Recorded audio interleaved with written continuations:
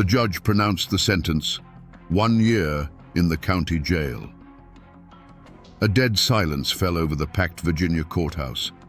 Then, the patriarch of the most powerful clan in these mountains, Floyd Allen, rose to his feet. His eyes blazed as he uttered the words that would become a signal for slaughter. "Gentlemen, I ain't a-goin'."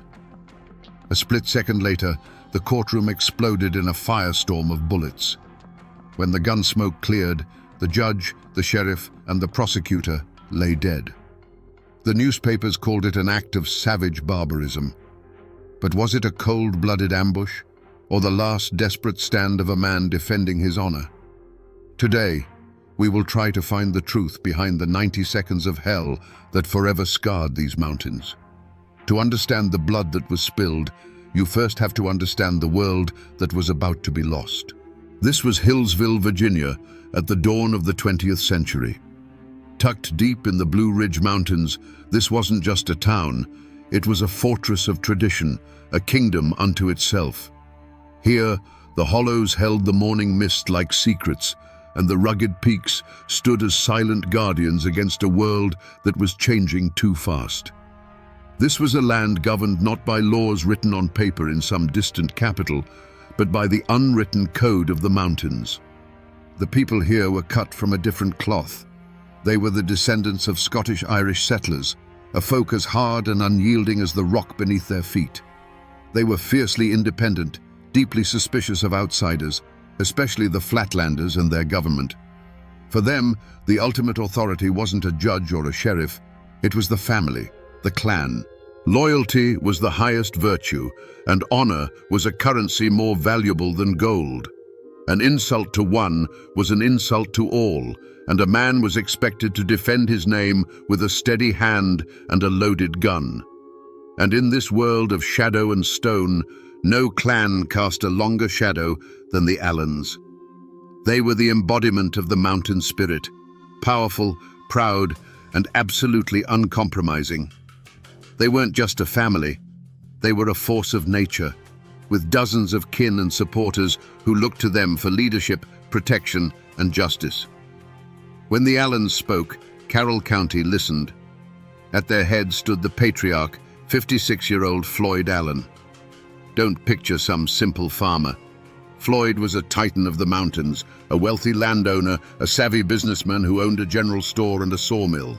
He was known for his immense strength, his quick temper, and a will made of iron. He never backed down from a fight, and he never broke a promise. To the people of Carroll County, he was more than a man. He was their king. The Allens lived by a simple, terrifying creed, an oath that was whispered with a mix of fear and admiration across the county. It was the foundation of their power and the very core of their identity. No Allen will ever go to jail. This wasn't just a boast. It was a declaration of sovereignty, a promise that they would answer to their own code of honor before they ever answered to the laws of the Flatlanders. But the outside world, with its telegraphs, its railroads, and its centralized government, was creeping closer. The authority of the state was pressing in on this isolated kingdom, seeking to replace the ancient law of the clan with the modern law of the land. The world of the Allens and the world of Judge Thornton Massey were two massive millstones, grinding slowly, inevitably, toward each other. It was only a matter of time before someone got crushed between them. Great tragedies often begin with the smallest of things, a spark in a tinder-dry forest. For the Allens, that spark was a clumsy gesture at a local corn festival. Floyd's young nephew, Wesley Edwards, tried to kiss a girl. It was a foolish, youthful act, but in the mountains, where a woman's honor is fiercely guarded, it was a profound offense. The girl's brothers, Will and Sid, saw it, and fists flew. News of the fight traveled fast, echoing through the hollows until it reached the ears of Floyd Allen. His nephew had been challenged, his kin had been disrespected. This was not a simple brawl to him, it was a stain on the honor of the entire Allen clan. He didn't wait for the law, he dispensed his own. He met the Edwards brothers on a dusty road, and the conversation was short. According to witnesses, Floyd, a man of formidable strength, beat one of the brothers so severely with the butt of his pistol that he left him bleeding and broken in the dirt. Now the outside world was forced to act. The beating was too public, too brutal to ignore. A warrant was issued for the arrest of Floyd Allen. Sheriff Lewis Webb and his deputy, men who knew exactly who they were dealing with, rode out to Floyd's home. They were met on the porch by the patriarch himself, not with his hands up, but with a rifle cradled in his arms. In a tense standoff, Floyd made his position clear. He had been insulted, he said, and he would not be dragged from his home like a common criminal. This was the moment the line was truly crossed. Floyd Allen looked the law in the eye and did not blink. He told the sheriff that he would come to court, but he would come on his own time, on his own terms. And incredibly, that's exactly what happened. The sheriff and his deputy retreated, empty-handed. Floyd surrendered when he was ready, walking into town not as a prisoner, but as a king granting an audience. He had bent the law to his will, proving to everyone in Carroll County that he was a power unto himself. But in doing so, he had thrown down a gauntlet. He had publicly humiliated the court and dared it to challenge him. Now, all eyes turned to the Hillsville courthouse. It was no longer a place for a simple assault trial. It was a battlefield, and everyone knew the Allens were coming prepared for war. March 14th, 1912. The Hillsville courthouse was not a hall of justice. It was a powder keg, and Judge Thornton Massey had just lit the fuse. As the sentence, 1 year in jail, hung in the electrified air, Floyd Allen rose. He looked not at the judge nor the jury, but at the entire system that dared to put a chain on him. "Gentlemen," he said, his voice low and steady, "I ain't a-goin'." He turned to leave, a king dismissing his court. Sheriff Webb lunged forward to grab his arm, a single fatal motion that broke the spell. In that instant, a single sharp crack of a revolver split the silence. To this day, no one knows for sure who fired it. Was it Floyd? Was it his son Claude, leaping to his father's defense? Or was it a deputy trying to enforce the law? It no longer mattered. That first shot was a signal. It was the first drop of rain that unleashes a hurricane. The courtroom didn't just erupt, it detonated. From every corner of the room, revolvers and rifles appeared as if from thin air. The Allens and their supporters, strategically placed among the crowd, unleashed a devastating crossfire. For those trapped inside, it wasn't a gunfight, it was the end of the world. The air turned into a deafening thunderclap of noise, punctuated by the flash of muzzles and the high-pitched whine of ricochets. The solid wood of the benches and the judge's dais splintered, chewed to pieces by an invisible hail of lead. The men who represented the law were the first to fall. Judge Massey, who had just sealed Floyd's fate, sought cover behind his bench. A moment later, his gavel fell silent forever. Sheriff Webb, the man who had taken that fateful step forward, crumpled to the floor. His last act on this earth was to pull his own revolver and send a bullet tearing into Floyd Allen's thigh, a final defiant gesture of the law he served. Prosecutor William Foster fell nearby, and a juror, a farmer named Augustus Fowler, was trying to scramble for the door when his escape was cut tragically short. Panic turned the crowd into a human stampede. People screamed, clawing their way towards the doors, trampling one another in a desperate bid for survival. A thick, choking cloud of gunpowder smoke filled the room, turning the scene into a blind, suffocating hell. Witnesses said it felt like an eternity, but the storm of bullets lasted no more than 90 seconds. When the last echo of gunfire faded, a ringing silence descended. The smoke began to clear, revealing a tableau of silent horror. Dark, ugly pockmarks scarred the courthouse walls, 57 of them, each one a testament to the madness that had just passed. Through the haze, figures moved with purpose. Floyd Allen, wounded but alive, was lifted by his kinsmen and carried from the building. The Allen clan mounted their horses and vanished back into the mountains, leaving a blood-soaked courthouse and a nation in shock. When the last of the Allen clan galloped out of sight, a profound, ringing silence fell over the Hillsville courthouse. It was a silence heavier than any sound, broken only by the whimpers of the wounded and the terrified gasps of the survivors.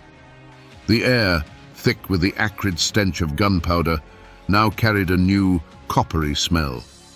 On the blood-soaked floorboards, the law of the Commonwealth of Virginia lay dead. The judge, the sheriff, the prosecutor, the very symbols of the state's authority, had been executed in their own sanctuary. The news of the massacre didn't just spread, it shot out of Hillsville like a bullet, hitting the telegraph wires and exploding across the nation. Newspapers from Richmond to New York screamed with headlines that painted a picture of a savage war against civilization itself. They called the Allens mountain degenerates, barbaric clansmen who had risen up against the rule of law. The story tapped into a deep-seated fear of Appalachia as a wild, untamed frontier. There was no room for nuance in these reports. There was only shock, horror, and a thunderous call for vengeance. The response from the state was swift and absolute. Governor William Hodges Mann declared that the assassins would be hunted down if it took all the resources of the Commonwealth. He mobilized the state militia, but he also called in a force more feared and perhaps more suited to the task, the Baldwin Felts Detective Agency. These were not ordinary lawmen. They were ruthless, efficient bounty hunters, veterans of the brutal coalfield wars, known for their willingness to meet violence with greater violence. They were the modern world's answer to the Mountain Clan, a hired army that understood the language of the gun. The great hunt began. The mountains, which had always been the Allens' fortress, had now become their cage. The Baldwin Felts detectives, methodical and relentless, swarmed into Carroll County. They brought with them the tools of the modern age, photographs of the wanted men, a network of informants, and the promise of a hefty reward that could turn a neighbor into a betrayer. They combed every hollow, searched every cabin, and squeezed the community with a grip of fear. For the Allens, there was nowhere left to run. One by one, the fugitives were captured or surrendered. The net tightened until finally, acting on a tip, detectives found their ultimate prize. Hiding in a lumberjack's shack, wounded and exhausted, were Floyd Allen and his son, Claude. The king of Carroll County, the man who swore he would never see the inside of a jail, was now in shackles. The wolf hunt was over. The wolves were caged. And now they would face the victor's justice. The trial of the Allen clan was never going to be held in Hillsville. The influence of their name was too strong, the memory of the massacre too raw. To ensure a conviction, the state moved the proceedings to the city of Wytheville. But this change of venue did more than just move the trial. It ripped the Allens out of their world and placed them in the heart of their enemies. It wasn't a trial, it was a reckoning. The courthouse was surrounded by armed militia. Reporters from across the country filled the press benches, eager to send back sensational stories of the Appalachian savages. The court of law had become a theater of vengeance, and the public demanded a bloody final act. In the center of this storm sat Floyd and Claude Allen. They were not the wild-eyed murderers the newspapers described. Witnesses from the trial remembered them as composed, stoic, and utterly unbowed. They sat like fallen kings, their faces carved from mountain stone, showing no fear and no remorse. They listened to the testimony against them with a quiet dignity that was, in its own way, a final act of defiance. They had lived by the code of the mountains, and they would not grovel before the code of the Flatlanders, even with their lives hanging in the balance. The prosecution painted a picture of a cold, calculated conspiracy, an ambush designed to assassinate the law itself. Their lawyers argued that it was a spontaneous eruption of violence, a tragic misunderstanding that spiraled out of control. But in a courtroom filled with rage and grief, against the testimony of dozens of terrified survivors, their words were meaningless. The verdict was a foregone conclusion before the first witness was even called. The jury, drawn from a world that neither knew nor understood the Allens' way of life, deliberated for only a short time. The verdict came back.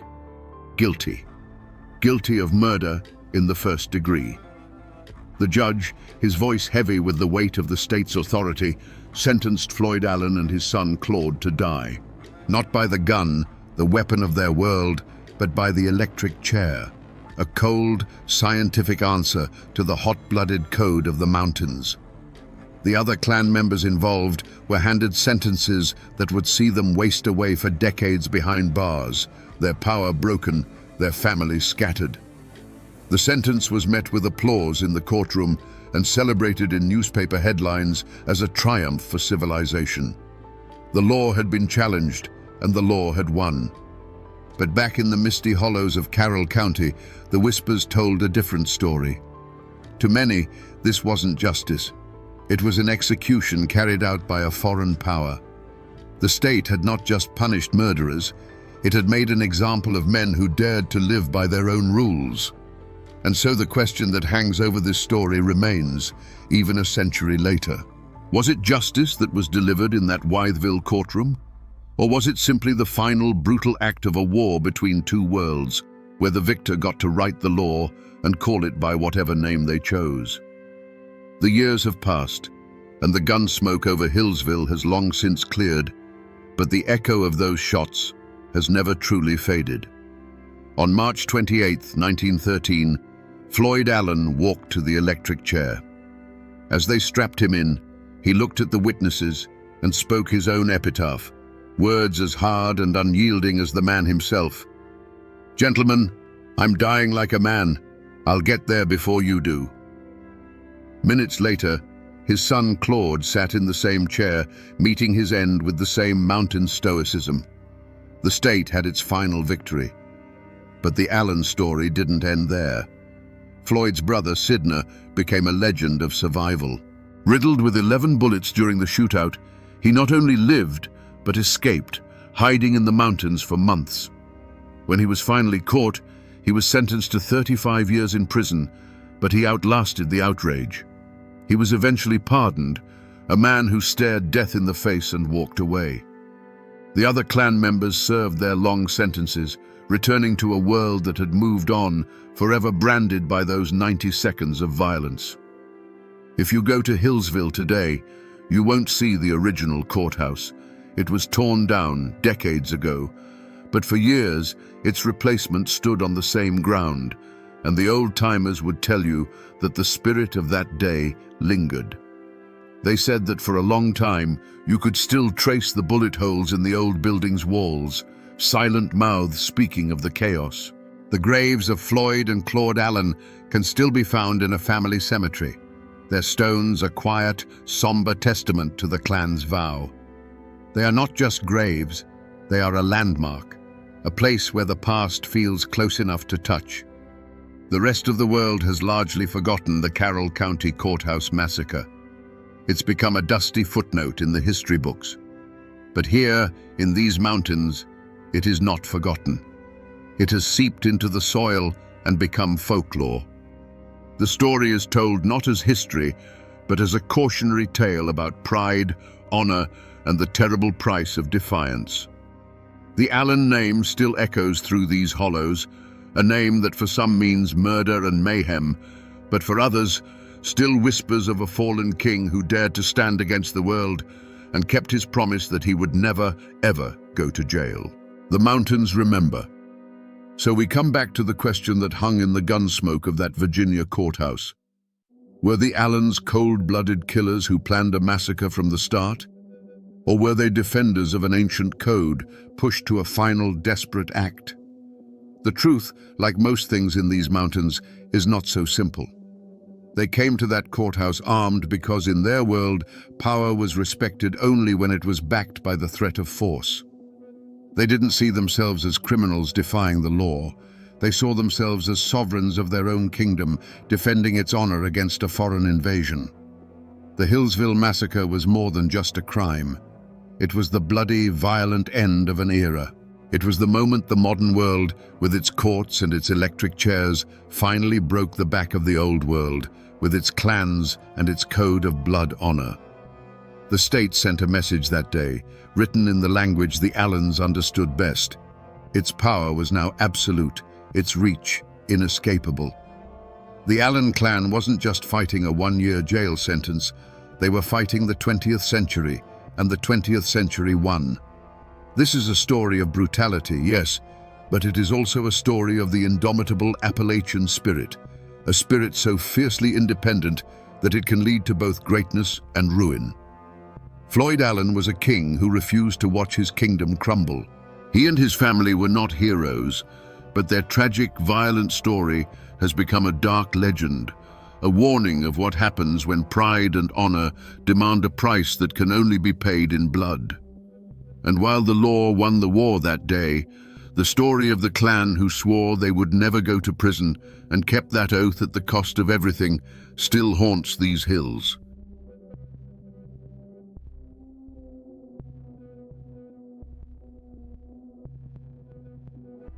In the misty mountains of Appalachia, they say a word can be sharper than any blade, and a woman's pride can be a poison more potent than any rattlesnake's venom. They tell a story of a young man lying on his deathbed, not from fever or from battle, but from love. And they whisper the name of the woman who put him there with a single cruel sentence. Her name was Barbara Allen. Most folks have heard the song, a sad little tune about a hard-hearted girl. But here, in the isolated hollows, that song became more than music. It became a legend of a heart so cold it could freeze a man's soul. It raises a question that still echoes in these hills. Can a person truly be killed by a word? Today, we separate the ballad from the chilling folklore it spawned, to look into the icy heart of Barbara Allen and ask the one question the mountains have been asking for centuries. Was she a monster, or the most tragic victim of them all? You have to understand what life was like back then, in those hidden pockets of the Appalachians. It was a world carved out of the wilderness by sheer grit and stubbornness. Life wasn't measured in the turning of pages on a calendar, but in the rhythm of the seasons, the spring thaw that swelled the creeks, the long, hot summers of planting and tending, the autumn harvest that decided who would eat well and who would go hungry through the biting winter. The mountains weren't just a backdrop. They were a living entity, providing everything you needed, but also capable of taking it all away in a heartbeat with a flash flood or a sudden blizzard. In the heart of one such settlement lived a young man they called Sweet William. The name wasn't just a convenience, it was a description. He was the kind of man who was first to help a neighbor raise a barn and the last to leave a campfire. He had a strength that came from working the hard soil and a laugh that could cut through the thickest mountain fog. He was the future, the promise of another generation surviving and thriving in this unforgiving land. Everyone loved him because he was the best of them, a reflection of the warmth and community that was the only real shield against the cold and the dark. And then there was Barbara Allen. If William was the warm hearth of the community, she was the frost on the window pane. She possessed a beauty that was almost painful to look at, sharp and perfect, like a shard of ice. But it was a remote beauty. She lived with her mother in a small cabin, keeping to herself, her silence often mistaken for arrogance. The other girls whispered about her pride, and the young men who tried to court her came away feeling as if they'd tried to warm their hands on a marble statue. She was a mystery, an outsider in a community where there were no secrets. Yet, as it so often happens, the fire was drawn to the frost. William saw something in Barbara that no one else did. Not coldness, but a guarded sorrow, a strength that had hardened into a shield. And she, in turn, saw in his open-hearted nature a warmth she'd never known. Their courtship wasn't one of public pronouncements, but of stolen glances across the clearing during a Sunday service, of a wildflower left on her doorstep, of two people from different worlds circling each other like the sun and the moon. For a brief, hopeful season, it seemed that William's warmth might just be enough to melt her icy heart. But this world was as fragile as it was harsh. It was held together by unwritten laws of respect, honor, and pride. A person's reputation was their most valuable possession, more precious than land or livestock. And in a place where life was a constant struggle, a wounded pride could fester like a snakebite, turning the promise of love into the certainty of a grave.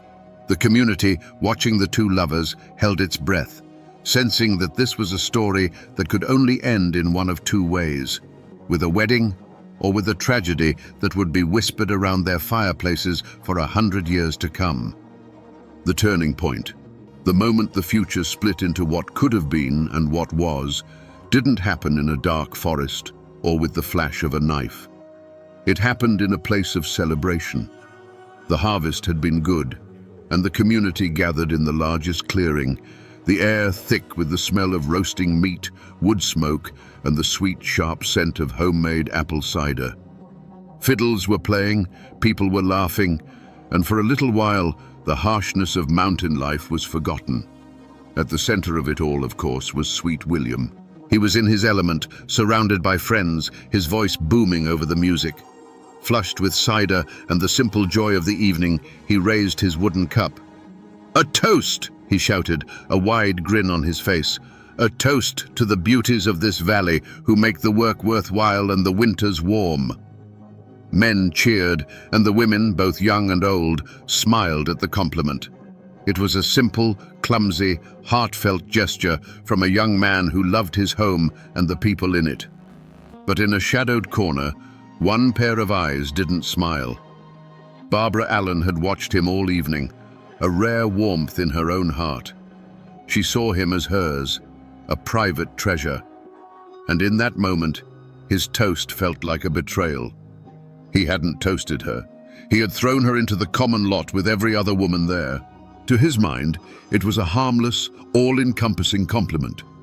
To her proud and guarded heart, it was a public declaration that she was nothing special to him at all.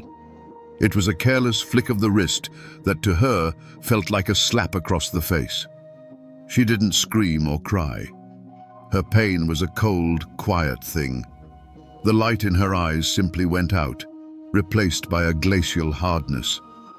Without a word, she stood up, smoothed her dress, and walked out of the clearing, vanishing into the night.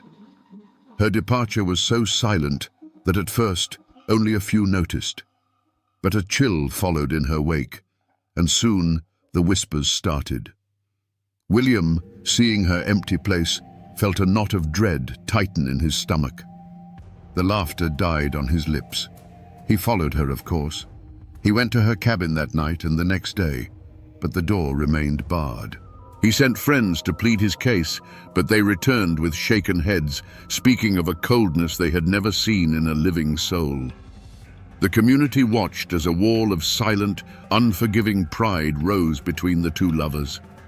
William's careless words had been the spark, but Barbara's wounded heart was the tinder. A fire had been lit, a slow, consuming blaze that wouldn't be put out with apologies. It was a fire that would demand a sacrifice. William's life wasn't being taken by disease.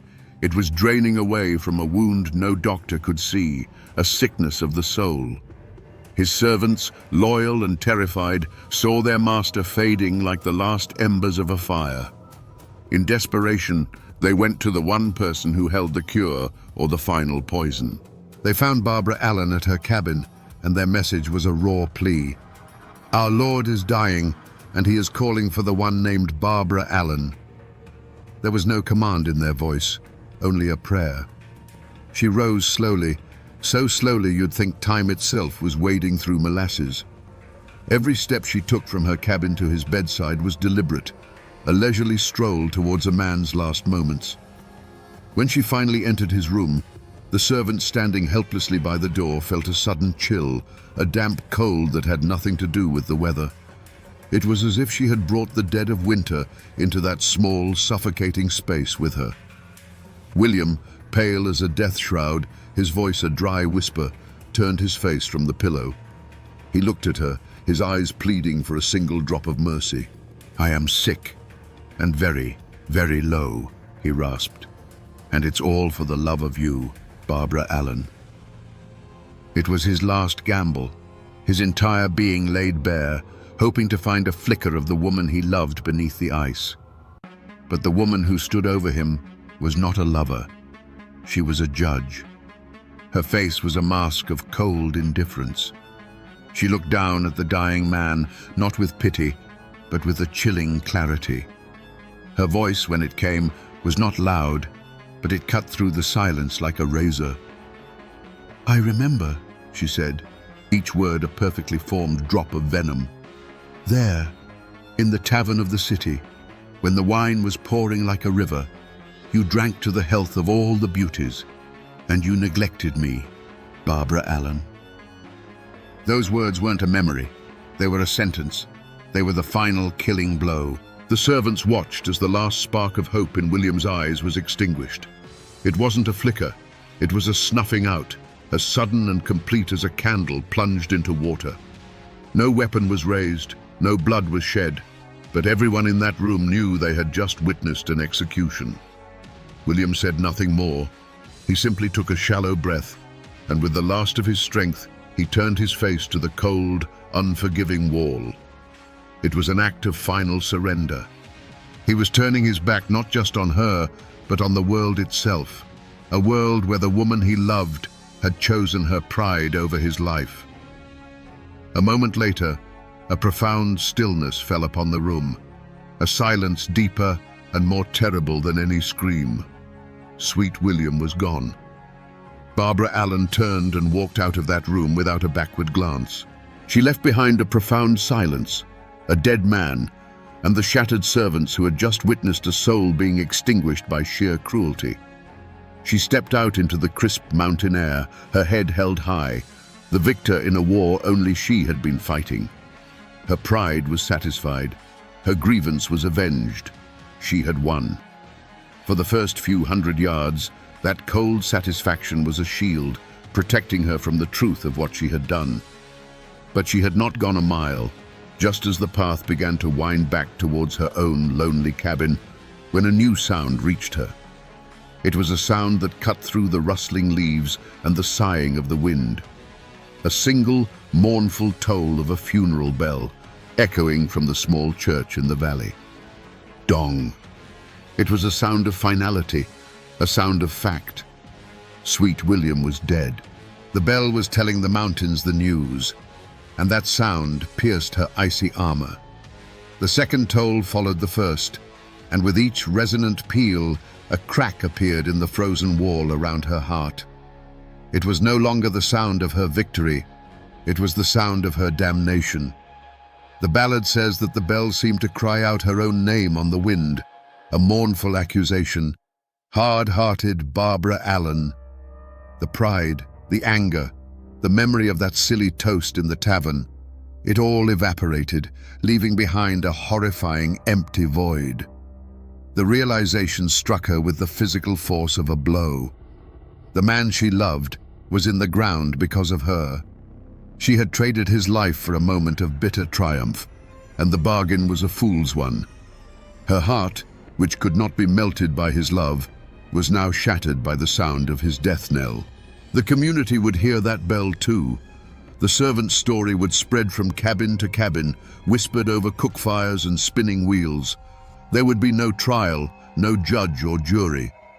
Her verdict was already being delivered by the hushed, horrified voices of her neighbors. She was no longer just the proud girl. She was the cruel woman, the one who had killed Sweet William with nothing but a handful of cold, unforgiving words. There was no trial held in a courthouse for Barbara Allen. There was no judge in a black robe, no jury of 12 good men and true. What law had she broken? There is no statute against having a heart of stone, no crime on the books for killing a man with a memory and 5 cruel words. The law of men, with its ink and paper, was silent. It had no language to describe what had happened in that death room. But in the mountains, there is another kind of justice, an older and more immediate law. And Barbara Allen's trial had already begun. The courtroom was every cabin, every clearing, every fireside in the valley. The servants who had stood helpless at William's bedside were the sole witnesses, and their testimony, spoken in hushed, horrified tones, was the only evidence needed. The story spread faster than a forest fire, a tale of love turned to poison, of a pride so monstrous it could watch a man die and feel nothing. The community, which had once whispered about her coldness, now spoke of it as a fact, an unnatural blight on the world. The verdict was unanimous. She was guilty. But Barbara wasn't listening to them. She was a prisoner in a different kind of court, the one held in the echoing silence of her own soul. The funeral bell had been the prosecution's opening statement, and it had shattered her every defense. As she ran home, stumbling through the woods, she wasn't fleeing justice. She was rushing to accept her sentence. When she burst through the door of her mother's cabin, her face was a mask of terror and grief. She was no longer a cold-hearted killer. She was a condemned woman. Her confession was not a plea for mercy, but a final, desperate command. She cried out to her mother, the words tumbling from her in a torrent of unbearable guilt. "Mom, Mom, make my bed, make it softly and long. My darling died for me today, and I will die for him tomorrow." In that moment, she was both the accused and the executioner. She understood the ancient law of the mountains, a heart for a heart, a life for a life. Her own pride had demanded William's life as payment, and now her conscience, awakened too late, demanded hers in return. And so the final verdict was delivered, not by the community, who would soon change their condemnation to a sad, shaking pity, but by Barbara Allen herself. She died the next day, not of fever or sickness, but of a broken heart, the very ailment she had inflicted upon her lover. Was it justice? Perhaps it was something more profound. It was a perfect, terrible symmetry. The law of men could never have balanced the scales so precisely. The mountains had rendered their own judgment, leaving two fresh graves as a permanent warning that a heart closed to forgiveness is a tomb waiting to be filled. And so they buried them in the old churchyard, side by side. He, the victim of a love too strong, and she, the victim of a pride that had turned to poison.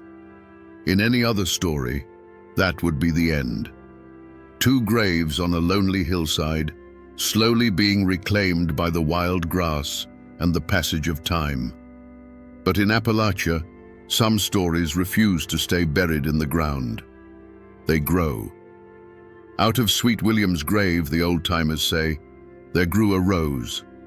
It wasn't just any rose, but one with petals so deep and red they looked like drops of blood, a symbol of the true and passionate love he'd held in his heart. And from Barbara Allen's grave, there grew a briar, its vines thorny and grasping, a testament to the sharp, tangled pride that had protected and ultimately destroyed her. They grew, reaching up towards the Appalachian sun as if pulled by some unseen force. The rose climbed the old stone wall of the churchyard, and the briar followed.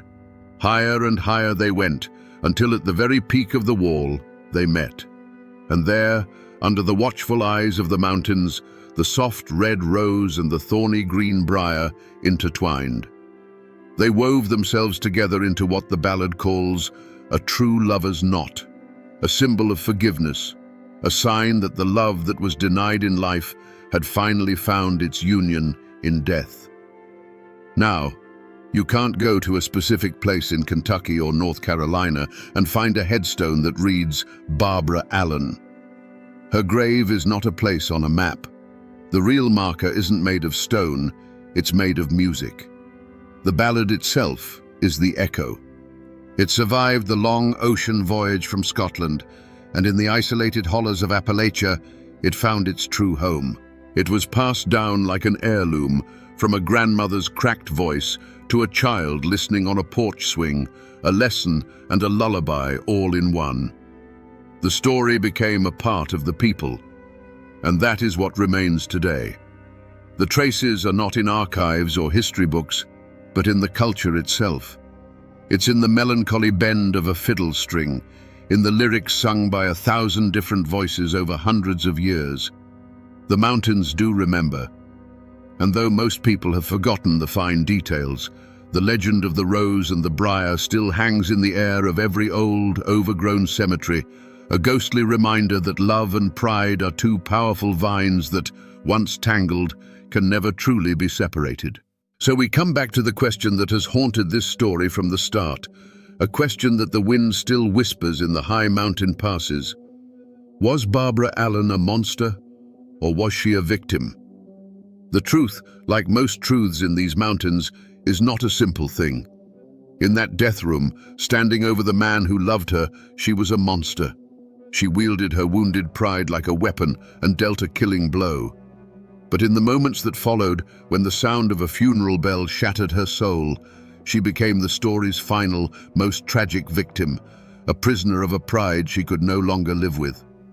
This is the eternal lesson encoded in the ballad of Barbara Allen, the reason it has survived for centuries while grander tales have turned to dust. It's a story that warns us that a heart shielded by pride is the most fragile heart of all. It teaches us that forgiveness is not a gift we give to others, but a key to our own freedom. The rose and the briar are not just a fanciful ending, they are the story's true moral. They tell us that even after a tragedy born of bitterness and spite, redemption is possible, that two souls torn apart by life can find their way back to each other in the end. This is more than just a ghost story or a sad old song.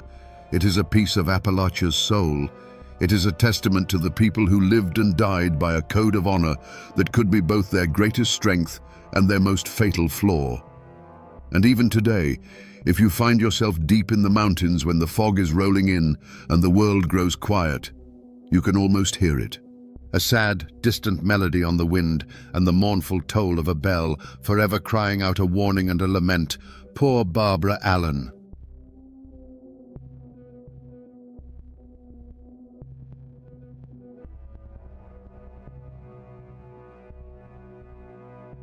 I'm standing here in the town square of Manchester, Kentucky, looking at the Clay County Courthouse. On a quiet afternoon like this, it looks like any other seat of county government. But these bricks have seen more history and more blood than most battlefields. A Kentucky governor once called this place the bleeding wound of the state. And for over 50 years, this very spot was the heart of that wound. Here, where all you hear now is the wind in the trees, the silence was once shattered by a war between families that turned the rule of law into a bitter joke. Today, we're going to listen to the whispers from this place and piece together the story of how it all began. To understand the explosion, you first have to see the powder keg. Let's go back to 1844. Manchester, Kentucky wasn't much more than a collection of log and clapboard buildings around a courthouse, set against the vast green wilderness of the Cumberland Mountains. Life here was hard, governed by the seasons and the unwritten laws of kinship. A man's word was his bond, and his honor was worth more than his life. In this world, some names carried more weight than others, and no name carried more weight than Garrard. They were the closest thing Clay County had to royalty. The family patriarch, Theophilus T. Garrard, was a powerful statesman, a name known all the way in the capital. His son Daniel moved through these dusty streets with an air of absolute confidence, the kind that comes from knowing your family's power is the ultimate law of the land. Then there was Dr. Abner Baker. He was a man of two worlds. On one hand, he was a physician, a man of education and science in a place where folk remedies were still king. But he was also a man of Clay County, born and bred. His hands were just as calloused by the code of these hills as any farmer's, and his pride ran just as deep. He was respected, but he wasn't a Garrard, and in Clay County, that distinction mattered. The flashpoint between these two men wasn't some mythical silver mine, as the legends now claim. It was something far more practical and far more valuable, the local saltpeter works. In the 1840s, saltpeter was the key ingredient in gunpowder. Controlling it meant controlling the means for every man to hunt, to defend his home, to be self-reliant. It was power, pure and simple, and both Baker and Garrard wanted control. For months, their business dispute was a low rumble of thunder in the distance. You could feel it in the air of Manchester. The sideways glances in the general store, the conversations that stopped when one of them entered a room. Two proud men, their ambitions circling each other like wolves. The people of the town went about their lives, but they were watching. They knew the code. They knew that in these mountains a storm can roll in without warning, and everyone was holding their breath, waiting for the first crack of lightning. The stories passed down through generations are one thing, but sometimes you can find the cold, hard facts printed in black and white. Here, in the Clay County Historical Archives, I'm holding a digital copy of a newspaper clipping from a Lexington paper dated 1844. It's fragile, even as an image on a screen. The language is formal, a world away from our own. It describes the killing of Daniel Garrard not as a murder, but as an unfortunate and fatal affray. It speaks of the public shock and the immediate arrest of Dr. Abner Baker. But it's a small, almost overlooked detail in the third paragraph that truly matters. It mentions that Baker's defense team, some of the most expensive lawyers in the state, were preparing a novel argument, temporary insanity. This wasn't just a legal strategy. In a place like Clay County, where honor and accountability were everything, this was an insult. The idea that a man wasn't responsible for his actions, that he could kill the son of the most powerful man in the county and then hide behind a doctor's diagnosis, it was unthinkable. This piece of paper isn't just a news report. It's the official record of the moment the two sides stopped speaking the same language. One side started talking about the law, and the other was thinking only of justice. And that raised a critical question that would echo for decades. What happens when the law offers an escape, but the people demand a reckoning? That newspaper clipping only tells you what happened. It doesn't tell you how it felt on that hot, dusty day in Manchester. The argument between Dr. Baker and Daniel Garrard didn't start with a shout. It started as a low murmur in the middle of the street, two men standing toe to toe, the air crackling around them. The saltpeter works was the reason, but honor was the fuel. Voices rose with the heat of the day, and soon the whole town was watching from doorways and windows, silent witnesses to a prideful rage that was about to boil over. An insult was thrown. We'll never know the exact words, but in a place like this, a man's name is all he truly owns. Whatever was said, it was the point of no return. There was a flash of steel, a single, deafening crack that echoed off the clapboard storefronts, and Daniel Garrard fell to the ground. The son of the most powerful family in the county lay dead in the dust. In that moment, Dr. Abner Baker wasn't a man of medicine. He was just another Clay County man who had answered a perceived slight with finality. The law moved swiftly at first. Baker was arrested, and for a moment it seemed like the system would work. A trial, a verdict, a hanging. That was the expected order of things. But then, a new word began to filter through the mountains, a word that felt like a trick from a faraway city. Insanity. The Baker family, with its money, had hired lawyers who claimed the doctor hadn't known what he was doing, that his mind had snapped. To the Garrards, and to half of Clay County, this was a second, deeper wound. It was a declaration that a rich man's law could wash away a poor man's blood. It was a cowardly trick, a way to cheat the hangman, and more importantly, a way to cheat the code of the mountains. They saw it not as a legal defense, but as a profound act of disrespect to the dead and a challenge to the living. The seeds of conflict had been sown the moment Garrard fell, but this legal maneuver was the dark, fertile soil they needed to grow. The Garrard clan and their allies gathered on their porches and in their cabins, not to wait for a verdict from a judge, but to plan a reckoning. The official court had its own schedule, but in the hollows of Clay County, a different, older court was now in session, and it recognized only one sentence: blood for blood. Official records and old newspapers can give you the skeleton of a story, but the soul of it, the part that still beats, lives in the people who carry the memory. That's why I drove down a winding road deep into Clay County to a small house with a porch swing that's probably seen 100 years of summers. I came here to speak with a woman named Mary, the great-great-grandniece of Daniel Garrard. She is in her 80s, with eyes as clear as a mountain spring, and she holds the family's version of the story not as history, but as a living truth. We sat on that porch for an hour, the chains of the swing groaning a slow rhythm, before I even asked about the feud. She knew why I was there. She told me stories of her childhood, of hard winters and loving parents. And then she looked out toward the hills. "You want to know why they couldn't let it be?" she said. It wasn't a question. "My granddaddy told me what his father told him," she began, her voice steady. "When the news came that the Bakers were trying to get Abner off by claiming he was insane, it was like Daniel had been killed all over again. It wasn't about the law anymore. It was about honor. To them, the Bakers were saying a Garrard's life was worth so little, you could take it and then just lie your way out of the consequences." She leaned forward slightly, her eyes locking onto mine. It wasn't just anger. It was a duty. They believed if they let Abner Baker live out his days after a stunt like that, the Garrard name would be a joke. Every man in the county would know that you could wrong them and get away with it. They felt they had no choice. The law had failed to give them justice, so the family had to. That single piece of family law, passed down through 5 generations, explains everything. It wasn't just an act of revenge they were planning. In their minds, it was an act of survival.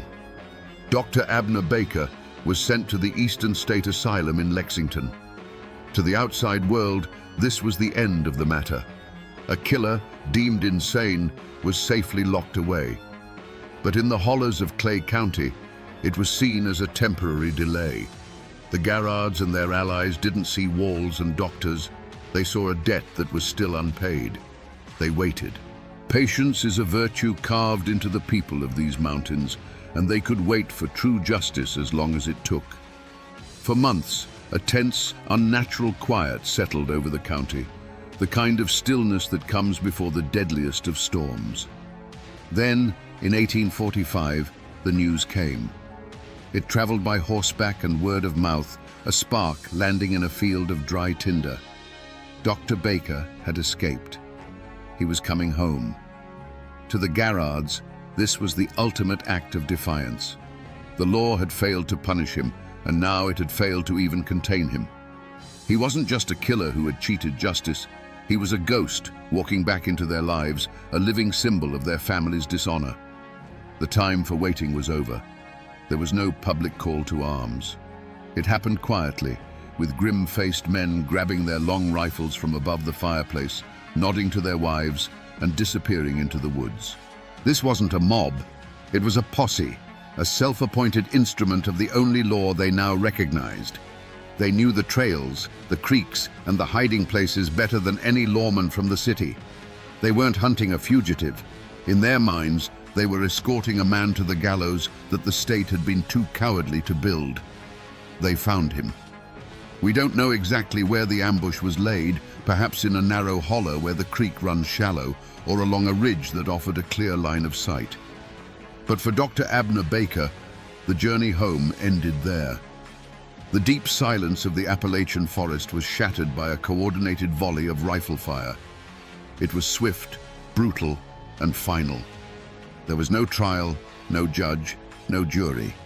Just the cold, hard arithmetic of the mountain code, a life for a life. This was the point of no return. The first killing had been a crime of passion, a dispute that ended in tragedy. This second killing was a calculated execution, a public statement written in gunpowder and blood. It was a declaration to all of Clay County and to the distant government in Frankfurt that the official law had no authority here. The Garrards had reclaimed their family's honor, and in doing so, they had thrown down a gauntlet. Now, the Baker family and their allies had a blood debt of their own to repay. The feud was no longer a disagreement. It was an inheritance, and it would be passed down to the next generation with all its terrible weight. I'm back at the courthouse in Manchester, but this time I'm looking closer. The afternoon sun is low, casting long shadows across the lawn. A building like this, over 100 years old, absorbs history. And if you run your hand along these old bricks, you're touching the last silent witness to the war's most violent chapter. This is the place where the feud stopped being a series of back-alley ambushes and became an open rebellion. They say if you look close enough at the stone pillars by the entrance, you can still find the chips and scars where bullets from a dozen different gunfights struck home. You have to imagine this lawn, not neatly trimmed, but churned to mud, filled with armed men loyal to the Howard clan. You have to picture those high windows, not with sunlight glinting off them, but barricaded from the inside with heavy oak desks and law books, with the glint of rifle barrels poking through the gaps. Because in 1898, this building wasn't a courthouse. It was a fortress, seized by Bad Tom Baker and his men. And right here, on this very lawn, the governor of Kentucky set up the state militia with a Gatling gun, a weapon of industrial warfare aimed at the heart of their own county seat. This is where it happened. The war came out of the shadows of the hollers and declared itself right here in the open. And on these very steps, years later, a final, fatal price would be paid. The feud didn't just smolder after the Civil War. It was forged into something harder, something colder. By the late 1890s, the fight was in the hands of a new generation, men who had grown up on stories of the first killings. On one side was Big Jim Howard, a man who could use a law book or a rifle with equal skill. On the other was the fearsome Bad Tom Baker, a one-armed Confederate veteran whose reputation was as hard as a coffin nail.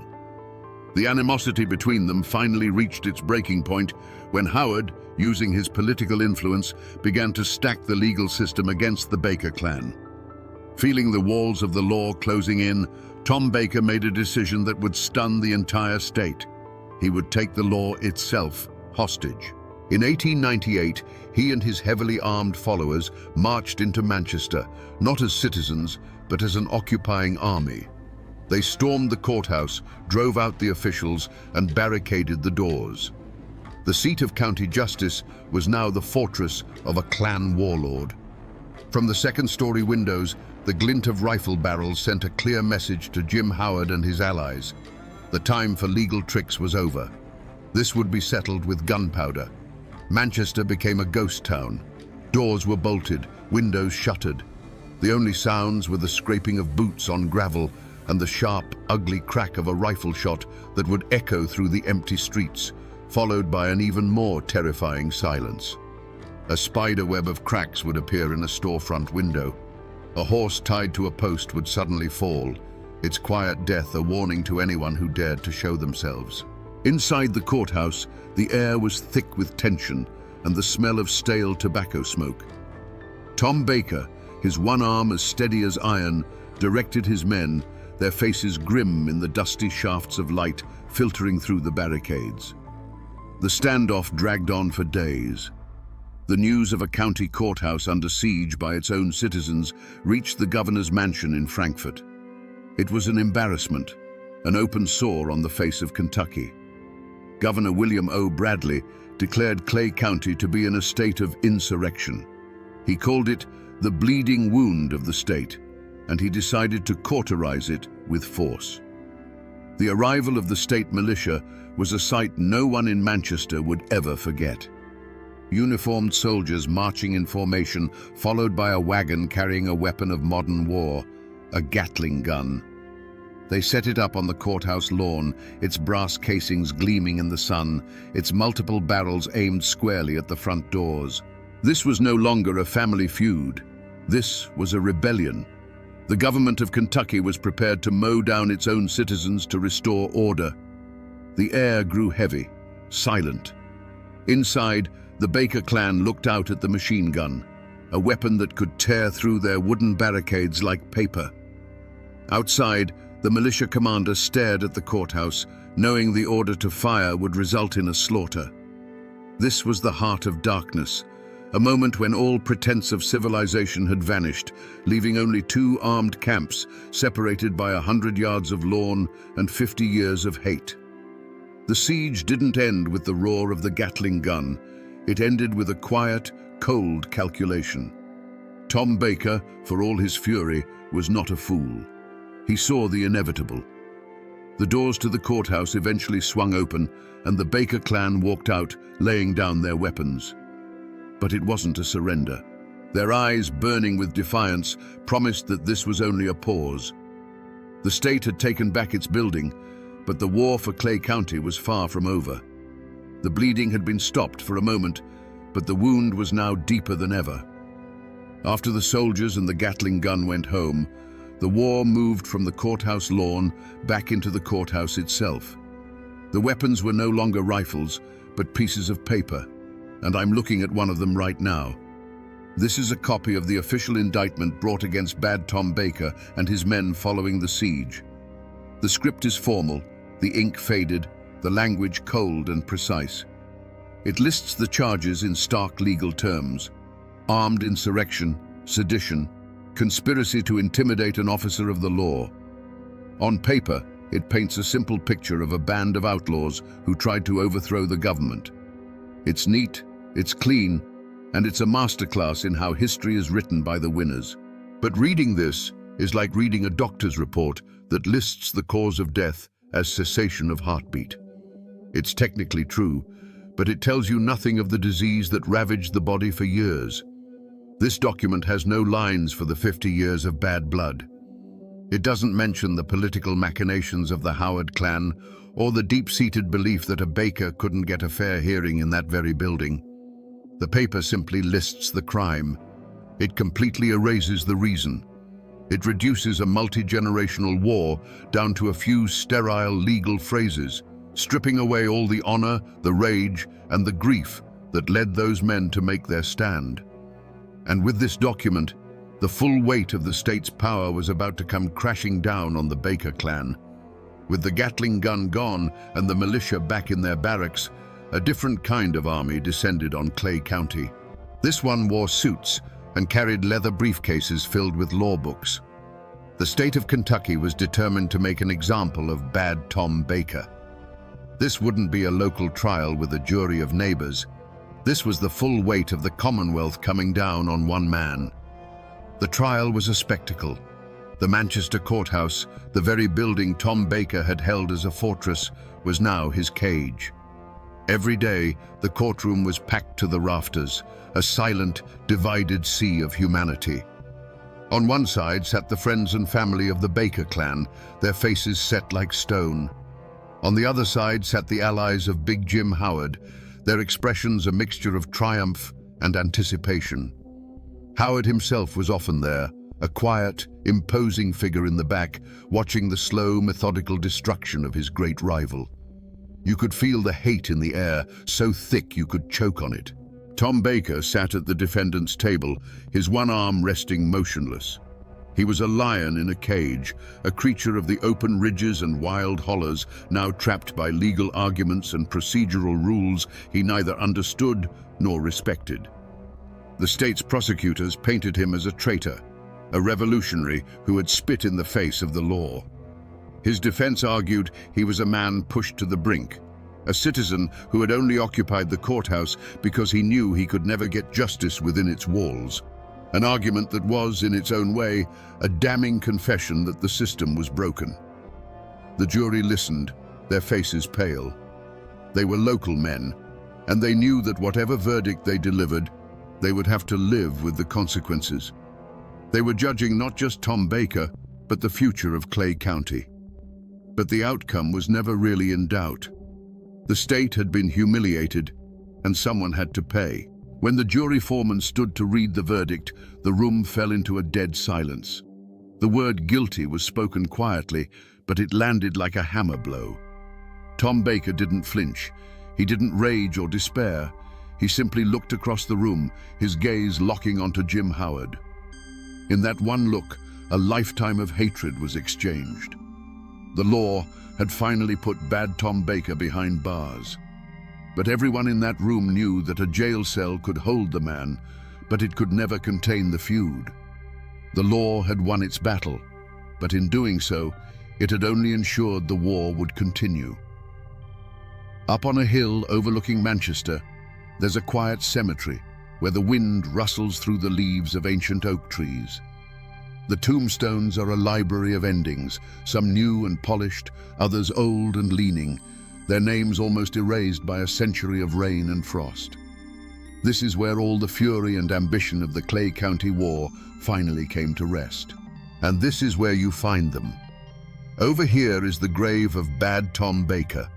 It's a simple military-style stone befitting a Confederate soldier. It lists his name, his company, and his dates. There are no grand pronouncements, just the hard, simple facts of a life that ended. His family still tends to it. A small flag flutters here on Memorial Days. It's a place of quiet, defiant dignity. And then, you walk just 100 yards or so past a few other families, and you find the marker for James Big Jim Howard. It's a bit more substantial, a testament to a man of property and political power.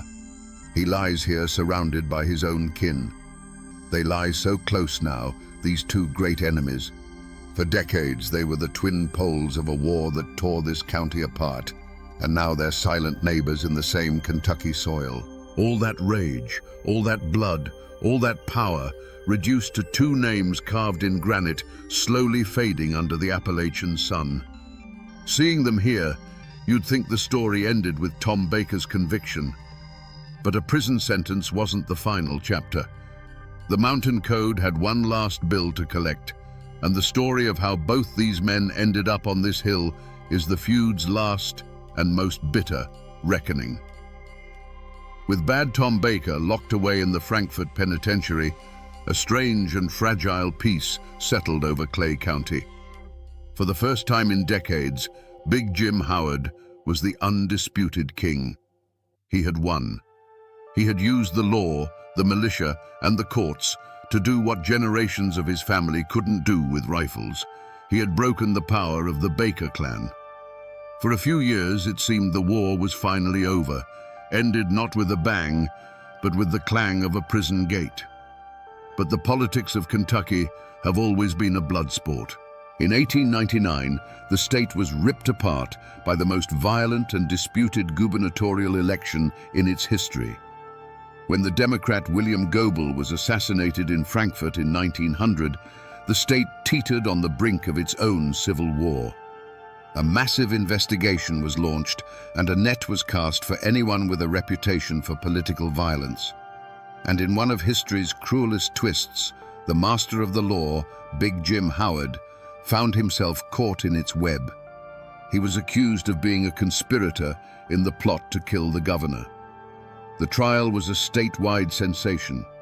Jim Howard, the man who had so skillfully used the courts against Tom Baker, now faced a jury with his own life on the line. He was convicted and sentenced to life in prison. The great victor of the Clay County War was now a prisoner himself. And then, the feud delivered its final, bitter irony. The same political chaos that had condemned Jim Howard miraculously set his old enemy free. The new governor, in a flurry of politically motivated pardons, granted clemency to many men, including the aging, one-armed insurrectionist from Clay County. Bad Tom Baker walked out of prison a free man. So, by 1901, the chessboard had been reset for one final terrible move. Jim Howard, through his own powerful connections, soon secured a pardon as well. Both old lions were back in the same territory. Baker was now an old man, perhaps believing the feud had died with their mutual imprisonment. Howard was also old, but he was a man who had been publicly shamed and imprisoned, and he had one last debt to settle. The long shadow of the feud had stretched across 57 years, and it was about to fall one last time, right back where it all began, in the streets of Manchester. Even now, more than a century after the last shot was fired, the Clay County War isn't a settled matter here. It isn't just a chapter in a history book. It's a living memory, a story that gets told on front porches and at family reunions, and the version you hear depends entirely on which family is telling it. The names Baker and Howard don't just belong to the dead, they belong to the living, and they still carry the weight of that old, bitter argument. To this day, if you talk to folks whose ancestors stood with Tom Baker, you'll hear the story of a hero. They'll tell you, Bad Tom was a man of the people, a proud Confederate soldier who stood up to a corrupt political machine run by the wealthy and powerful Howard family. They'll say the courthouse siege wasn't insurrection, it was a desperate man's only way to demand a justice he could never get from a bought and paid for judge. In their version, Tom Baker was a man of honor who was assassinated in cold blood, a victim of a coward's bullet because his enemies could never face him in a fair fight.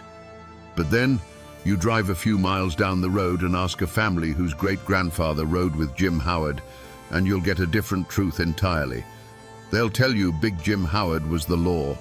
He was a sheriff, a leader, a man trying to drag a wild and violent county into the modern age. To them, Bad Tom Baker was a ruthless outlaw, a violent thug who thought he was above the law and terrorized anyone who stood against him. The courthouse siege was an act of treason, an attack on civilization itself. And his death on the courthouse steps. That wasn't an assassination. It was an execution, the long overdue end for a man who had lived by the gun. So which one is the truth? Was Tom Baker a folk hero or a homegrown terrorist? Was Jim Howard a civic leader or a political boss who used the law like a club? The honest answer is that after 100 years, the truth is a matter of blood and memory. The facts are a pile of dry bones, and it's the families that put the flesh and spirit back on them. The war is over, but the argument about who was right, who was wrong, and who deserved what they got, that argument will probably never end. When the shooting finally stops and the last of the warlords are in the ground, a story enters a new phase of its life.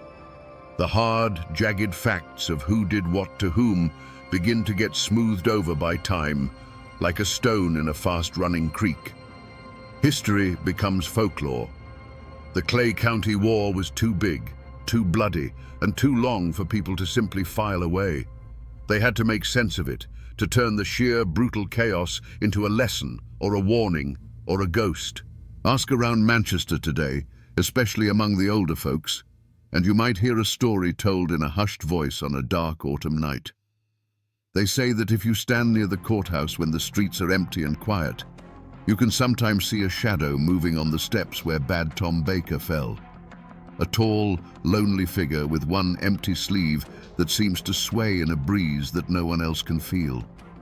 They say he's still waiting, still looking for the man who shot him, or perhaps for a kind of justice he never found inside that building. It's more than just a ghost story. The feud lives on as a cautionary tale, a lesson that became woven into the fabric of the community. It's the story a father would tell a hot-headed son to warn him about the poison of carrying a grudge. Remember the Bakers and the Howards, he'd say. They fought for so long, they forgot what they were even fighting about, and all they earned was a piece of land on Cemetery Hill. The war became a local proverb, a dark piece of wisdom paid for with generations of blood. This is how a community processes a trauma this deep. The specific details of the legal disputes and the political maneuvers fade away.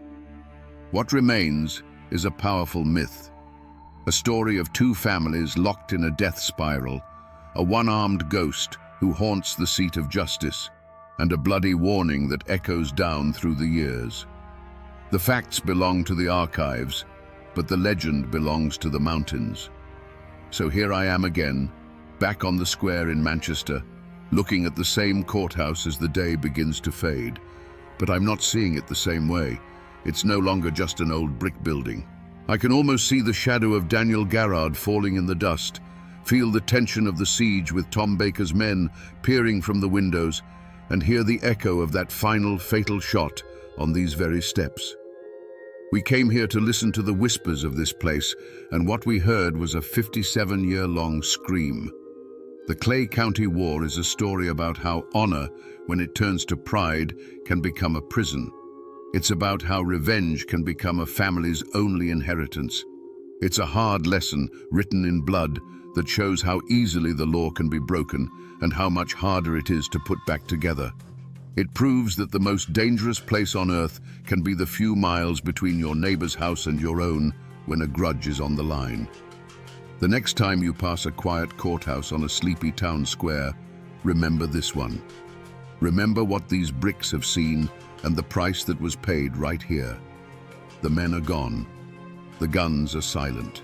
The bleeding wound has finally scarred over, but the story remains.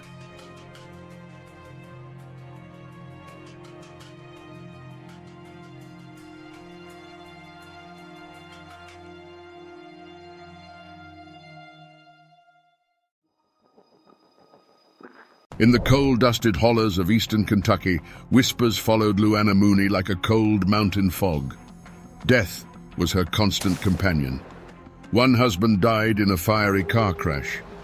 Another, from a gunshot wound, ruled a suicide. A lover was consumed by a house fire that left her miraculously unscathed. Was she the unluckiest woman in all of Appalachia, cursed by some dark mountain hex? Or was the simple, tired-looking woman a calculating predator, collecting insurance policies like funeral bouquets? Today, we separate the chilling facts from the folk legend to uncover the truth behind the woman they called the Black Widow. To understand the darkness that followed, you first have to understand the world that Luana and her first husband, Jim Muncie, inhabited in the early 1970s. Pike County, Kentucky, was a land of stark contrasts. Breathtaking mountains, ancient and stoic, cradled valleys choked with the grit of the coal industry. The air itself seemed heavy, a mix of damp earth, wood smoke, and the ever-present metallic tang of the mines. Life here was carved out of the rock, and it was just as unyielding. Jim Muncie was a product of this world. An ordinary man, which in Pike County meant he was extraordinarily tough.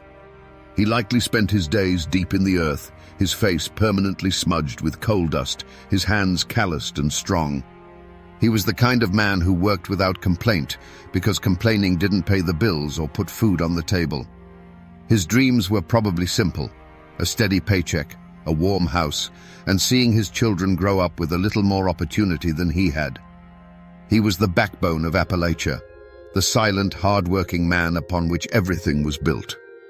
In this life, Luana was the quintessential miner's wife. From the outside, she fit the mold perfectly.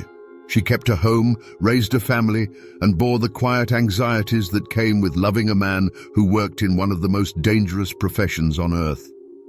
Neighbors saw a plain, unassuming woman, her face etched with the same weary resignation as so many others in the holler. She was part of the community, another soul bound to the rhythm of the mine whistle and the slow turning of the seasons. But the hollers are more than just collections of houses. They are intricate webs of observation. Nothing goes unseen. Every family's struggle, every hushed argument, every small joy is noted and filed away in the collective memory of the community. People survived by leaning on each other, but that closeness meant there were no secrets. The community was a safety net, but it could also be a cage where everyone knew your past and watched your future. And beneath the surface of this hardscrabble existence, a dangerous current flowed. In a world where a man's life was a daily gamble against collapsing rock and failing equipment, death was never a stranger. It was a practical matter. Life insurance wasn't an abstract financial tool. It was often the only legacy a man could leave his family, the one final payday earned with his very life. And for a mind that saw the world not as it was, but as a series of problems to be solved, this grim reality held a terrible, hidden logic. Little did anyone know, Luana Mooney wasn't just living in this world, she was studying it. After Jim Muncie's car plunged into that ravine, the initial reaction in the holler was exactly what you'd expect. A wave of genuine, heartfelt sympathy. Casseroles appeared on Luana's doorstep. Neighbors offered to watch the children. The church ladies spoke in hushed, sorrowful tones about the poor widow. In Appalachia, community is the bedrock of survival, and when one of their own falls, everyone feels the tremor. Luana played the part of the grieving widow well, her face a mask of quiet devastation. But memories in the mountains are as long as a winter's night, and observation is a finely honed skill. The first whispers weren't accusations, they were just questions. A few of the older men who'd known Jim his whole life scratched their beards and wondered aloud how a man who knew those treacherous roads like the back of his hand could have made such a fatal mistake. The talk was quiet, confined to front porches after sundown, but it was there. Then came the matter of the insurance. No one begrudged a widow her due, but the speed with which Luana settled the claim raised an eyebrow or two. It seemed too efficient, too businesslike for a woman supposedly crippled by grief. The most potent silence came from the Munsey clan itself.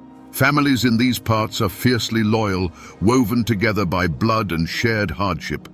They closed ranks, supporting Jim's children, but a subtle coldness was directed at their mother.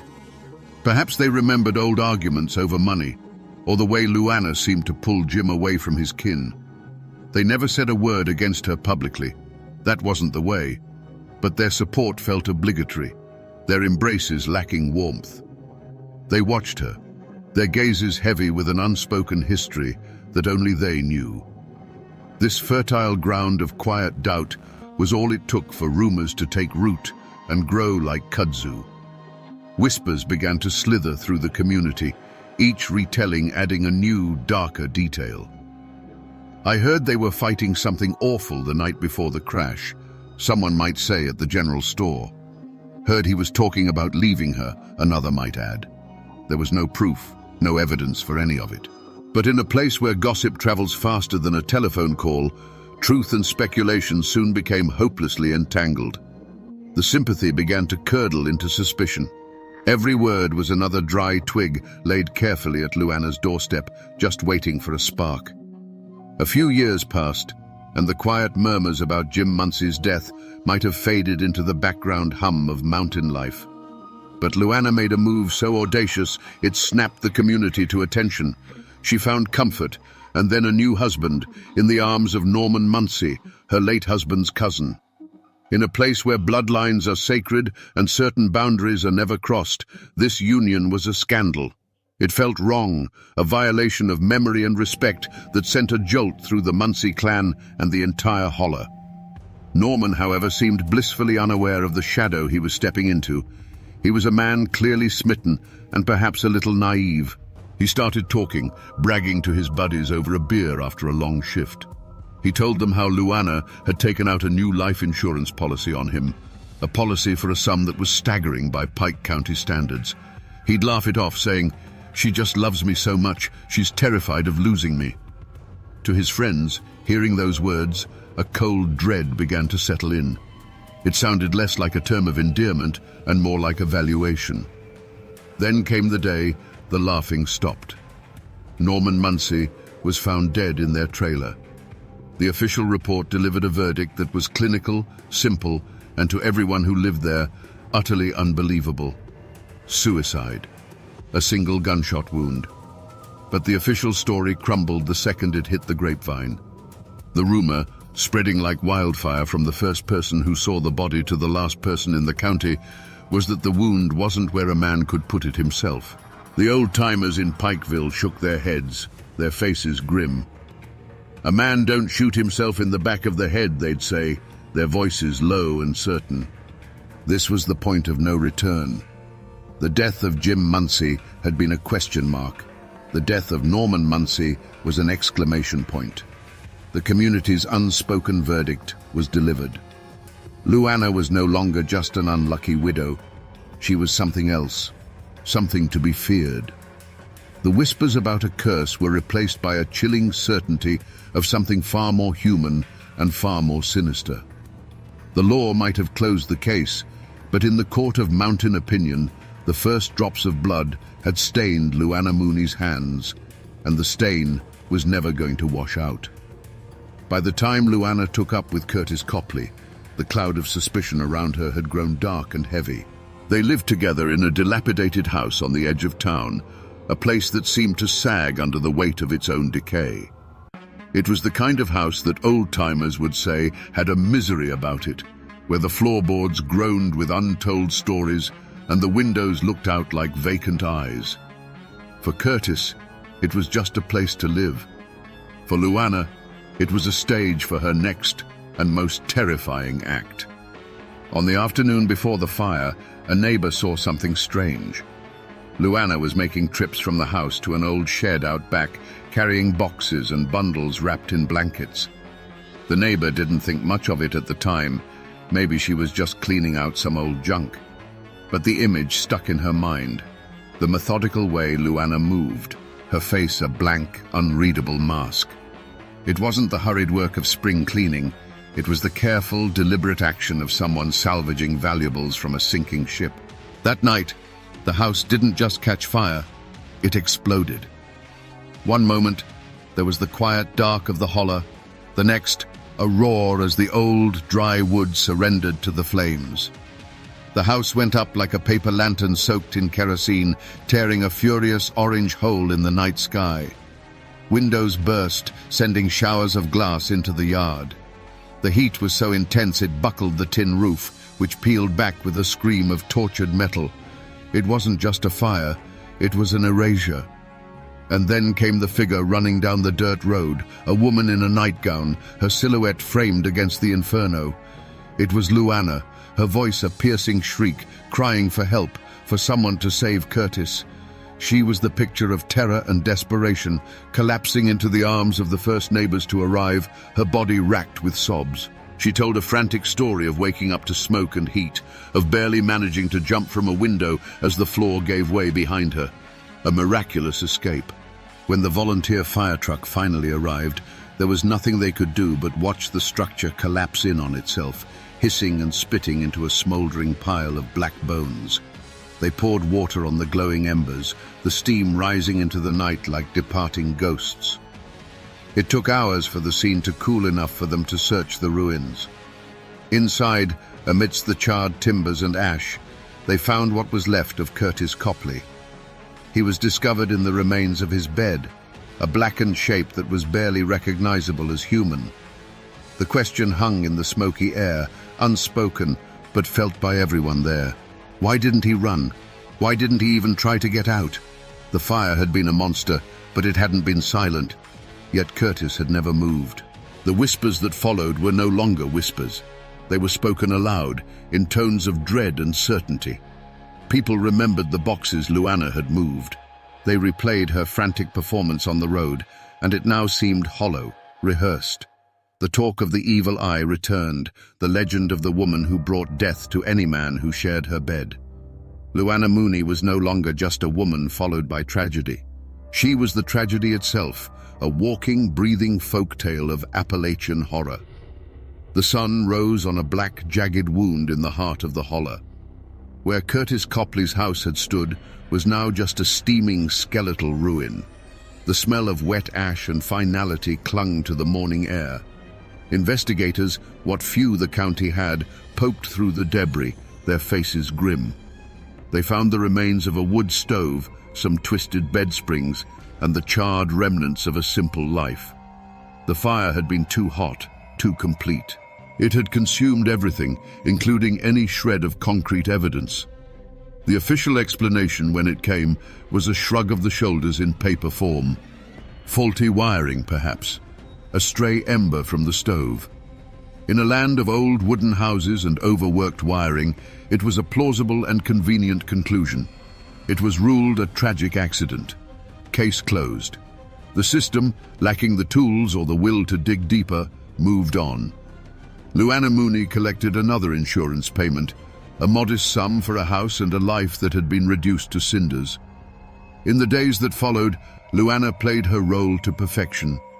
She was the shattered survivor, the woman haunted by loss, her voice a fragile whisper. But those watching her saw something else. They saw that her grief was a garment she put on in the morning and took off at night.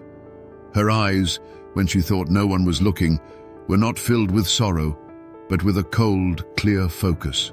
She was a woman with a plan, and the ashes of her old life were simply the foundation for her next one. The community rendered a different verdict. The whispers were over. Now there was a wall of silence. When Luana walked into the general store, conversations would cease. Mothers would pull their children a little closer. Men who might have once offered a polite nod now stared straight through her, their faces hard as granite. The silent shunning was a form of mountain justice, a way of casting someone out without ever laying a hand on them. She had become a ghost in her own town, a living pariah. She was now more legend than person. The Black Widow of Pikeville was a name spoken in hushed tones, a story told to frighten restless children and warn young men. She was the embodiment of the darkness that could hide behind a plain face, a boogeyman born from their own community. The fear was palpable. Who would be next? What man would be foolish enough to get tangled in her web? It seemed impossible, and yet, in the desperate poverty of Appalachia, there was always someone willing to take a gamble, someone who believed they could outsmart the devil herself. Michael Adkins didn't die. Wounded and bleeding, fueled by a primal will to live, he stumbled through the dark woods, every rustle of leaves sounding like his executioner returning. He finally collapsed on the doorstep of a remote house, his plea for help a ragged gasp. That desperate cry for help was the shot that finally broke the silence, the one that the law could not ignore. It reached the ears of Pike County Sheriff Charles Fuzzy Kesey, a man who had been carrying the weight of Luana's story for years. For Kesey, the rumors were more than just holler gossip. They were a series of ghosts he couldn't lay to rest. Michael Adkins, alive and talking, was the proof he had been waiting for. The hunt began immediately, but it wasn't for Luana. Kesey was smarter than that. He knew Luana was a fortress, her walls built of lies and feigned innocence. The weak point, the unlocked gate, was the hired help, Danny Lee Ross. Deputies found him easily. He wasn't a hardened criminal hiding in some mountain cave. He was a scared young man, haunted by what he had done, and he folded the moment the law cornered him. There was no fight left in him, only the sickening weight of his conscience. They brought Ross back to the sheriff's office, the air thick with the smell of stale coffee and impending justice. Under the harsh fluorescent lights, away from Luana's influence, the dam of his fear finally burst. The story came pouring out in a torrent of guilt and terror. He told them everything. He described the cold, methodical way Luana had laid out the plan, her voice calm as she discussed the best way to kill her husband. He talked about the promise of money, a sum that must have seemed like a fortune to a young man with no prospects. He recounted the botched ambush, the look in Michael Adkins's eyes, and his own panicked flight. With every word Ross spoke, the web of rumor and myth that had protected Luana for a decade was being systematically dismantled and replaced by a cold, hard chain of evidence. Sheriff Kesey now had a confession, a motive, and a living victim. The ghosts of Norman Muncie and Curtis Copley and Jim Muncie now had a voice. The posse had been formed, not of men with rifles, but of sworn statements and legal warrants. The hunt for the Black Widow was finally on. The arrest itself was eerily quiet. There were no sirens, no dramatic showdown. The deputies pulled up to her small house, the place where she must have felt untouchable. They found her there, the picture of simple domesticity. But when she saw Sheriff Kesey at her door for the first time, a flicker of something other than grief or innocence crossed her face. It was the cold, flat look of a predator that knows it has been trapped. There was no struggle, no denial, no tears. She listened impassively as they read the charges, her hands held out for the cuffs as if she were merely accepting a package. As the cold steel clicked shut around her wrists, a silence fell over the holler. The hunt was over. The Black Widow was in a cage. The trial of Luana Mooney wasn't just a legal proceeding, it was an Appalachian spectacle.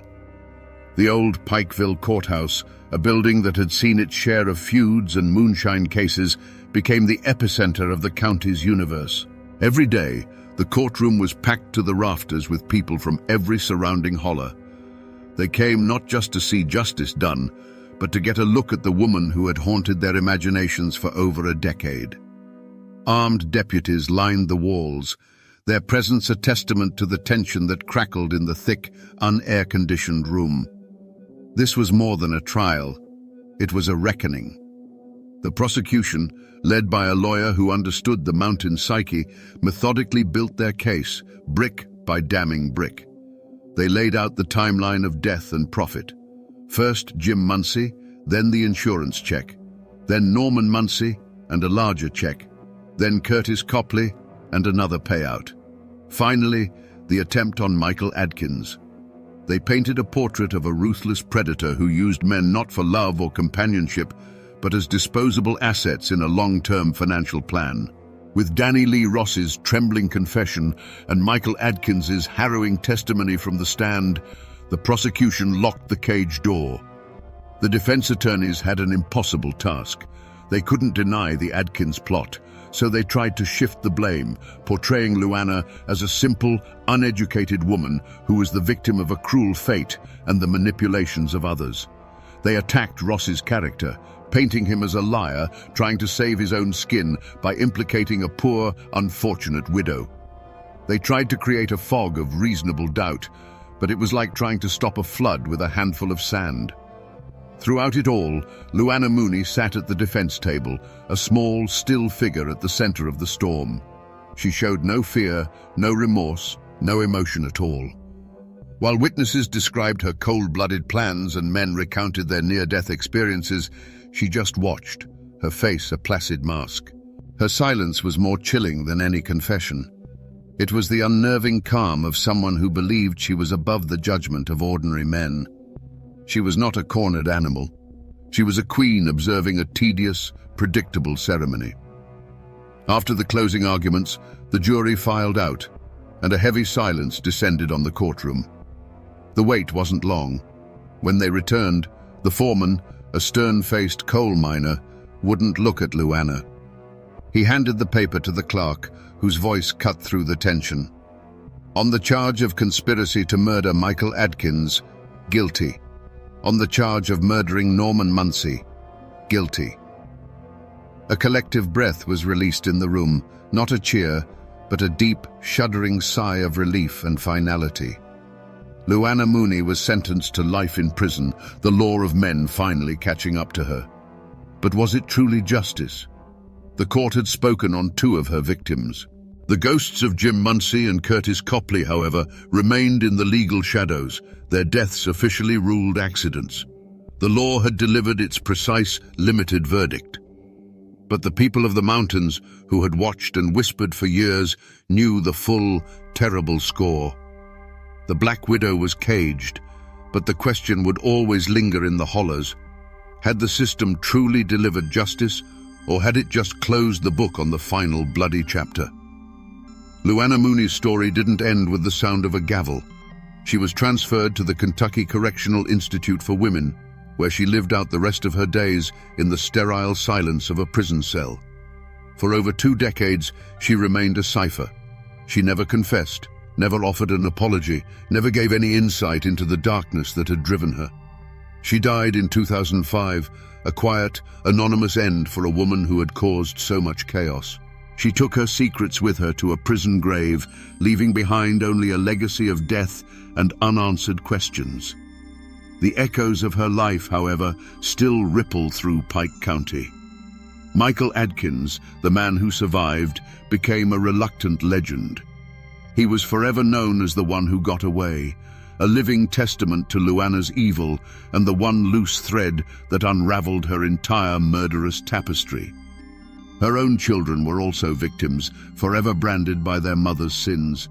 Her son Danny, a pawn in her final failed plot, paid for his loyalty with a prison sentence of his own, his life irrevocably broken by the woman who should have protected him. The physical scars on the landscape have faded, but they haven't vanished. The old courthouse still stands in the center of Pikeville, and people will still point to its windows and say, "That's where they finally convicted the Black Widow." The treacherous mountain road where Jim Muncie died still claims cars in the winter ice. And if you ask the right old-timer, they can still show you the overgrown, empty patch of land where a house once burned to the ground, a place that feels colder than the surrounding woods, even on a summer day. But the most indelible trace Luana left behind is her name. In the hollows of eastern Kentucky, Luana Mooney is more than just a name. It's a cautionary tale, a piece of modern folklore. It's a shorthand for a heartless woman, a boogeyman used to warn men about who they trust. Her name has been woven into the very fabric of the place, a dark thread in a rich tapestry of mountain history. And in the old cemeteries, you can still find the weathered tombstones of her husband's silent stone markers in a story of greed and murder. They stand as quiet, irrefutable proof that even though most of the world has forgotten, the mountains remember everything. So we come back to the question that hung in the air at the very beginning. Was Luana Mooney a woman cursed by fate? Or was she a cold-blooded predator hiding in plain sight? The evidence leaves no room for doubt. There was no mountain hex, no evil eye. The curse was her own calculated greed, a chilling emptiness where a human heart should have been. But the more unsettling question is the one that has no easy answer. Was she born a monster, or was she forged in the crushing poverty of the coal fields? In a world where a man's life was often valued at little more than his next paycheck, perhaps she simply saw her husband's as another dark seam to be mined for profit. The story of the Black Widow of Pikeville is more than just a chilling true crime tale. It is a profoundly Appalachian story about the darkness that can fester behind a quiet, unassuming facade. It's a testament to the fact that for a full decade, the only justice her victims received was in the whispers of the community. The holler knew. The law needed a confession and a survivor, but the people, with their long memories and watchful eyes, had passed their verdict years earlier. It serves as a stark reminder that the most terrifying monsters don't lurk in the shadows of the deep woods. They sit on the front porch, they shop at the same store, and they know your name. This is a story of cruelty, yes, but it is also a story about the resilience of a place and its people. It's a story that has been absorbed by the very mountains that witnessed it all. A cautionary tale that will be told as long as there are campfires to gather around and cold nights to whisper in. The names on the tombstones will fade, but the echo of Luana Mooney's reign of terror serves as a permanent warning. And now, my friends, you know the rest of the story.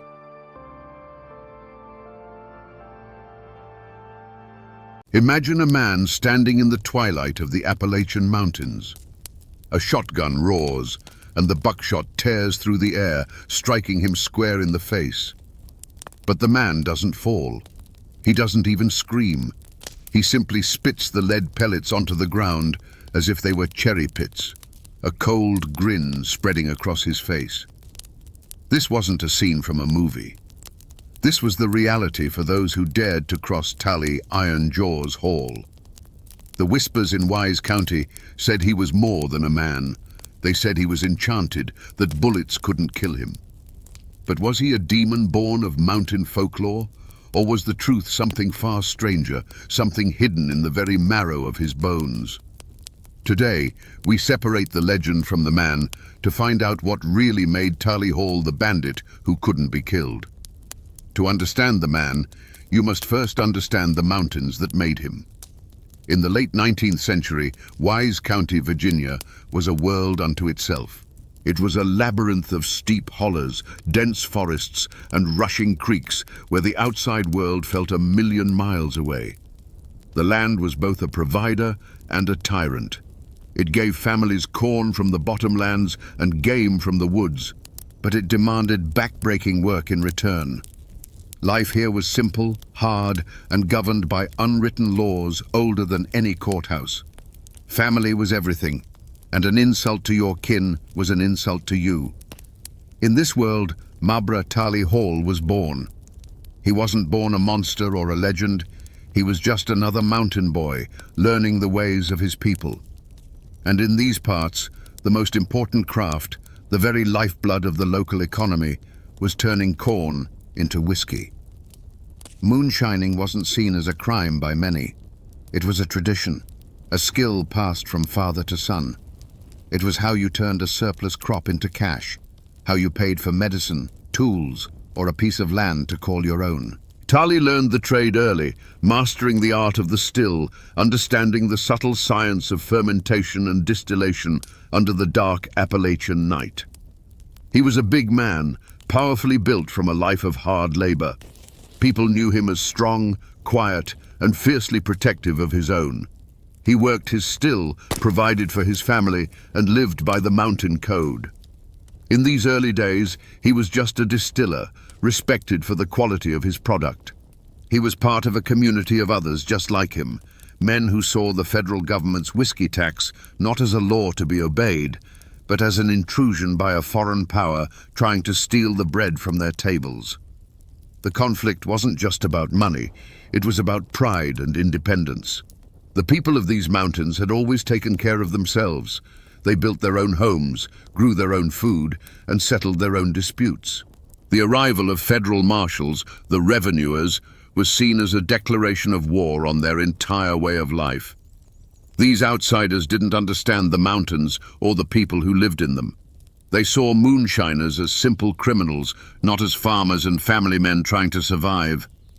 And in this simmering tension, the seeds of Tali Hall's future were sown. He wasn't just making whiskey, he was making a stand. Every barrel he sold was an act of defiance. But this quiet rebellion couldn't last forever. The government was determined to enforce its laws, and men like Tali were just as determined to resist. The calm of the mountains was about to be shattered by the crack of rifles, and a simple moonshiner named Tali Hall would soon be forced to become something far more dangerous to survive. The world was coming for him, and it would learn that he would not be taken easily. The law came for Tali Hall not with a polite knock, but with the splintering of wood and the cold gleam of rifle barrels. It happened on a misty morning, deep in a holler where the smell of sour mash hung heavy in the air. Tali was working his still with his brother when two federal marshals, led by a man named Red Blevins, crashed through the undergrowth. They weren't there to talk, they were there to make an example. With a sneer, Blevins kicked over a barrel of fermenting corn, the lifeblood of the Hall family business spilling into the dirt. For a mountain man, this was more than the destruction of property. It was a profound insult, a strike against his pride and his ability to provide. Tali stood frozen for a moment, his massive hands clenched into fists. He didn't say a word. According to the stories passed down, Marshal Blevins then raised his axe, not to the still itself, but to the worm, the delicate copper coil that was the heart of the operation. As the axe came down, something inside Tali Hall snapped. The quiet distiller was gone, and in his place stood something far more primal. What happened next became the first chapter of his legend. Tali didn't reach for a gun. He lunged forward, moving with a speed that was terrifying in a man his size. He met the marshals not with bullets, but with bone and sinew. He broke one man's arm with a single brutal twist and sent the other flying with a blow to the chest that knocked the wind clean out of him. Red Blevins, the leader, found himself lifted off the ground by his throat, staring into eyes that held no mercy. Tali didn't kill him. He simply threw him down the hillside like a sack of grain, leaving him broken and humiliated. The marshals limped back to the town of Wise, carrying with them not just bruises and broken bones, but a story of a man who fought like a cornered bear. The line had been crossed. This was no longer about an unpaid tax. Tali Hall had assaulted federal officers. A warrant was issued for his arrest, and his name was no longer just whispered among moonshiners. It was now spoken with fear and anger in the courthouse. He was officially a fugitive, a wanted man with a price on his head. Tali knew what this meant. There was no going back. He couldn't return to a quiet life. He had stood his ground, and now the full weight of the law was coming for him. But instead of running, he dug in. He gathered his brothers and his kin, men who believed in the same code he did. The forest that had been his workshop now became his fortress. The first drops of blood had been shed, not by Tali, but by the government's attempt to break him. And Tali Hall had answered in the only language he knew they would understand. The war had begun. With a price on his head, Tali Hall became the most hunted man in Wise County. But hunting him and catching him were two very different things. The mountains were his kingdom, and he moved through them like a ghost. This drove his rivals, other moonshiners whose business he had crushed with his own brand of violent enforcement, to a point of desperation. They decided to do what the law couldn't. They set a trap on the Pound Gap, a treacherous road that snaked through the mountains, a place where a man could disappear without a trace. They waited in the deep shadows as Tali rode alone, a silhouette against the rising moon. As he passed a narrow bend, the night erupted. A shotgun blast, fired from less than 20 feet away, struck him full in the head and upper body. The sound echoed through the holler, a deafening roar that sent birds scattering from the trees. Tali's horse shrieked and crumpled to the ground, its legs tangled in a dying heap. The ambushers stepped out from their cover, rifles ready, expecting to see a body. But Tali Hall was still standing. He swayed on his feet, stunned by the impact. But he did not fall. The men watched in frozen disbelief as he slowly raised a hand to his face. There was a strange, gravelly sound, and then he spat something dark onto a broadleaf plant on the roadside. He did it again and again. The moonlight caught the objects, and the attackers felt a cold dread creep up their spines. They were lead pellets. Buckshot. He was spitting the bullets out of his own flesh. It was in this moment that the man died, and the legend was born. The attackers weren't looking at a moonshiner anymore. They were looking at something torn from the pages of a dark folk tale, a creature the mountains themselves had made. He took a step towards them, his face a mask of cold fury. One of the men, shaking with fear, raised his rifle and fired again. The bullet slammed into Tali's chest with a sickening thud, a sound like a hammer hitting stone. It barely staggered him. The sounds that followed were not of gunfire. They were the sounds of snapping wood as Tali ripped a rifle from one man's hands and broke it over his knee like a twig. They were the dull, heavy thuds of fists meeting flesh, followed by choked-off cries of pain. He didn't use a gun. He didn't need to. He moved among them like a storm, and when the terrible, frantic noise was over, only silence remained. He left the men broken and scattered on that lonely road, a living testament to his unnatural resilience. From that night on, he was no longer just Tali Hall. He was Iron Jaws Hall. The story spread like wildfire, carried on hushed whispers from one holler to the next. They said he was protected by a witch, that he had made a pact with the devil. The truth, doctors would speculate many years later, may have been a rare medical condition called Paget's disease, which causes bones to become abnormally thick and dense, essentially creating a form of natural armor. But in the dark woods of Wise County, no one cared about a medical diagnosis. The only truth that mattered was the one they saw with their own eyes and heard in the terrified tales of the survivors. Tali Hall was enchanted. He was bulletproof, and if you shot him, you had better pray you killed him with the first shot, because you would not get a second. The silence that fell over Pound Gap after the failed ambush was deeper and more terrifying than the roar of the shotgun that had started it. The broken men who dragged themselves back to civilization did not speak of a botched attack. They spoke of a nightmare. They told a story not of a fight, but of an encounter with something inhuman, something that ate lead and paid it back with crushing force. Their words, laced with genuine terror, were far more potent than any rumor. The legend of Iron Jaws Hall was no longer a whispered bit of folklore. It was now a sworn testimony, sealed in fear. Tali Hall himself seemed to understand the power of what had happened. He didn't retreat deeper into the mountains. Instead, he did the opposite. He became more visible, more brazen. He knew that fear was a more effective weapon than any rifle. His reputation preceded him, a silent, invisible guard that cleared his path. Other moonshiners, men who had once been his rivals, now fell in line. They either paid him a tribute to operate, a tax of their own, or they got out of the business entirely. To defy Tali was to challenge a man who bullets supposedly couldn't harm. No one was willing to take that chance.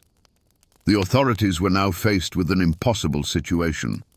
The reward for Tali's capture was increased, becoming a small fortune for the time. But money meant nothing against superstition. Deputies who were brave enough to face a dozen armed men would hesitate at the thought of confronting Tali Hall alone. Informants dried up, their fear of the law replaced by a much more primal fear of iron jaws. The manhunt, once an active pursuit, became a cold case file gathering dust on a shelf. They were hunting a ghost who was very much alive, a man who ruled a shadow empire from the heart of their jurisdiction. The community became a landscape of fear and fascination. On one hand, Tali was a boogeyman. People would lock their doors a little tighter at night, and his name was used to frighten misbehaving children. He was the embodiment of the violence and lawlessness that festered in the deep woods. But on the other hand, a quiet, grudging respect grew for him in some corners. He was a mountain man, one of their own, who was single-handedly defying the federal government and winning. He was a symbol, however dark, of Appalachian grit and refusal to bow down. The ashes of that ambush on Pound Gap were not from a fire, but from the smouldering ruin of Tali Hall's mortality. What was left was a silence born of pure dread. He had become the undisputed king of the Wise County underworld, not just a criminal, but a living legend whose power was rooted in the belief that he could not be killed by ordinary means. The law was powerless, his rivals were terrified, and Tali Iron Jaws Hall walked the mountains not as a fugitive, but as a conqueror. Tali Iron Jaws Hall never stood trial in a courthouse. He was never made to sit on a hard wooden bench and listen to lawyers argue over his fate. The law of men, with its warrants, judges and juries, proved utterly powerless against him. His trial was a rolling, years-long affair, held in the dark hollows and on the treacherous mountain roads. The prosecuting attorneys were the bounty hunters and federal marshals who came for him, and the evidence they presented was the buckshot and rifle slugs they fired his way. The bounty on his head grew to be a legendary sum, drawing daring men from neighboring states. They came with new rifles and hardened resolve, dreaming of the fame and fortune that would come from bringing in Iron Jaws Hall. They formed posses, laid intricate traps, and combed the mountains, convinced they would succeed where others had failed. They were, in effect, a traveling court, come to Wise County to deliver a sentence. But Tali Hall was his own defense attorney, and his arguments were brutally effective. One by one, the posses were outsmarted, the traps were sidestepped, and the bounty hunters were met with a terrifying response. Some were found beaten near to death, left as a warning on the side of a road. Others simply vanished into the woods, never to be seen again. The verdict in each of these violent encounters was the same. Tali Hall walked away. He was judged by the laws of survival, and in that court he was consistently found innocent by virtue of being the last man standing. This was not justice, it was dominance. Tali had replaced the law of the land with his own law of fear. But the justice of the mountains is a patient, cruel thing. For every man he intimidated, he created an enemy. For every family he terrorized, he sowed the seeds of a future reckoning. His invincibility had made him arrogant, and he had forgotten the most fundamental rule of his world. There is always someone tougher, someone more desperate, or someone with a better aim. The final trial came without warning. A lawman, some say a deputy named Doc Swindle, decided the only way to stop a legend was to meet it head-on. He didn't come with a warrant. He came with a rifle and a resolve as hard as the mountain stone. He hunted Tali not as a lawman pursuing a criminal, but as a predator stalking its prey. He found him on a lonely path, and there was no talk, no chance to surrender. The air cracked with the sound of a single, well-aimed shot. This time, Iron Jaws fell. He hit the dirt, and this time he did not get back up. The bullet, they say, was special. Some claim it was silver, others that it was filled with mercury, designed to overcome whatever magic protected him. But whether it was magic or lead, the verdict was finally in. Tali Hall was guilty, and the sentence was death. It was a verdict delivered not by a jury, but by a lone gunman, and it raises the ultimate question. Was this the law of men at last catching its fugitive? Or was it simply the brutal, unforgiving justice of the mountains finally claiming one of its own? Tali Iron Jaws Hall was buried in a small, remote cemetery in Wise County, not far from the lands he once ruled. For years, his grave was marked only by a simple fieldstone, as if even in death, people were afraid to carve his name for fear of what it might conjure. Today, a more formal headstone stands, a silent testament to the man who was once a living terror. Local historians and descendants still visit, standing over the patch of earth that finally managed to hold him, and they wonder. The physical landscape has changed. Pound Gap is no longer a treacherous dirt track, but a paved highway, US Route 23, that carries thousands of cars a day. Commuters and truckers speed through the cut in the mountain, their minds on schedules and destinations, completely unaware that they are passing through the very spot where a man once stood and spat buckshot back at his would-be killers. But for those who know the story, a drive through the gap, especially as evening falls, feels different. The shadows seem deeper, and the wind whistling through the rocks sounds like a whisper from the past. The legend of Iron Jaws has outlived the man by more than a century. It survives in the oral traditions of Appalachia, a story told by grandparents to their grandchildren, a campfire tale that happens to be true. While modern science offers a plausible explanation in the form of Paget's disease, that dry medical term has none of the power or romance of the legend. In the mountains, the story of the enchanted moonshiner who couldn't be killed by bullets remains the preferred version. It speaks to a deeper truth about the region, a belief in the extraordinary, and a deep-seated suspicion of simple explanations. The name Hall still echoes through Wise County and the surrounding region. The descendants carry not just the name, but the complex legacy of their infamous ancestor. For some, it's a dark chapter best forgotten, a stain of violence on the family history. For others, it's a source of a strange, defiant pride, a reminder of an ancestor who refused to bow to anyone, who was a king in his own right, however brutal his reign. The story hasn't vanished. It's simply gone underground, living on in family Bibles and hushed conversations. The mountains remember everything, and the shadow of Tali Iron Jaws Hall is a long one. So we come back to the question that hung in the air at the start of our journey. Was Tali Iron Jaws Hall truly enchanted by bullets? The logical mind points to science, to the rare bone disease that likely turned his skull and ribs into a natural, horrifying armor. And perhaps that is the simple, factual truth. But in the mountains, the truth is rarely simple.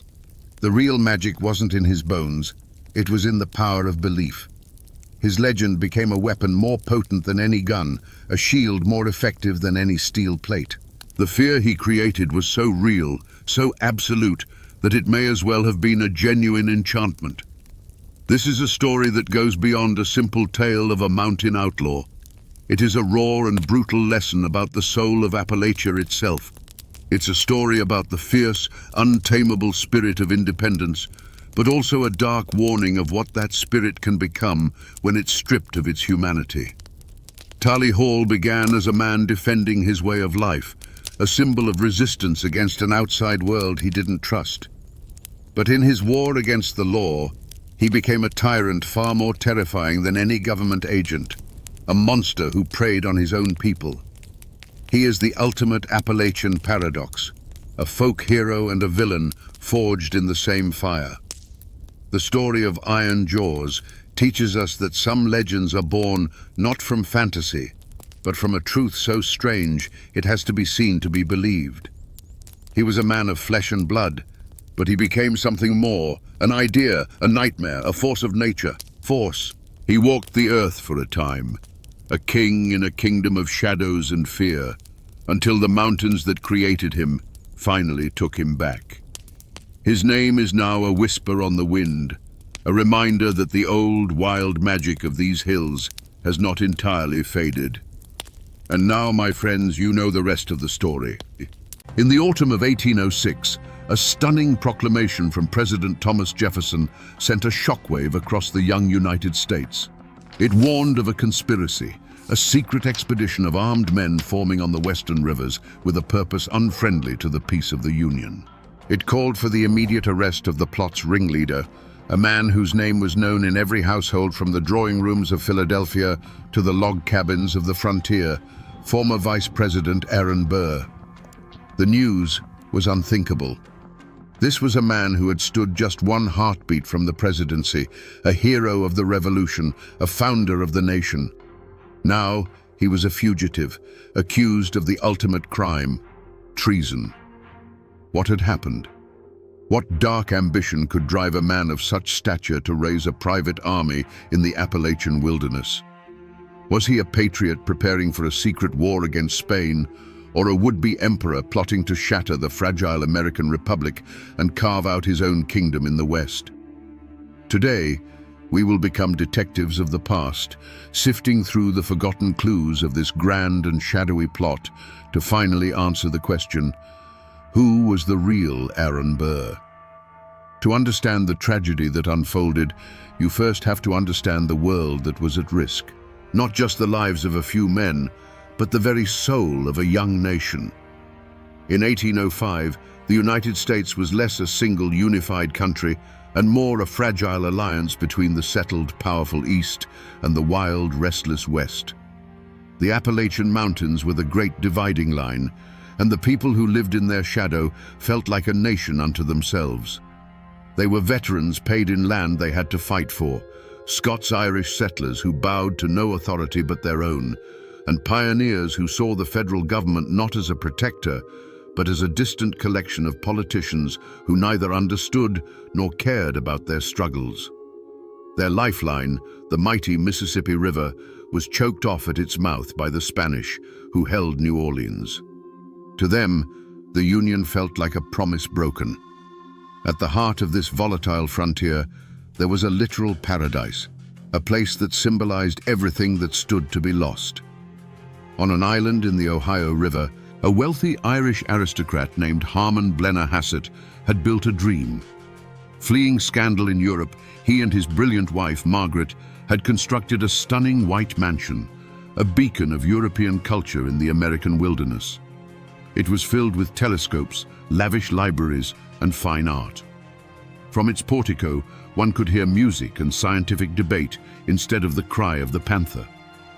Blennerhassett was a dreamer, a romantic, a man more at home with a chemistry experiment than a rifle. He sought a life of refined intellectual peace, far from the intrigues of the old world. His wife, Margaret, was his equal in every way, a poet, an accomplished horsewoman, and a gracious host who made their island a legendary oasis of hospitality. They had 2 young sons and a fortune they believed was secure. Their world was one of beauty, science, and domestic tranquility, an idyllic existence carved right out of the rugged frontier. They were not the only ones with a stake in the future. All along the river valleys, thousands of families had gambled everything on this new land. They had cleared the forests, fought off disease, and planted their hopes in the rich, dark soil. Their lives were hard, their dreams simple: to own their land, to provide for their children, and to have a say in their own destiny. They were a proud, tough, and deeply dissatisfied people, their hearts filled with a simmering resentment against the East and a burning hunger for the opportunities they believed lay just beyond the horizon. This, then, was the world that existed before the serpent entered the garden. A fragile nation, a perfect island paradise, and a populace of hardy frontiersmen, all vulnerable in their own ways. They were a collection of dreamers, idealists, and fighters, unknowingly waiting for a charismatic leader to ignite their passions and lead them toward a new destiny or toward their own destruction. The crime, in this case, was not discovered with a single gunshot or a body in a ravine. It was discovered in pieces, a slow dawning horror that spread through the Appalachian territories like a fever. The crime scene was the entire Ohio River Valley, and the clues were not stains of blood, but the sounds of hammers and the whispers of restless men. The epicenter of it all was Harmon Blennerhassett's idyllic island. The once peaceful estate had been transformed. The music and philosophical debates were replaced by the ring of blacksmiths' anvils and the thud of axes. Locals paddling past the island in their skiffs saw things that made no sense. A fleet of 15 massive keelboats was being constructed, far more than any group of simple settlers would need. Harmon Blennerhassett, the gentle scholar, had turned the grand halls of his mansion into a workshop, using his fireplaces to kiln dry the wood for the boats. Huge quantities of supplies were being stockpiled, barrels of pork, sacks of flour, and casks of whiskey, enough to sustain an army, not a handful of families heading to a new farm. The most unsettling clues were the men themselves. Young, rootless, and ambitious men from Pennsylvania, Ohio, and Kentucky began to gather on the island. They weren't farmers. They carried new rifles and spoke not of planting seasons, but of adventure and glory. When questioned, they were evasive, offering a sly grin and a vague promise of riches to be won in the South. The story changed depending on who was telling it. Some said they were off to settle the Bastrop Tract, a massive land grant in Texas. Others winked and spoke of a secret government mission to fight the Spanish. The scene spoke of a grand conspiracy unfolding in plain sight, yet its true purpose remained maddeningly obscure. Was this an elaborate land speculation, as Burr publicly claimed? Or was it the secret mobilization of a patriot army waiting for the president's signal to march on Spanish territory? Or was it something far darker, the birth of a rebel force preparing to turn its guns on its own country? The wilderness offered no easy answers, only a multitude of unsettling questions that grew louder with every plank nailed into place. At the center of this storm of rumor and preparation stood one man, the obvious and immediate suspect, Aaron Burr. This was not some backwoods rabble-rouser. This was a political giant, a fallen angel of the Republic. By 1805, Burr was a political ghost, a man whose career had been immolated in the fires of scandal. As vice president, he had been sidelined and distrusted by Thomas Jefferson. Then came the final, fatal blow, his duel with Alexander Hamilton. By killing his great rival, Burr had made himself a pariah in the East, a man reviled in the very halls of power he had once commanded. His motive, whispered from the taverns of Pittsburgh to the halls of Congress, was not simple greed, but something far more potent, a burning desire for revenge. This entire Western enterprise was seen as a grand and audacious act of personal vengeance against the nation and the man who had cast him out. Burr felt betrayed by the American political system, and his ambition was to build a new empire in the West, so powerful and glorious that it would dwarf the United States. He would show Jefferson, he would show all of them, what a mistake they had made.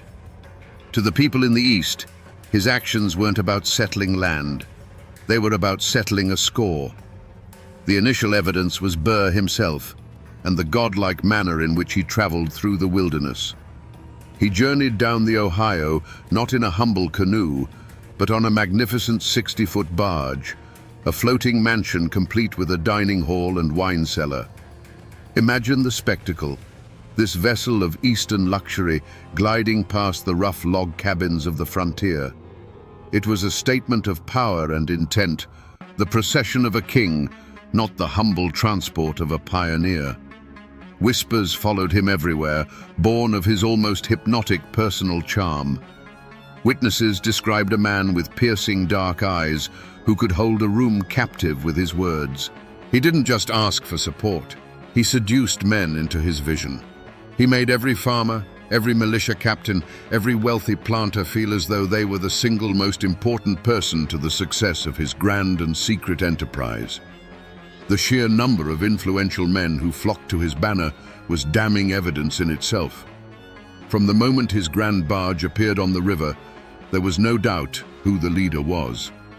Every rifle purchased, every boat built, every secret oath sworn in the dead of night pointed directly back to one man, the disgraced Vice President, Aaron Burr. But as grand as Burr's ambition was, he wasn't acting alone. He couldn't be. To seize New Orleans and control the West, he needed more than a few dozen frontiersmen in keelboats.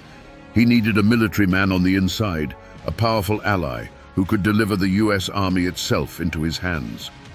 He had such a partner, a man whose position made the entire scheme seem not just possible, but destined for success.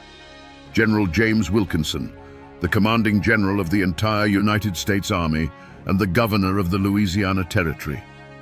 He was Burr's most trusted confidant, his co-conspirator, the sword that would carve out their new empire. And here, my friends, is where the story twists from a simple tale of ambition into a shadowy labyrinth of deceit.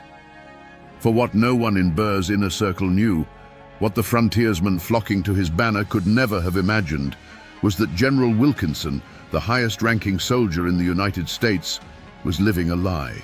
For years, he had been a secret agent on the payroll of the Spanish government, known to his handlers only as Agent 13. Wilkinson's loyalty was not to Aaron Burr, nor was it to President Jefferson. His true master was himself, and his motive was a toxic cocktail of greed and a desperate instinct for self-preservation.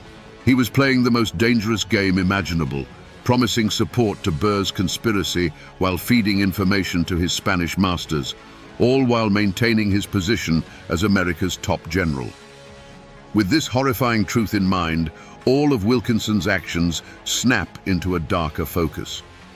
His letters to Burr, filled with encouragement and bold promises of delivering New Orleans, were not the communications of a loyal partner. They were the calculated words of a master manipulator, luring Burr deeper and deeper into the trap. He fanned the flames of Burr's ambition, assuring him that the army was ready, that the Creole population of New Orleans would welcome him as a liberator. Each promise was another thread in the web he was weaving around his supposed friend. His apparent support was pure theater, a performance for an audience of one. Re-examined, every action reeks of a darker truth. Wilkinson was not helping Burr build an empire. He was helping him build a gallows. He waited, letting Burr invest his money, his reputation, and the lives of his followers. He let the conspiracy grow just large enough to be a credible threat, all the while holding an axe over its neck, positioning himself to be the hero who would eventually save the very nation he was helping to endanger. The greatest threat to Aaron Burr wasn't the president in Washington, but the trusted brother-in-arms standing right beside him. But the conspiracy wasn't just a drama between American titans. The Appalachian frontier was not some isolated stage. It was the explosive friction point between competing empires, a grand chessboard where the players were not just ambitious individuals, but entire nations. Beyond the personal vendettas and internal betrayals, there was a third looming force at play, the shadowy hand of foreign powers, particularly Great Britain and Spain. They were the external threat, the silent partners whose interests stood to be served by chaos on the American frontier. Their motives were as cold and impersonal as they were powerful. Great Britain, still stinging from its defeat in the Revolution, saw in Burr's plan a golden opportunity to fracture and weaken its upstart rival. A new, independent Western Republic, hostile to the United States and friendly to the Crown, would be a strategic masterstroke. It would halt American expansion and give Britain effective control over the Mississippi River and the heart of the continent. The British minister in Washington, Anthony Merry, listened with great interest to Burr's proposals, seeing a chance to undo the results of the war. Spain, on the other hand, was a crumbling empire motivated by pure fear. They looked at the aggressive, land-hungry American frontiersmen pouring over the Appalachians and saw an existential threat to their most valuable colonial possession, silver-rich Mexico. For the Spanish, Burr's plot was both a terrifying danger and a potential solution. A successful invasion would be a catastrophe, but a civil war that turned Americans against each other could keep them occupied for decades, protecting the Spanish border through mutual destruction. This foreign meddling created a poisonous paranoia that seeped into every settlement along the river. Who could be trusted? Locals spoke of well-dressed strangers with European accents appearing in frontier taverns, men with heavy coin purses and too many questions. Rumors spread that the incredible sums of money funding Burr's expedition were not coming from his own ruined fortune, but from the coffers of a foreign king. This wasn't just a domestic rebellion anymore. It was an international intrigue, and the hardy folk of Appalachia were being courted, manipulated, and used as pawns in a game whose rules they didn't understand, by forces whose ultimate loyalty was to a distant throne. The initial pursuit of Aaron Burr was not a chase through the mountains, but a maddening hunt through a wilderness of lies. Burr, a master of political intrigue, had constructed a labyrinth of false trails and red herrings so brilliant that it paralyzed his enemies and confused his friends. The investigation, led from a distance by a deeply worried President Jefferson, repeatedly crashed against the wall of Burr's plausible deniability. The most powerful of these false trails was the public and seemingly legitimate one, the settlement of the Bastrop Tract. Burr had purchased a massive disputed land claim on the Ouachita River in what is now Louisiana. To the world, he was simply the leader of a land company, gathering brave pioneers to build a new life in the West. It was the perfect cover. Every boat built, every barrel of flour purchased, every man recruited could be explained away as a necessary preparation for this grand, legal settlement. When local officials came snooping, they were shown land deeds and contracts. Burr would greet them with the disarming charm of a respectable businessman, asking, "Gentlemen, is it now a crime in this republic to seek one's fortune?" The lead would go cold. For those who weren't satisfied by the simple story of a land venture, Burr had a more intoxicating bait: the patriot's cloak. He would take a man like Andrew Jackson aside and, in a low, confidential tone, hint that this entire expedition was a secret plan, tacitly approved by the administration in Washington. War with Spain was imminent, he'd suggest, and his force of hardy frontiersmen was meant to be the vanguard of the American army, ready to seize Texas or even Mexico the moment hostilities began. This masterstroke of misdirection turned potential accusers into enthusiastic allies. How could you arrest a man who was carrying out the president's secret orders? Back in Washington, Thomas Jefferson was wrestling with shadows.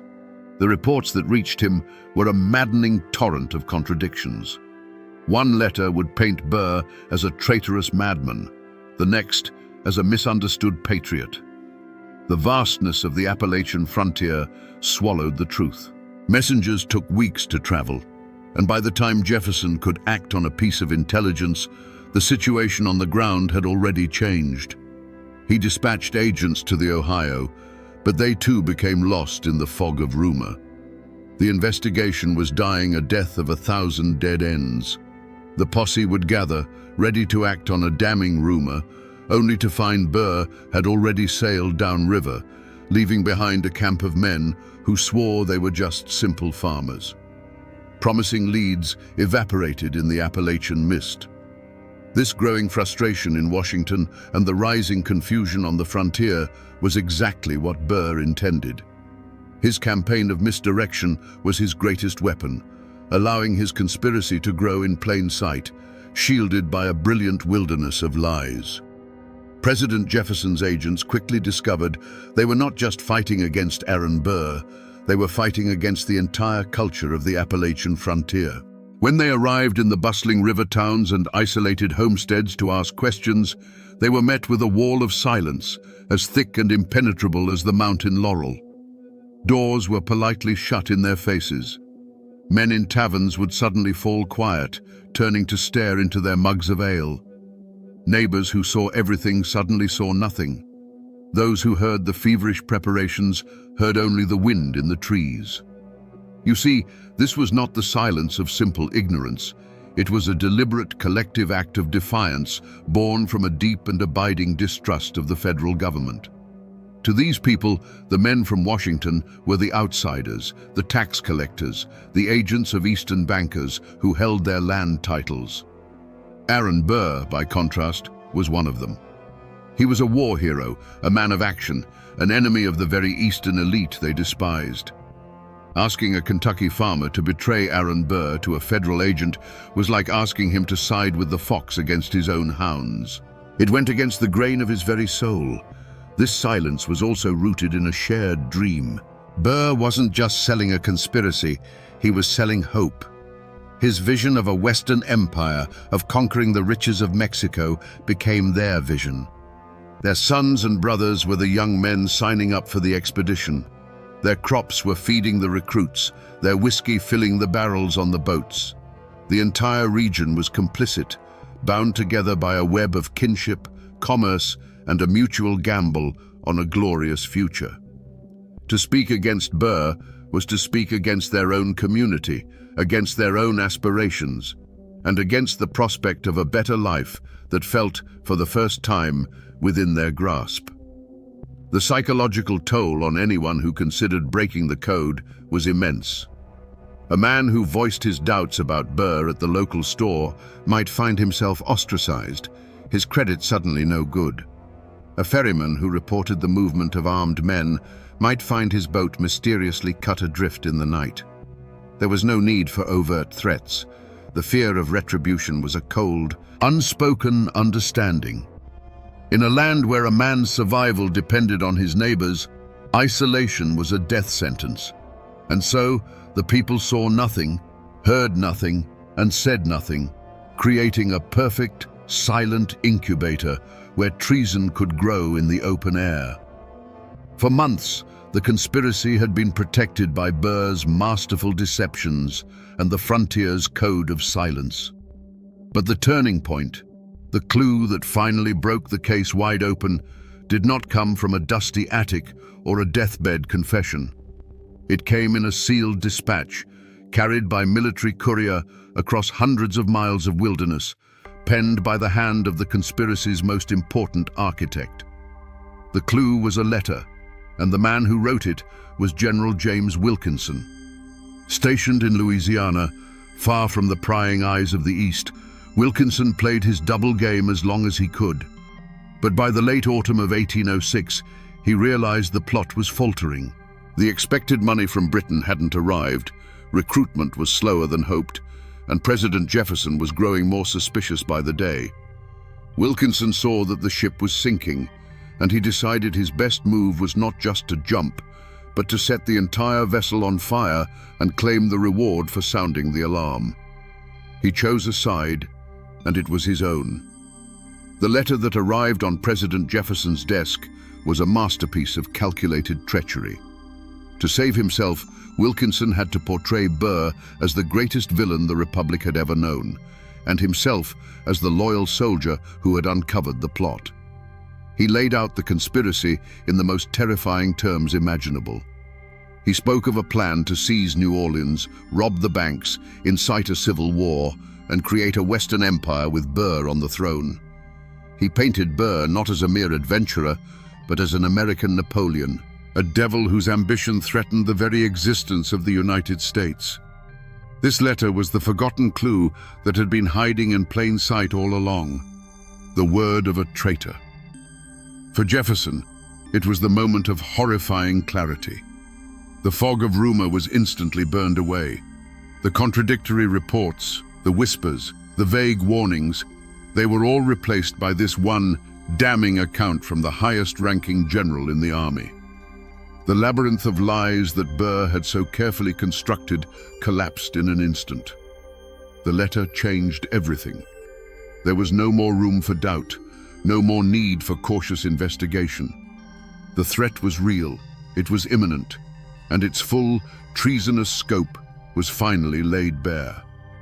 A renewed and terrible urgency seized the capital. The time for waiting was over. The time for action was now.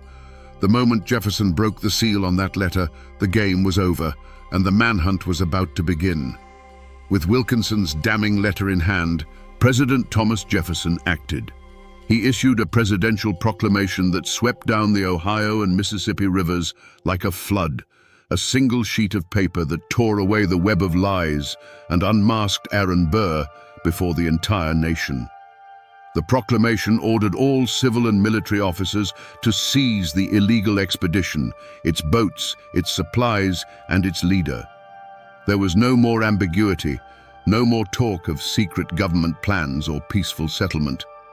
The President of the United States had officially branded Aaron Burr a traitor. The news shattered the conspiracy. For the young men gathered on Blennerhassett Island and in camps along the river, the unmasking was a moment of brutal awakening. The dream of Mexican silver and grand adventure evaporated, replaced by the cold, stark reality of treason. They weren't patriots in waiting. They were outlaws, fugitives in their own country. The cause they had pledged their lives to was revealed as a criminal enterprise. And what was the true plot? The one hidden beneath all the layers of deceit. The forgotten clues, the letters between the conspirators, and Wilkinson's own self-serving confession finally revealed the chilling truth. Burr's plan was a masterpiece of flexible ambition. The first step was to lead his army of frontiersmen to New Orleans. He would seize the city, its federal arsenal, and its treasury. From there, his options would open up. If the moment was right, he would persuade the western states, Kentucky, Tennessee, Ohio, to secede from the Union and form a new Western empire with himself as its head. If secession proved difficult, he would use the captured funds and weapons to launch his own private invasion of Spanish Mexico, conquering its silver mines and crowning himself Emperor Aaron I. His motive was a volcanic mixture of personal revenge and grandiose destiny. Scorned by the nation he had helped to build, he sought to create a new one in his own image, a vigorous, martial empire free from the constraints of Jeffersonian democracy. He saw himself not as a traitor, but as a new Napoleon, a man of action destined to forge a continent. But as Burr was unmasked as a traitor to his country, a second, more profound unmasking was taking place in the shadows of history. The man who brought him down, General James Wilkinson, was revealed to be a traitor of a different order. He was a man who betrayed everyone. He betrayed Spain by plotting with Burr. He betrayed Burr by exposing him to Jefferson. And he betrayed the United States by serving as a paid foreign agent while commanding its armies. The Great Burr Conspiracy was not ultimately foiled by loyal patriots. It was cannibalized from within, brought down by the successful treachery of its second-in-command, a man whose only motive was his own survival and profit. This was the final, ugly truth. The plot to create a new empire was destroyed by an even deeper, more personal betrayal. The president's words fell upon the frontier not like rain, but like shards of ice. The proclamation, spreading from rider to rider, shattered the grand conspiracy in 1,000 pieces. On Blennerhassett Island, the heart of the enterprise, the dream died in a single night of chaos. The Virginia militia descended not upon a disciplined military camp, but upon a confused and terrified group of men who now understood they had been betrayed. With Burr and Blennerhassett already downriver, the abandoned recruits, their hopes of glory and riches turned to ash, unleashed their fury on the paradise that had lured them in. Through the eyes of Margaret Blennerhassett, who had been left behind, paradise was lost in a symphony of destruction. She didn't see a battle, she heard the end of a world. She heard the splintering crash of fine cherrywood as elegant furniture was broken apart. The air filled with the sharp, sickening sound of shattering Venetian glass and the reek of whiskey spilled on priceless Persian rugs. She heard the drunken shouts of men she had once fed at her own table, their voices no longer filled with hope, but with a bitter, aimless rage. In the main hall, dark, ragged holes began to appear in the fine linen draperies, the silent witnesses of a dream being shot to pieces. Forced to flee with her children into the freezing December night, her only transport was an open riverboat. As it was pushed out into the icy current, she looked back at her magnificent home, its windows blazing with light, not from a joyous party, but from the fires set within by the rampaging men. The world had turned into a hell of screams, followed by a ringing silence as her home, her dream, and her future were consumed by the darkness. Miles downriver, Aaron Burr himself heard the news of Wilkinson's betrayal and Jefferson's proclamation. The unmasking was absolute. In an instant, his grand design crumbled. The man who dreamed of an emperor's throne was now forced into the disguise of a common boatman, hoping to slip through the net that was closing around him. He became a fugitive, his flight a desperate scramble toward the Spanish territory in Florida. The end came not in a blaze of glory on a battlefield, but in a muddy swamp in the backwoods of what is now Alabama. He was not cornered in a heroic last stand. He was simply recognized by his aristocratic bearing and his fine, elegant boots, mired in the filth. The would-be emperor was captured without a single shot being fired. The Grand Western Army was no more. The boats were impounded, the men scattered to the winds, and the beautiful mansion on the island stood silent and ravaged, a monument to a spectacular failure. The conspiracy was over, ending not with a bang, but with the hollow echo of a dream breaking. Aaron Burr was brought to Richmond, Virginia, to stand trial for treason, and what followed was not merely a legal proceeding, but a political war waged in a courtroom. It was a spectacle that gripped the entire nation. In one corner stood President Thomas Jefferson, consumed with a burning, almost personal need to see his old rival hanged. In the other corner sat the judge, the formidable Chief Justice John Marshall, a man who was not only Jefferson's political enemy, but also his cousin. And at the center of it all was Aaron Burr, who, far from being a broken-down prisoner, acted as his own lead counsel, his brilliant legal mind as sharp and dangerous as ever. The atmosphere in Richmond was electric. The city swelled with crowds, a chaotic mix of statesmen, lawyers, frontiersmen who had come to testify, and curious onlookers eager for a glimpse of the great traitor. The prosecution, backed by the full power of the presidency, presented a mountain of evidence detailing Burr's grand ambitions and military preparations. Jefferson himself from Washington attempted to micromanage the case, convinced that the very survival of the Republic depended on a guilty verdict. But Chief Justice Marshall saw the trial through a different lens. He saw the danger not just from Burr's ambition, but from a president willing to bend the law to destroy a political foe. Marshall stood firm on a strict, narrow definition of treason as laid out in the Constitution itself. He instructed the jury that to be guilty of treason, a person must commit an overt act of war against the United States. Simply plotting to do so, gathering men, or speaking of empire was not enough. The prosecution had to prove that Burr's army had actually levied war, which of course it never had. There had been no battle, no shots fired at American troops. The president's fury was immense, but the Chief Justice would not yield. Trapped by this strict constitutional standard, the prosecution's case collapsed. They could prove intent, they could prove conspiracy, but they could not prove an overt act of war. After all the drama, all the testimony, and all the political maneuvering, the jury returned its verdict. Not guilty. Aaron Burr, the man who dreamed of empire and set the entire West ablaze, walked out of the courtroom a free man. The verdict was a stunning legal victory, but a profound moral failure in the eyes of many. Jefferson was enraged, the public was bewildered, and the frontiersmen who had followed Burr were left ruined and betrayed. While legally innocent of treason, Burr was found guilty in the court of public opinion. He was a free man, but his name was forever destroyed, his honor gone. The verdict, a landmark in American law, remains controversial to this day. A verdict that still sparks arguments in these hills about whether justice was truly served, or if the greatest traitor of them all simply got away with it. The storm of the Burr conspiracy had passed, but the wreckage was strewn across a generation. Though acquitted, Aaron Burr was a ruined man.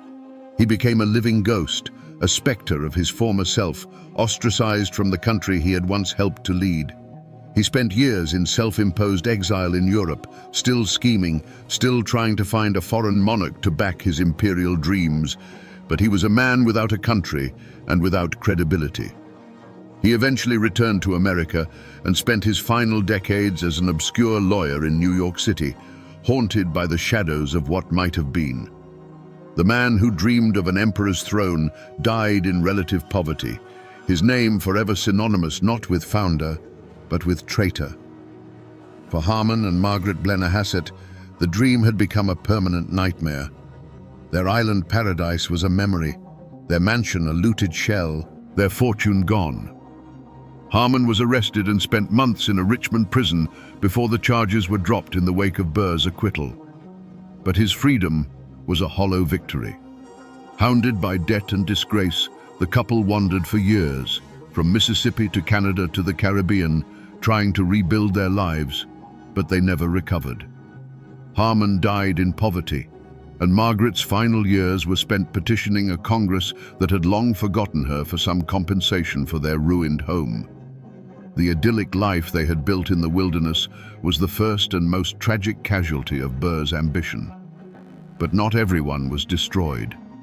In Tennessee, Andrew Jackson, the fiery general who had been so taken with Burr, emerged from the scandal not only unscathed, but strengthened. He had been cautious, demanding proof that Burr's plans were sanctioned by the government. When that proof never came, and Wilkinson's betrayal was revealed, Jackson swiftly and publicly distanced himself from the plot, positioning himself as a loyal patriot who had been misled. The affair taught him a valuable lesson in political survival and reinforced his reputation as a shrewd and decisive leader. His brush with Burr's treason did nothing to slow his own meteoric rise to power. And the arch-traitor himself, General James Wilkinson, the man who had betrayed Spain, Burr, and the United States, he was never held to account. Despite a congressional investigation that uncovered his long history as a Spanish spy, he was exonerated, his web of lies and influence proving too thick to penetrate. He retained his command, continued his career, and died years later, the ultimate survivor of the web of lies he himself had spun. His fate was perhaps the story's bitterest lesson, that in the murky world of power, the greatest crimes are sometimes the ones that go unpunished. Even now, more than 2 centuries later, the traces of this grand and failed dream have not vanished from the land. The conspiracy is not just a story in a history book, it is a scar left on the map of Appalachia, a memory etched into the landscape itself. If you travel today to a small island in the Ohio River near Parkersburg, West Virginia, you can step right into the heart of the story. Blennerhassett Island is now a state park. The magnificent Palladian mansion, destroyed by fire and the passage of time, has been meticulously reconstructed, its white columns rising once more from the wilderness. You can walk through its halls and stand on its portico, looking out at the same river that once carried Burr's ambitions, and it is almost impossible not to feel the ghosts of that hopeful, tragic autumn. But the island is not the only place the memory lives on.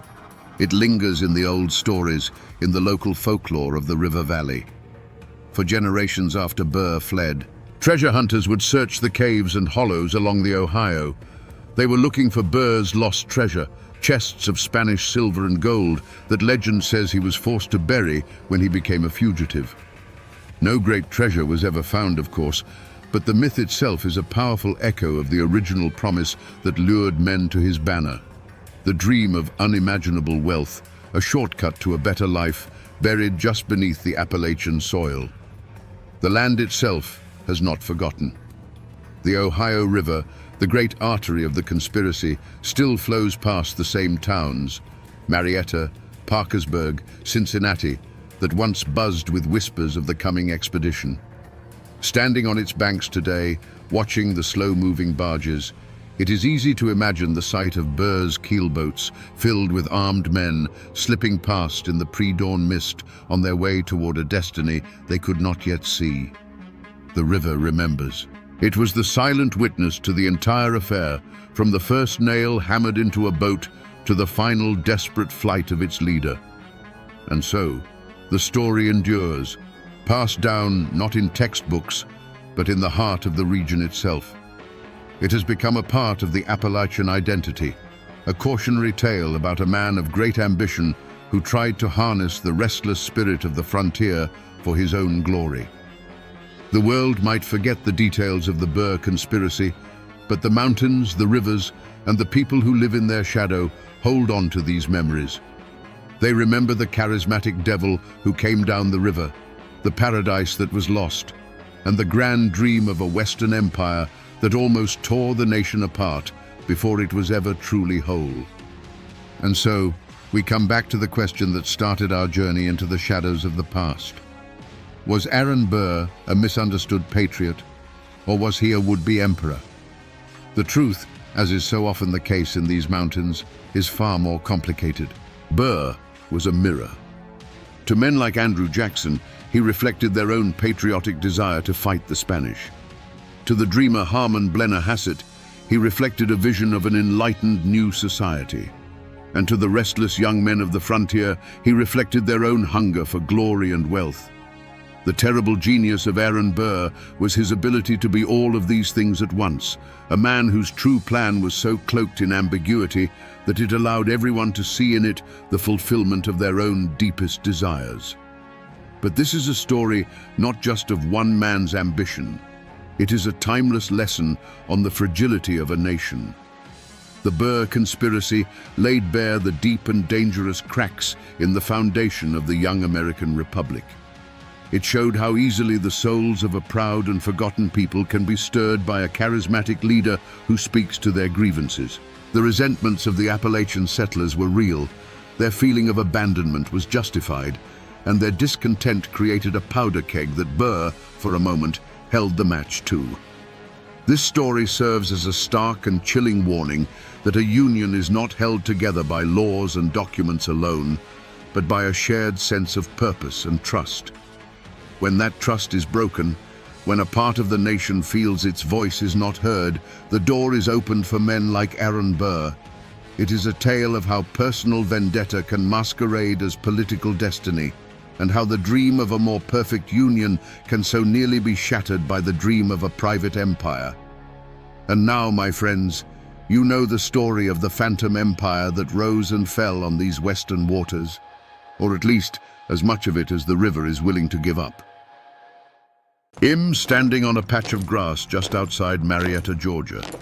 Today, it's nothing more than a roadside shoulder, where the sound of passing cars is the only thing that breaks the stillness. There's no monument here, no grand marker to tell you what happened. But this ground remembers. Over a century ago, in the pale light of a new day, this was a stage for a final, terrible act of what some called justice and others called murder. Right here, a man's life ended at the end of a rope, not by the hand of the state, but by the will of a disciplined, silent mob. The story of how he got here, dragged from a prison farm 100 miles away, is a dark journey into the heart of a city on edge, a courtroom ruled by fear, and a nation divided. Today, we're going to walk that path. We're going to sift through the ashes of a forgotten fire and listen to the whispers it left behind. Because the question isn't just what happened here, but why. And the answer is a story that Georgia and America has been trying to forget ever since. To understand the spark that lit that fire, we have to travel back, away from that lonely patch of grass, to the heart of Atlanta in 1913. This was the capital of the so-called New South, a city straining to build a future of smokestacks and industry on a foundation of Civil War ashes. Northern money was pouring in, and with it came Northern managers, bringing new ways that sat uneasily with the old. The air was thick with both coal smoke and resentment. It was a city holding its breath, waiting for something to happen. Into this world walked two people, moving on a collision course they couldn't possibly see. The first was a girl named Mary Fagan. She was just 13 years old, a child who should have been in a schoolhouse or playing in a field. Instead, her family had been pushed by poverty from the quiet hills of Marietta into the city's grime, and she worked long, grinding hours at the National Pencil Company for 12 cents an hour. To the people of Atlanta, she was more than just a girl. She was a symbol of the innocent rural South they felt was being devoured by the machine of progress. The second was a man named Leo Frank. He was 29, the superintendent of that same pencil factory. And he was everything Mary Fagan was not. He was a northerner from Brooklyn, an engineer educated at Cornell University. He was Jewish in a world that was overwhelmingly and often fiercely Protestant.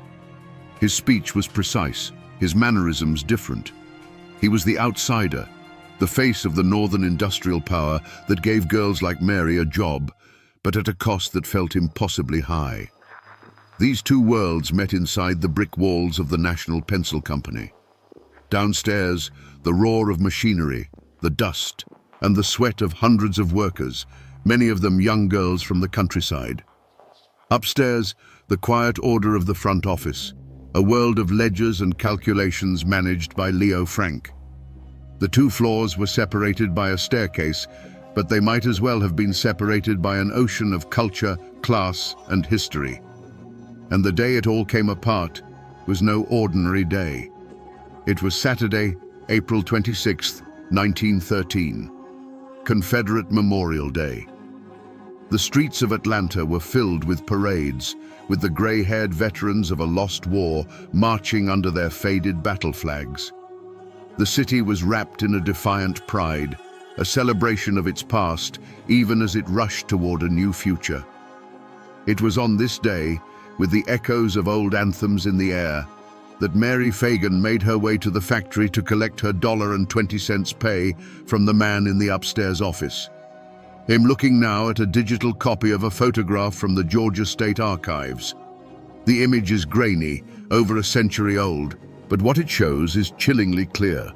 It's two small, crumpled pieces of paper covered in rough, almost childish pencil scrawls.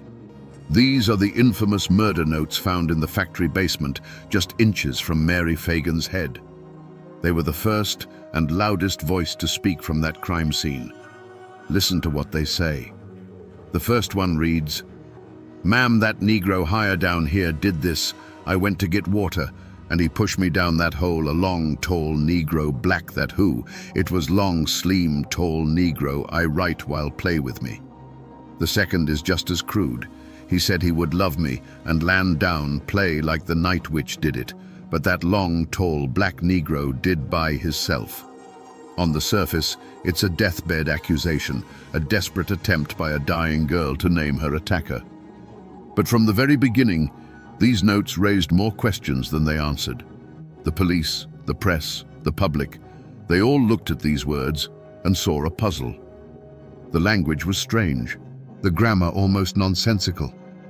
Why would a killer, in the middle of such a brutal act, linger in the dark to carefully craft a frame-up? This wasn't just a clue, it was a performance, a piece of theater left on a dirt floor. These two scraps of paper were supposed to be a map pointing directly to the monster responsible. Instead, they became a labyrinth. The search for the hand that wrote these words would pull three men from the shadows, and in the fevered atmosphere of Atlanta, the city would have to decide which one of them was telling the truth and which one was the author of this vicious lie. The first man to be swallowed by the shadow of those notes was the night watchman, Newt Lee. Early the next morning, he made his rounds in the factory's silent, cavernous basement. His lantern cut a weak circle in the gloom, brushing over piles of coal dust and forgotten machine parts. He went to use the toilet, a crude setup in the back, and that's when his light fell upon it. A small body lying in the grime. He ran, terrified, and called the police. The discovery hit Atlanta like a lightning strike. The city's newspapers, locked in a bitter circulation war, descended on the story like vultures. They splashed lurid, sensational headlines across their front pages, painting a monstrous picture of the little factory girl's final moments. Public outrage was immediate, and it was white-hot. A villain was needed, and fast. The police, working under the immense pressure of that public fury, quickly rounded up their first suspects. There was Newt Lee, the man who found the body, the night witch seemingly named in the notes. There was Jim Conley, another black employee, a factory sweeper with a criminal record who was seen washing a stained shirt soon after the murder. And there was Leo Frank, the superintendent, the last person known to have seen Mary Fagan alive. His nervous, twitchy demeanor during questioning immediately put him on the police's radar. At first, suspicion swirled around all three, but those notes, they were the problem. They didn't feel right. To the detectives, and soon to the public, the idea that a black man would have the presence of mind to write such elaborate notes to frame another black man seemed unlikely. A new, more sinister theory began to take root in the city's mind, a theory whispered on street corners and then printed in the papers. What if the notes weren't a clumsy frame-up, but a brilliant one? What if they were a double bluff, written by an educated white man, trying to make it look like an uneducated black man had committed the crime? Suddenly, the net of suspicion began to tighten. The focus shifted away from the two black workers and toward the northern Jewish superintendent. The very things that made Leo Frank an outsider, his education, his precise way of speaking, now became evidence against him. He was the only one, they reasoned, clever enough to devise such a twisted scheme. The seeds of a narrative were being sown, one where the factory boss was not just a manager, but a monster in disguise. To find the next piece of this story, I didn't go to a crime scene or a graveyard. I went to a small, cluttered office at a local university, a room lined with books on Georgia history, each one a monument to a forgotten world. I met with a local historian, a man who has dedicated 40 years of his life to untangling the knots of the Leo Frank case.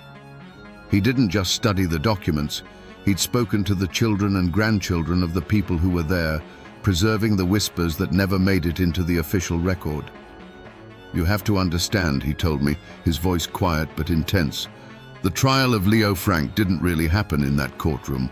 It happened in print, for weeks beforehand, on the pages of a magazine called The Jeffersonian. He explained that its publisher, Tom Watson, was a titan of Georgia politics, a populist who spoke to the fears of the poor, rural whites who felt their world was being stolen from them by northern industrialists and city slickers. And in Leo Frank, Watson found the perfect villain.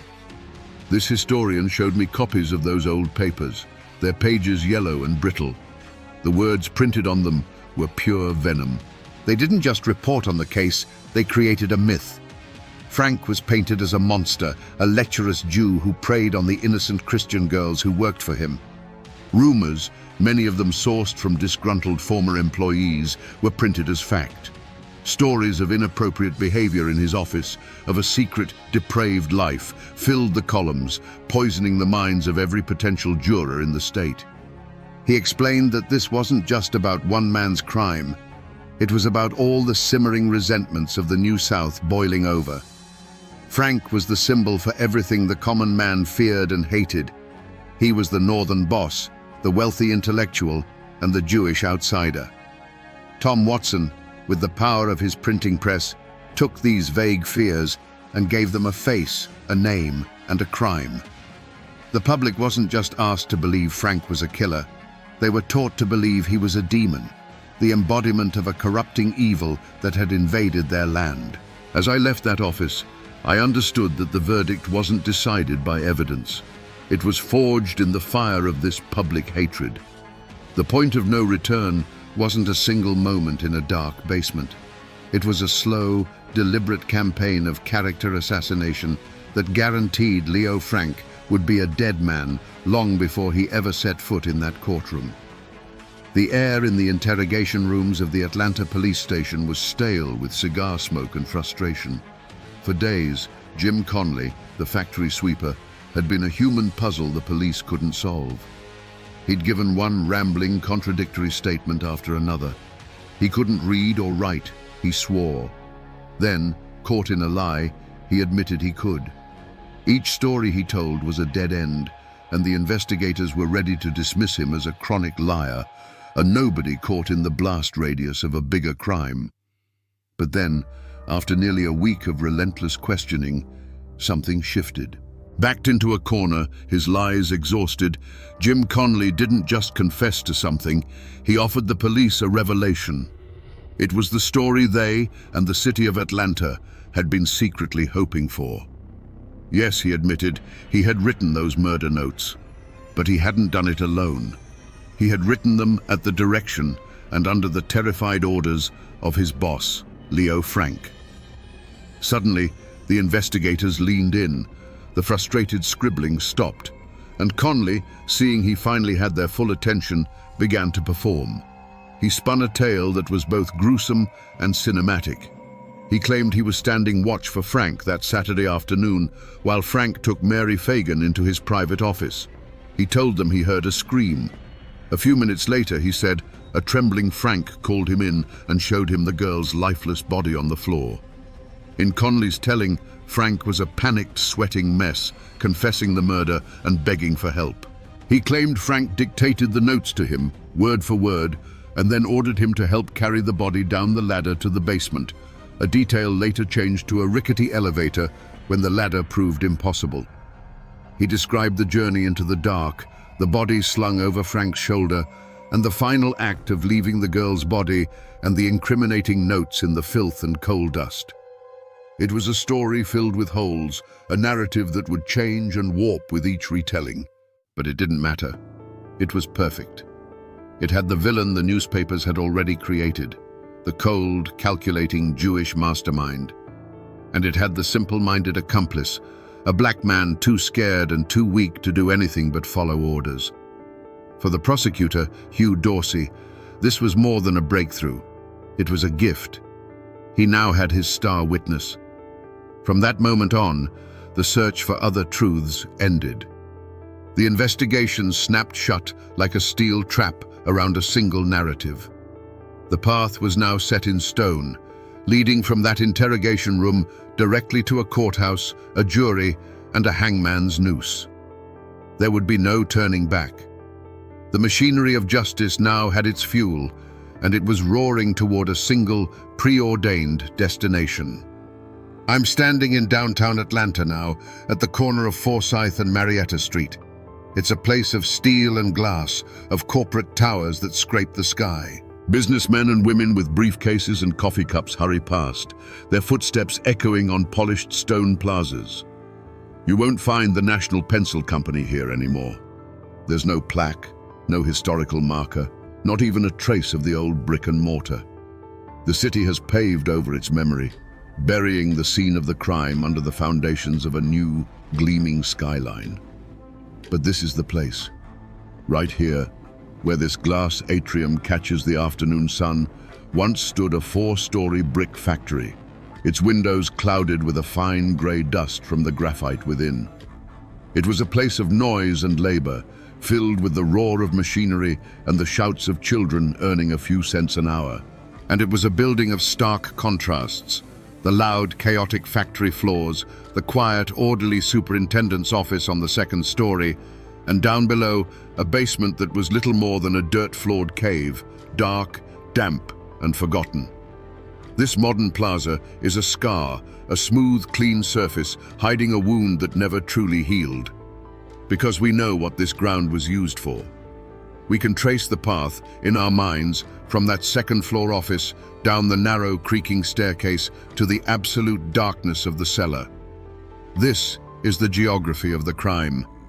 And while the building is gone, the story remains, clinging to this very spot like a ghost. Right here, beneath all this progress, in the silence of a holiday afternoon, the machinery of industry stopped, and a far more brutal machine took over. If you believe the story told in that courtroom, the story that sealed Leo Frank's fate, then this is how the world ended for Mary Fagan. The great machines of the National Pencil Company were silent for the holiday.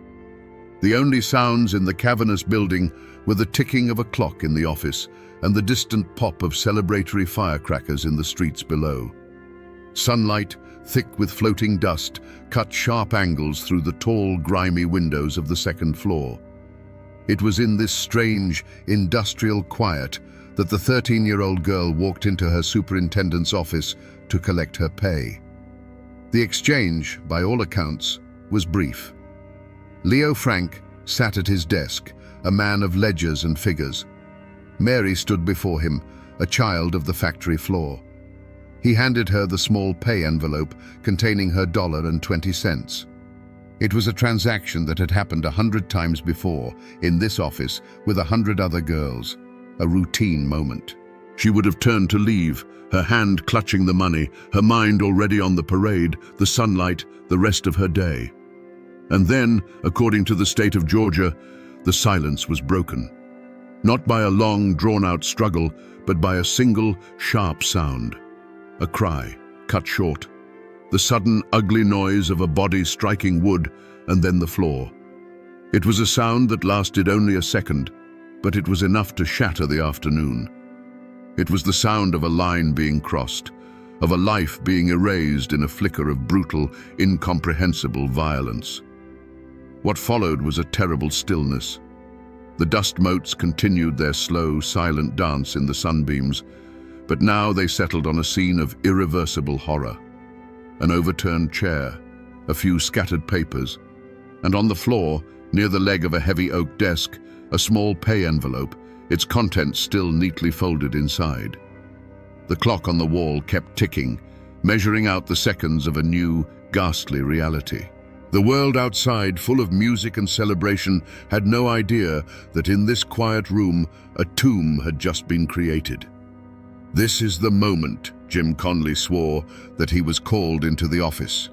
He claimed he saw a man not of cold, calculating evil, but of pure, animal panic. A man whose carefully constructed world had just been obliterated by his own hands. In the frantic, hushed whispers of that office, a desperate plan was born. The evidence had to be hidden. The body had to vanish. The target was the basement, a place no one ever went, a dark, forgotten hole at the bottom of the world. The journey down was a clumsy, scraping nightmare. The state claimed they used the narrow, hand-pulled elevator, a rickety cage barely large enough for one man, let alone two men and their terrible burden. The descent into the darkness was slow, the ropes groaning under the unfamiliar weight. They reached the bottom with a dull thud. The basement was pitch black, a cellar of damp earth and coal dust, where the only light came from a few frantic, flickering matches. There, in the oppressive dark, the final act was staged. The little body was left in a corner, amidst the filth. By the trembling light of a match, Conley said he scrawled out the clumsy accusatory notes, the pencil scratching against the paper. The words were meant to be a false trail, a clever misdirection. But they were more than that. They were the final, grotesque punctuation mark on the crime, a calculated lie left beside an unspeakable truth. Then, the match was extinguished, and two figures retreated into the gloom, leaving the basement to its profound and terrible silence. In a quiet room in the state archives, the entire tragedy is flattened, pressed, and bound into thousands of pages of brittle, yellowing paper. This is the official story, the one told in the language of law and procedure. Him looking at the trial transcript, a document thicker than a family Bible, and it feels like reading a ghost story. All the heat, the rage, and the terror of 1913 has been boiled down to a sterile series of questions and answers printed in neat black ink. You can read the coroner's report. It's a clinical inventory of a nightmare, It lists the cause of death as strangulation by ligature and notes the various wounds to the victim's body. The language is precise, medical, and utterly devoid of emotion. It reduces Mary Fagan to a collection of physical facts, a piece of evidence to be catalogued. It tells you how she died, but it cannot begin to tell you what it means for a child to be erased from the world in such a way. Then you turn to the testimony of Jim Conley. On the printed page, his story is a mess. It's a swamp of contradictions. The timeline he gives for the afternoon of the murder shifts and buckles under the slightest pressure. Key details of his story changed multiple times during his interrogations. Reading it now, in the silence of this archive, it seems almost impossible that a jury could have believed it. But this transcript, this cold collection of words, is a liar. It's a liar because it's incomplete. It cannot capture the sweat dripping from the jurors' faces in that sweltering, unair-conditioned courtroom.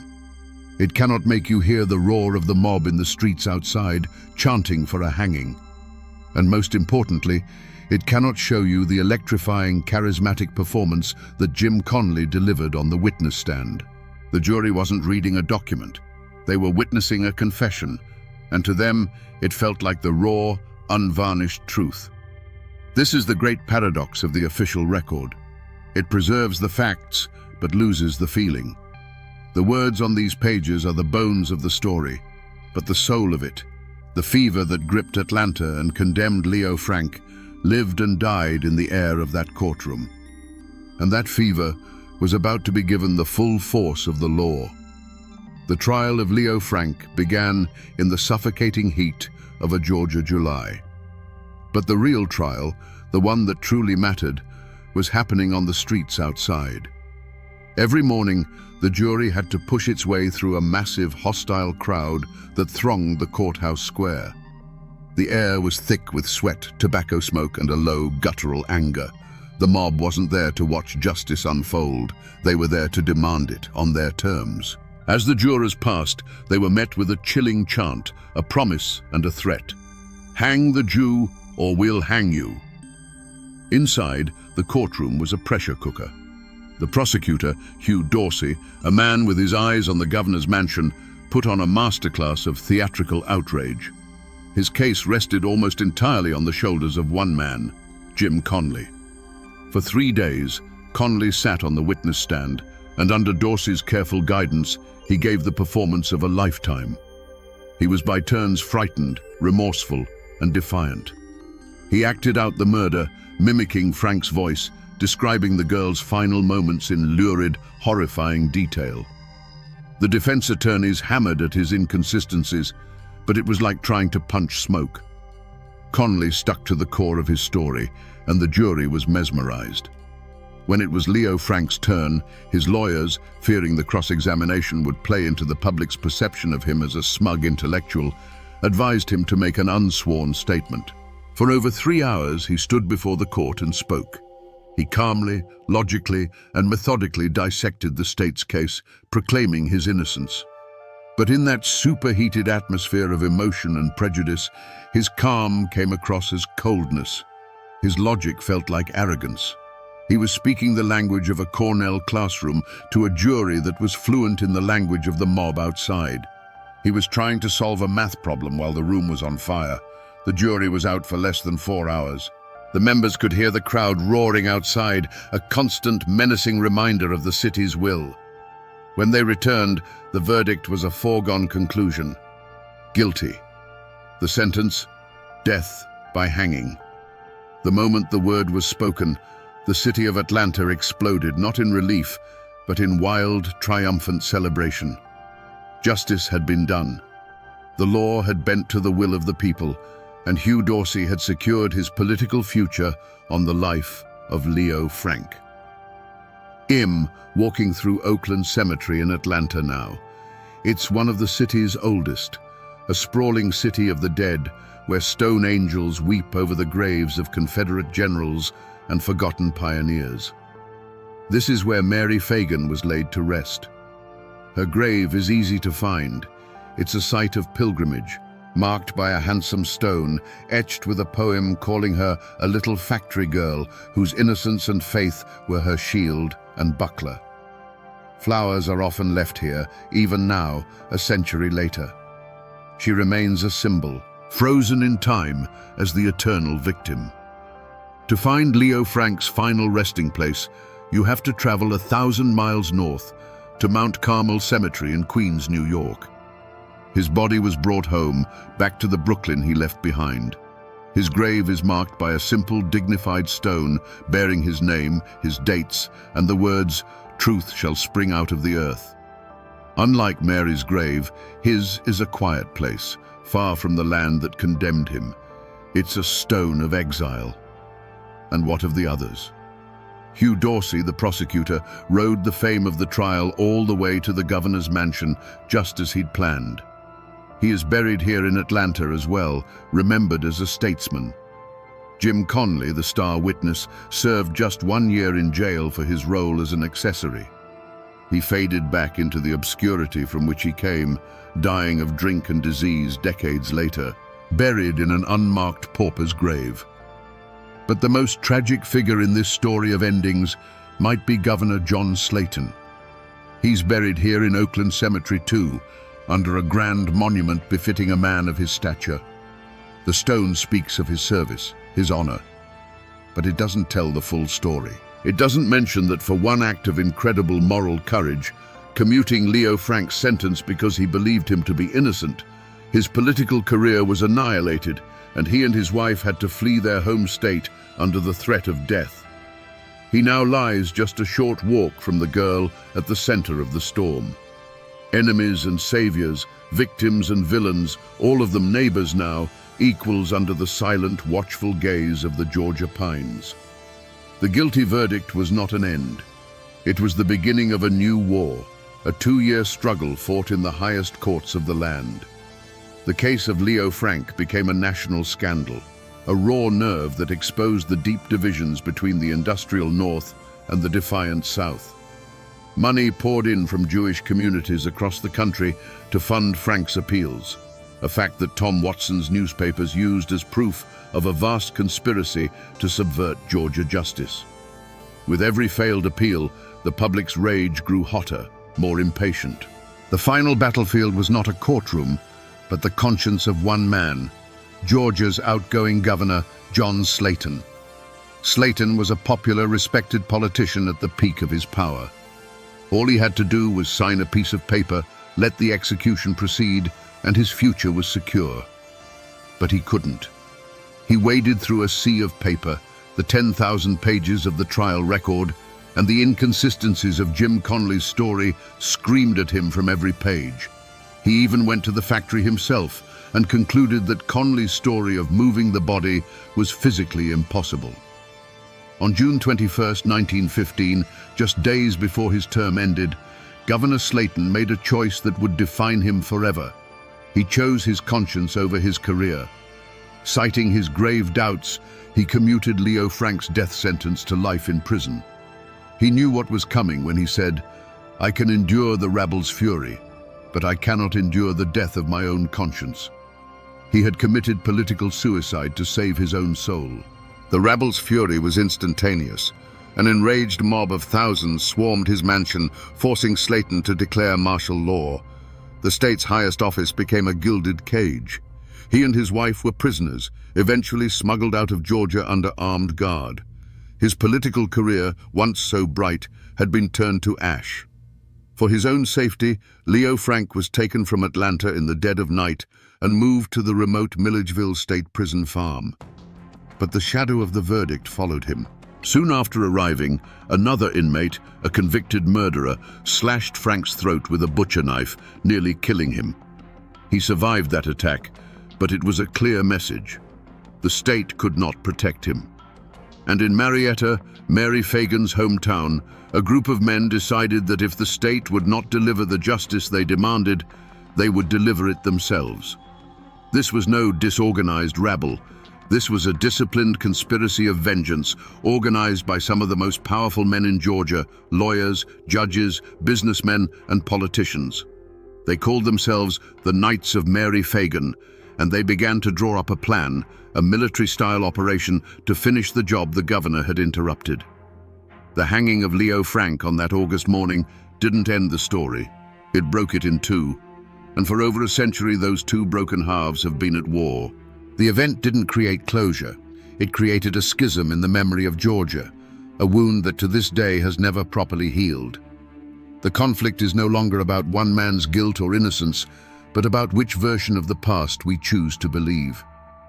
For a long time, and even now in the quiet corners of this state, one version of the story was held as gospel. It's the story of a community's righteous anger, of good men forced to do a terrible thing because the system had failed them. In this telling, the men who drove to Milledgeville weren't a lynch mob. They were the final jury, delivering a verdict a corrupt, city-slicker governor had tried to steal. To them, Mary Fagan is the only victim that matters, and Leo Frank got the justice he deserved, just a little later than scheduled. It's a legacy of local honor, a grim fairy tale about protecting one's own. But then there is the other legacy, the one pieced together from the flawed trial transcripts, from the tireless work of investigators decades later, and from the gnawing conscience of the state itself. This is the story of a perfect storm of prejudice, where anti-Semitism, class warfare, and tabloid journalism converged on one man, an outsider who was the perfect scapegoat. It views Leo Frank not as a monster, but as a martyr, and the Knights of Mary Fagan not as patriots, but as a well-organized death squad whose members included the community's most powerful men. These two stories cannot both be true. Leo Frank cannot be both a depraved killer and an innocent victim. The lynching cannot be both an act of popular justice and a calculated act of murder. And so, the legacy of this case becomes a choice, and that choice often depends on who you ask and where you ask them. Do you trust the story whispered from one generation to the next, a story of local pride and swift retribution? Or do you trust the story pieced together from dusty archives and a deathbed confession, a story of a horrific, unforgivable mistake? The truth of what happened that day in Frey's Gin has been buried under a century of argument and anger. The case became a mirror, and what different people see in it has always said more about them than it does about Leo Frank. In the mountains and hollows of the South, the ugliest truths don't just get written down in books, they get sung. Before the ink was even dry on the newspapers, the tragedy of Mary Fagan had been smoothed into the verses of a folk ballad. The Ballad of Mary Fagan was soon played on fiddles and sung on front porches from Georgia to Tennessee. The song was simple, heartbreaking, and brutally effective. It told the story of a little girl, an angel of innocence, who went to the city and was murdered by a monster. There was no room for doubt or ambiguity in its verses. For generations of people who never read a single page of the trial transcript, this song was the truth. History had dissolved, and a legend as powerful and unshakable as a hymn had taken its place. But the story of Leo Frank didn't just curdle into a sad song, it mutated into something far more organized and far more dangerous. The disciplined, successful lynching by the Knights of Mary Fagan was seen by some not as a crime, but as an inspiration. 3 months later, on Thanksgiving night of 1915, a man named William J. Simmons took 15 followers to the top of Stone Mountain, a massive granite dome just outside Atlanta. There, under the cold stars, they lit a towering wooden cross, its fiery arms visible for miles around. This ceremony marked the official rebirth of the Ku Klux Klan. The story of Leo Frank was its founding myth, its genesis story. The Klan of the 1920s was no longer just an anti-black organization. It was now virulently anti-Jewish, anti-Catholic, and anti-immigrant.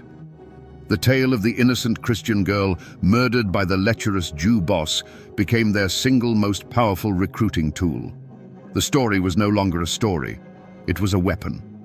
The legend, born from the death of one girl and one man, would now be used to ignite a fire of hatred that would spread across the entire nation, casting a long, dark shadow that would take decades to fade. And so, here we are again, back where we started, on this quiet roadside shoulder just outside Marietta.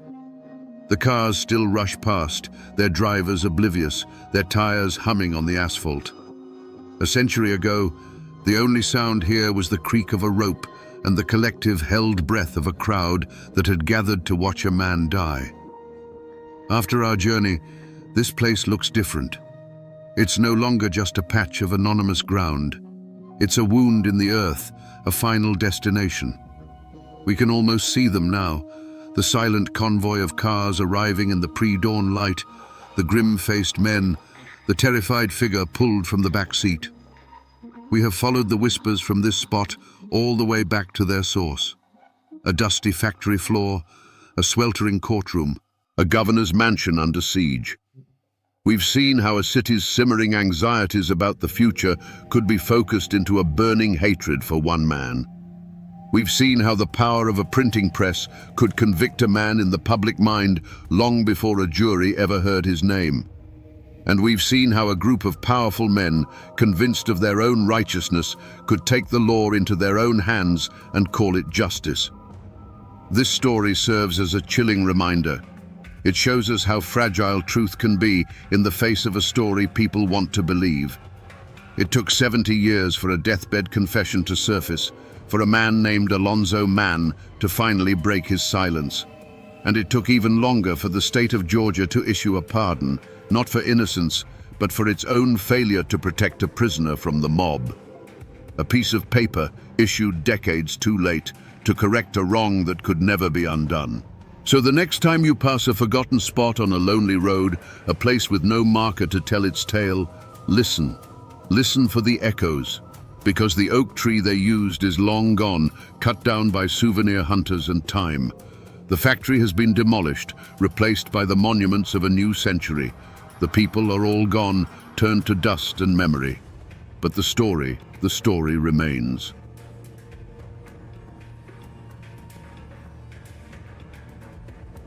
In the mountains of Harlan County, Kentucky, there came a time when the law was not your friend. It was a hired gun, a time when a union card was a death warrant, and children learned to sleep on the floor to dodge the bullets fired through their bedroom walls in the dead of night. The outside world called it a labor dispute, but for the people living it, it was a war. A war so brutal that its anthem was not just a song, but a desperate question. Which side are you on? Today, we descend into the darkness of bloody Harlan to tell the story of the decade-long battle that forced every man, woman, and child to choose. To understand the war, you first have to understand the world that was lost, and the men who were pushed until they had nothing left to lose. Before the bullets flew, there was the quiet desperation of the company town. Imagine a world sealed off by ancient mountains, a place where the coal company wasn't just your employer, it was your landlord, your grocer, your government, and your God. You lived in a company house, a flimsy shack perched on a hillside, often without running water, that could be taken from you at a moment's notice. Your children were born with company doctors, and you bought their food at the company store. But you didn't use real money. You used scrip, a private currency that was worthless anywhere else, and the prices were always inflated. This was a system designed for debt, a set of invisible chains that tethered you and your family to the mine. Every day you went deeper into the hole, both literally and financially. Your life, from cradle to grave, was mortgaged to King Coal, and the work itself was a daily descent into hell. Deep beneath the beautiful green hills, men crawled on their bellies in the dark, breathing in the fine black dust that would one day choke the life from their lungs. They gambled every shift against the black damp, a pocket of unbreathable gas that could suffocate you in an instant, or the ever-present threat of a roof collapse that could bury you alive. For clawing the wealth of the nation from the earth's guts, they were paid pennies. These weren't just workers. They were fathers, husbands, and sons. They were proud mountain folk whose families had lived on this land for generations. Their dreams were simple: a small plot of land to call their own, shoes for their children, and the dignity of a fair day's pay for a deadly day's work. They were men who understood hardship, who accepted the risks of the mine as a fact of life. They were patient, they were resilient, and they were quiet. But then the Great Depression hit, and the coal operators in Harlan, in a final act of desperation and greed, slashed the miners' wages to a level that was no longer survivable. It was the final turn of the screw on a people already pressed to their limits. This wasn't just an insult, it was a death sentence delivered by starvation. And in that moment, the quiet patience that had defined these men for generations began to curdle into a cold, hard rage. The mountains themselves seemed to hold their breath, waiting for the spark that would ignite the powder keg. By the spring of 1931, the whispers had turned into a low growl that echoed through the hollows. The United Mine Workers had arrived, and with them, a flicker of hope that terrified the coal operators. For every man who signed a union card, a family was thrown out of their home. For every secret meeting, a union man was beaten on a dark road. The law, in the form of Sheriff J.H. Blair and his army of deputized thugs, was no longer a shield for the people. It was a hammer for the companies. The crime scene wasn't a single place. The entire county was becoming one, primed for an explosion. That explosion came on May the 5th in a narrow pass near the town of Evarts. The scene itself was deceptively peaceful. A dusty road winding between two steep, wooded hillsides, a natural choke point. On any other day, it was a place of quiet Appalachian beauty. But on this day, the trees weren't just trees, they were hiding places. The silence wasn't peace, it was the tense, held breath before a storm. On those hillsides, miners lay waiting, their squirrel rifles and old shotguns clutched in their hands. They were men who had been hunted, and now they had become the hunters. When the shooting finally stopped, a new kind of silence fell over the pass, a heavy, ringing silence punctuated by the groans of the wounded. The scene left for the authorities was one of utter chaos. 3 company cars, riddled with bullet holes, sat stalled on the road. The dust was littered with a confusing mix of shell casings, the heavy brass of the deputies' machine guns, and the simple spent shells from the miners' hunting rifles. Blood stained the dirt road, a testament to the ferocity of the 15-minute battle. The immediate evidence told a terrifying story, but offered no easy answers. 3 deputies and 1 miner were dead.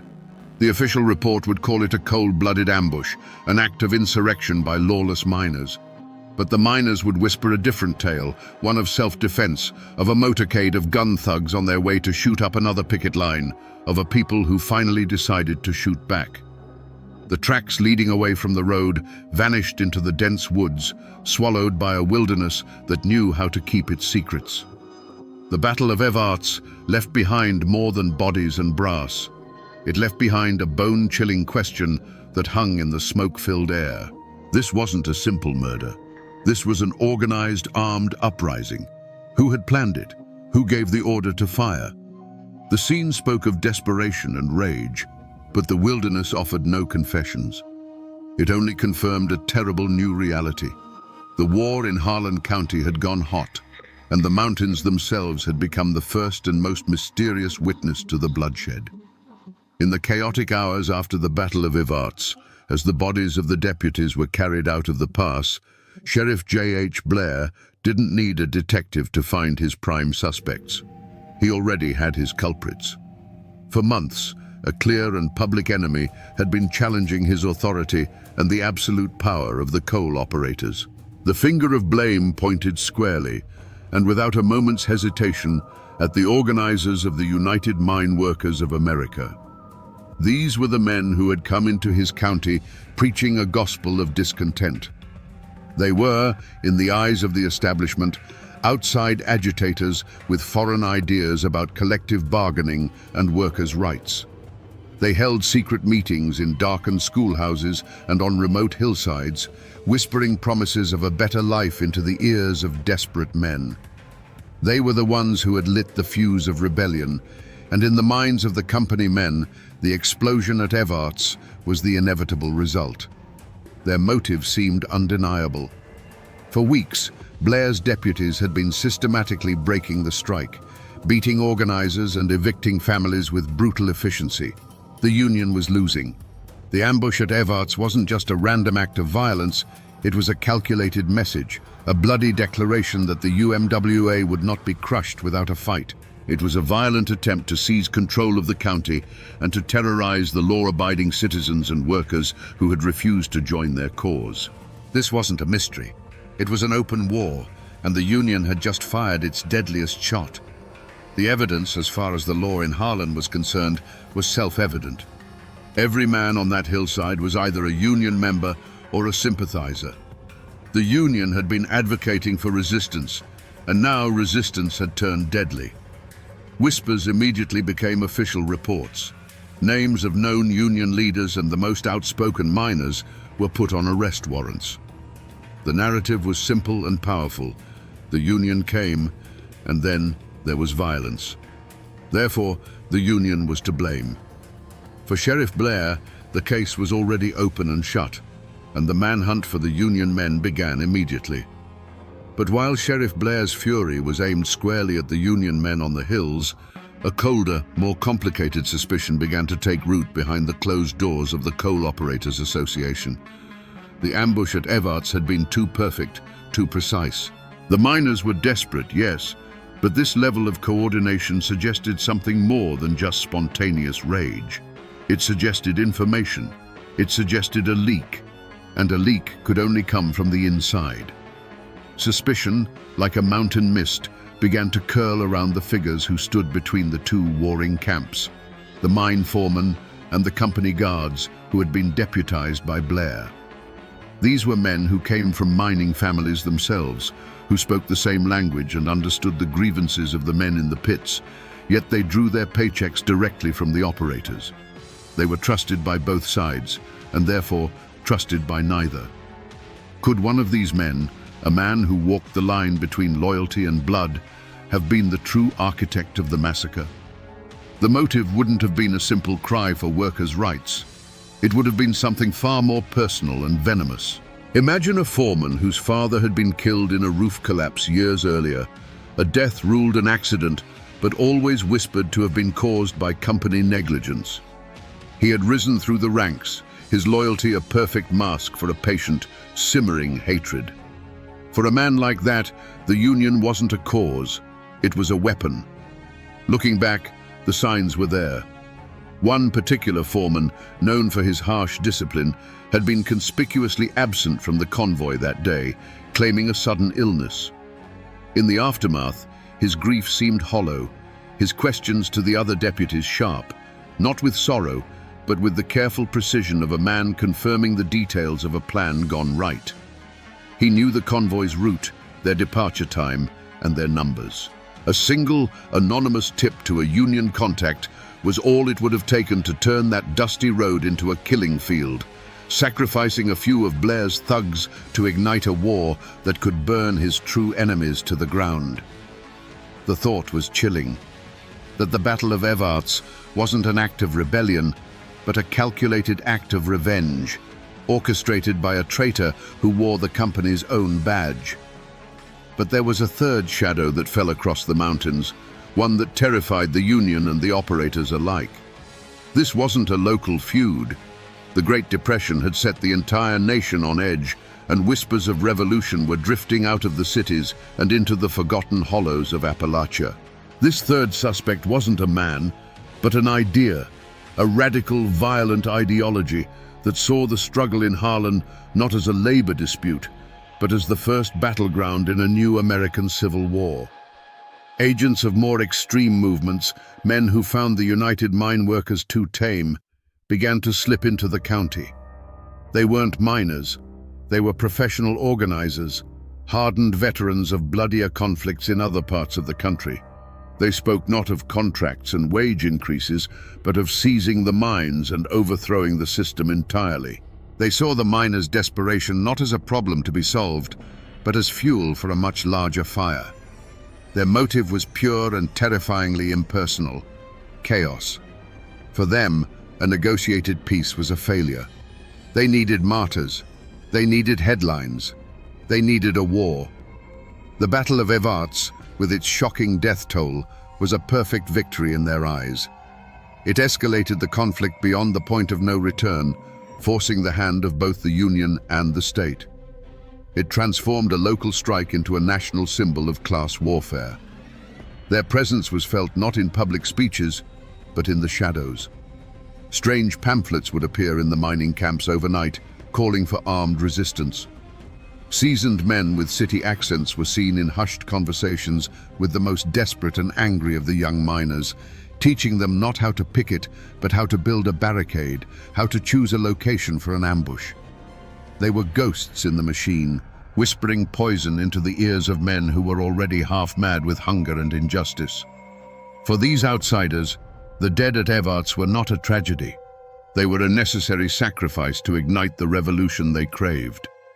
In the wake of the Battle of Evarts, Sheriff Blair's investigation was not a search for truth. It was a hunt for vengeance.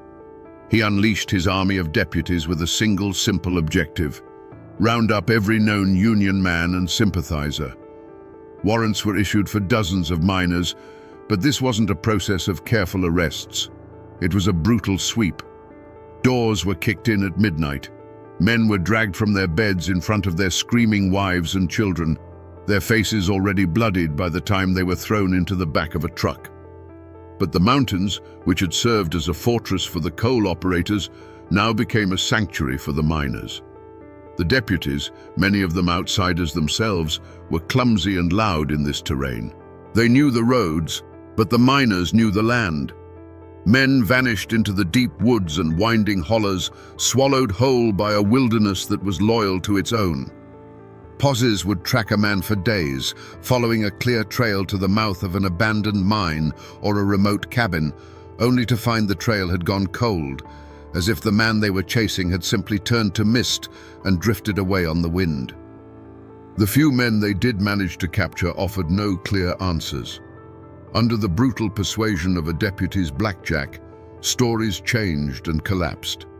Some men, desperate to stop the beating, would name anyone, spinning wild tales of a grand union conspiracy led by organizers who were already long gone, having fled the state. Others, defiant to the end, would say nothing at all. The evidence Blair presented to the prosecutors was a tangled mess of coerced confessions and contradictory testimonies. The promise of a swift, clean conviction for the murder of his deputies evaporated into a fog of confusion and lies. The investigation was hitting a wall, and Blair's frustration festered into a more indiscriminate cruelty. Unable to catch the supposed ringleaders, his deputies turned their rage on the community at large. They would stop cars on lonely roads, not to ask questions, but to deliver beatings. They prowled the edges of the mining camps, their presence a constant, suffocating threat. The initial assumption that a few union leaders were responsible was proving impossible to prove. The hunt for a specific culprit devolved into a general war on the mining population, and with every failed raid and fruitless interrogation, the fear in Harlan County grew deeper, and the truth buried itself a little further in the dark, silent earth. As Sheriff Blair's hunt intensified, his deputies slammed into a wall. It wasn't made of stone or wood, but of something far stronger, the absolute, unyielding silence of the mountain people. The louder the deputies shouted, the deeper the silence became. Questions were met with blank stares. Threats were answered with a shrug. Men who had worked side by side their whole lives, who knew every secret in the holler, suddenly saw nothing, heard nothing, and knew nothing. An invisible pact of silence, an omerta of the coalfields, had descended upon Harlan County. This silence was not born of ignorance, but of a cold, calculated understanding of survival. To speak to Sheriff Blair's men was not to help the cause of justice. It was to paint a target on your own front door. Everyone knew the price of talking. It meant a visit in the dead of night, the sound of heavy boots on your porch, a beating that left you unable to work for a week. It meant your wife and children being terrorized by gun thugs who would shine their headlights into your windows just to let you know they were watching. But the silence was also a matter of profound loyalty. In these isolated communities, blood and neighborly bonds were the only true law. The men on that hillside at Evarts were not abstract criminals. They were your cousin, your brother-in-law, the man who helped you rebuild your fence last spring. To turn against them was to turn against your own kin, to betray the only social fabric you had. The law of J.H. Blair was temporary and corrupt, but the judgment of your neighbors was forever. You would starve before you became a snitch. The psychological toll was immense, especially for those who might have been tempted to speak. Old man Hemphill, who lived on the road to Evarts, made the mistake of telling the postman he'd seen a car he didn't recognize parked near the pass the day before the shooting. It was an innocent remark, nothing more.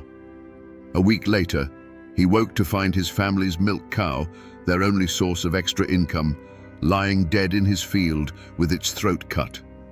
No one had to say a word. The message was understood by everyone in a 50-mile radius. After that, no one dared to even whisper about what they might have seen.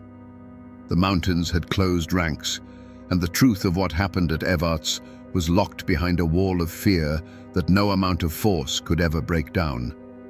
For years, the war in Harlan was a grinding stalemate of terror and endurance. The seasons changed, but the fear did not. The truth of the Battle of Evarts and the countless ambushes that followed seemed destined to be buried forever, lost to the wall of silence and the corruption of the law. The turning point, when it finally came, wasn't a dusty clue found in an old cabin or a deathbed confession whispered in the dark. It came from the outside world, in the form of men who carried briefcases instead of shotguns. In the mid-1930s, a United States Senate subcommittee, known as the La Follette Committee, began investigating violations of workers' rights across the country. And their gaze finally fell upon the dark and bloody ground of Harlan County. These men from Washington were a new kind of power, one that Sheriff Blair couldn't intimidate and the operators couldn't buy. They came armed not with guns, but with subpoenas, and they began to do something no one in Harlan had dared to do for years. They began to listen. The forgotten clue wasn't a single object, it was the collective memory of the people. One by one, miners, their wives, and their children came forward to testify. Each story, on its own, had been just a whisper of pain. But now, under the protection of federal marshals, the whispers became a roar. They spoke of beatings on dark roads, of cars dynamited, of the murder of Bennett Music, a 15-year-old boy. The committee chambers, hundreds of miles away, filled with the ghosts of Harlan's decade of suffering. But the clue that finally broke the back of the beast wasn't a memory. It was a number on a ledger. The committee's investigators got their hands on the financial records of the Harlan County Coal Operators Association. And there it was, in cold, hard print, a secret slush fund. They found cancelled checks and accounting entries that proved beyond any doubt that the operators were directly paying the salaries of hundreds of Sheriff Blair's deputies. The gun thugs terrorizing the county weren't public servants. They were a private army, funded by corporate interests. Suddenly, the whole dark picture snapped into focus. This wasn't just a case of a brutal sheriff abusing his power. It was a conspiracy. The law in Harlan County hadn't just been broken, it had been bought and paid for. This financial record was the key, the undeniable proof that turned whispers into evidence and paved the way for the unmasking of the entire rotten system. The La Follette Committee's investigation acted like a slow, inexorable sunrise over the dark mountains of Harlan. For years, the world had seen only the shadows, the gun thugs, the ambushes, the terror. Now, as the light of federal scrutiny grew brighter, the long, distorted shadows were traced back to the men who cast them. The ledger, that simple book of numbers, was the key that unlocked the entire conspiracy. The moment of revelation was at hand, and it was more chilling than any single act of violence. The true perpetrator of the Harlan County War was not a single man hiding in the hills with a rifle. It wasn't a radical agitator with a bomb. The true mastermind was a collective, an entity with a clean collar and a respectable name: the Harlan County Coal Operators Association. The ledger exposed them with brutal, undeniable clarity. There, in neat columns, were the payments, thousands of dollars flowing directly from the association's accounts into a special fund controlled by Sheriff J.H. Blair. The law in Harlan County wasn't an institution. It was a line item on a corporate expense report. And their motive? It wasn't personal hatred or political ideology or even a twisted sense of justice. It was something far colder, far more mundane, and infinitely more terrifying: profit. The motive was greed, distilled to its purest and most violent form. A union contract meant paying livable wages, investing in mine safety, and giving up the feudal control they held over their workforce. It was cheaper to hire killers. The beatings, the evictions, the dynamite, the midnight raids, it was all just the cost of doing business. It was a simple, brutal equation where a miner's life was worth less than the cost of a union contract. This single damning revelation unmasked the entire decade of terror. Sheriff J.H. Blair was not a rogue lawman. He was the highly effective, well-paid manager of the association's security forces. His deputies were not peacekeepers. They were mercenaries on a corporate payroll. The violence wasn't random chaos. It was a calculated, systematic campaign of intimidation designed to protect profits at any human cost. The web of terror that had seemed so tangled and confusing was, in fact, devastatingly simple. It was a privately funded war waged by the rich against the poor. The unmasking was complete.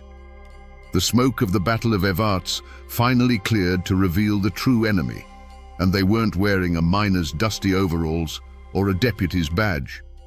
They were wearing business suits and sitting on the boards of coal companies. They had turned an entire county into their personal fiefdom and had purchased the law itself to serve as their private army. The gun wasn't in the hand of one man, but in the ink of the men who signed the checks. Now that we know the truth, let's go back. Let's stand in the shadows of those mountains and watch the tragedy unfold, not as a mystery, but as the execution of a plan. The terror in Harlan County began not with the roar of a gun, but with the quiet scratch of a pen on a checkbook in a smoke-filled office. It was decided, with the cold arithmetic of greed, that it was cheaper to pay for violence than to pay a living wage. A ledger became a rifle, and an accountant's entry became an ambush. Picture again that dusty road near Evarts. The convoy of company cars rolls into the narrow pass, full of men who believe the law is on their side because they carry the sheriff's badge. They don't know that their lives are just a down payment. Then, from the hillside, comes a single crack, sharp and clear, echoing off the rock faces. And in its echo, a hellstorm erupts. The air fills with the deep, stuttering bark of Thompson submachine guns and the sharp, scattered retort of hunting rifles. For 15 minutes, the pass is a vortex of smoke, splintered glass, and the deafening noise of a community tearing itself apart. Then, as suddenly as it began, there is silence. A silence made heavy by the sight of stalled cars, shattered windows, and still forms lying in the road. Imagine being a child in a company shack, trying to sleep. The only sound is the crickets and the wind in the pines. Then, another sound. The low rumble of a car coming slowly up the holler, a car that doesn't belong. Your mother's hand is suddenly on your shoulder, pulling you from the bed to the floorboards. You lie there, heart hammering against your ribs, smelling the damp earth beneath the house. A moment later, the night explodes. The window shatters inward, and the wall next to your bed splinters as a shotgun blast tears through the thin wood. The car speeds away, its taillights vanishing into the darkness, leaving behind the tinkle of falling glass, your mother's whispered prayers, and a fear that will never, ever leave you. The roads themselves became weapons. A Union man driving home to his family would see a pair of headlights appear in his rearview mirror, growing closer, pinning him in their glare. He would grip the wheel, his knuckles white, his mind racing. Was it just a neighbor, or was it them? Every curve in the road was a potential trap. Every dark stretch of woods a place to be run off into a ditch. The county, once a home, had become a hunting ground, and the journey from the mine to your front porch was the most dangerous part of the day. And then there was the ultimate act of this calculated terror.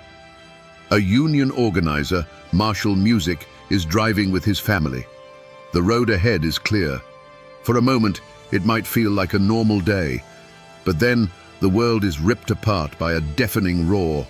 The force of the blast throws the car from the road, twisting it into a barely recognizable shape of steel and smoke. In that single horrific instant, a journey is ended. A family is shattered. A 15-year-old boy's life is extinguished, not in a moment of passion or rage, but as a consequence of a line item in a corporate budget titled "Strike Expenses." This was the war in Harlan. It wasn't a fight between two equal sides.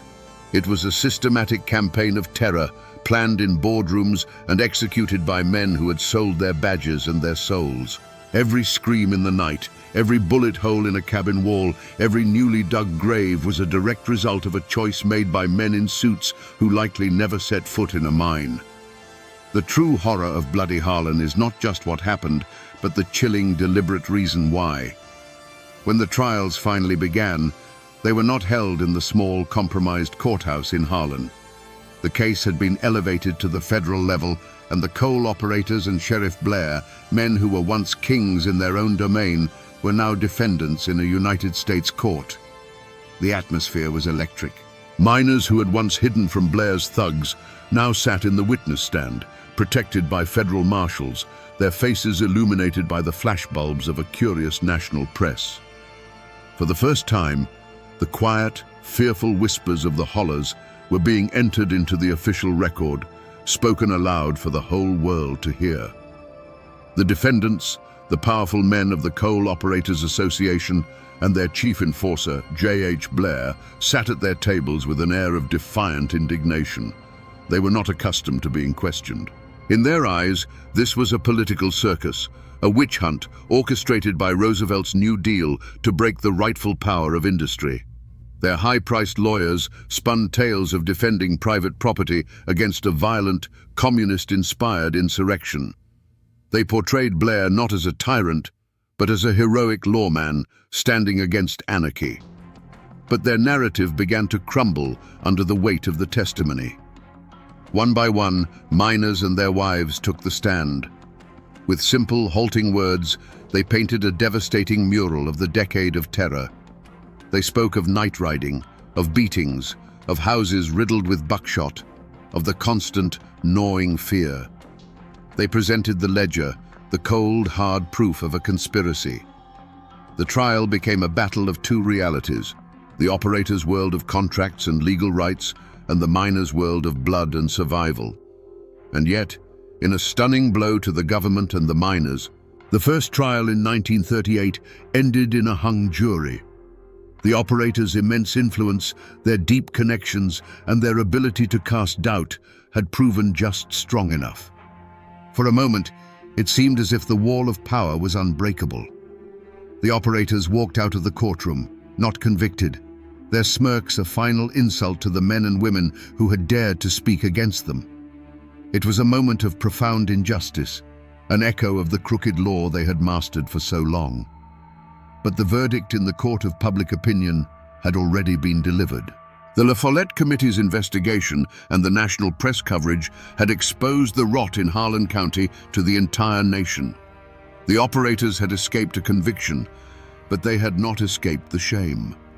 Facing the certainty of a second, even more grueling federal trial, and with their public reputation in tatters, they finally understood that their private war was over.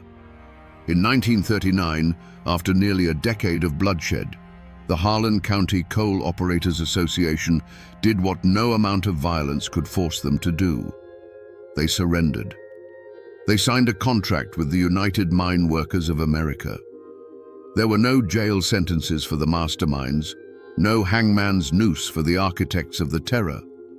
The justice served wasn't the clean, righteous verdict the miners had hoped for, but it was a victory nonetheless, won not by a gavel, but by sheer, bloody-minded endurance. The ink on the union contract was barely dry, but the war had already left ghosts that would walk the hollers for generations. For the miners and their families, the victory was real, but it was not clean. They had won a measure of dignity, a livable wage, and the right to stand together, but the cost was etched into their very souls. A piece of paper couldn't bring back a murdered son, heal the memory of a shotgun blast through a bedroom wall, or erase the years spent living in the shadow of a gun thug's menace. The men who survived the mines and the picket lines carried the war home with them. It showed in the haunted look in their eyes, in the way they taught their children to distrust any man in a suit, any car that slowed down on a dark road. The fear, once it gets into the bones, doesn't leave. It's passed down, a bitter inheritance. Sheriff J.H. Blair and the coal operators who had funded his reign of terror never saw the inside of a prison cell. They returned to their comfortable lives, their power diminished, but their freedom intact.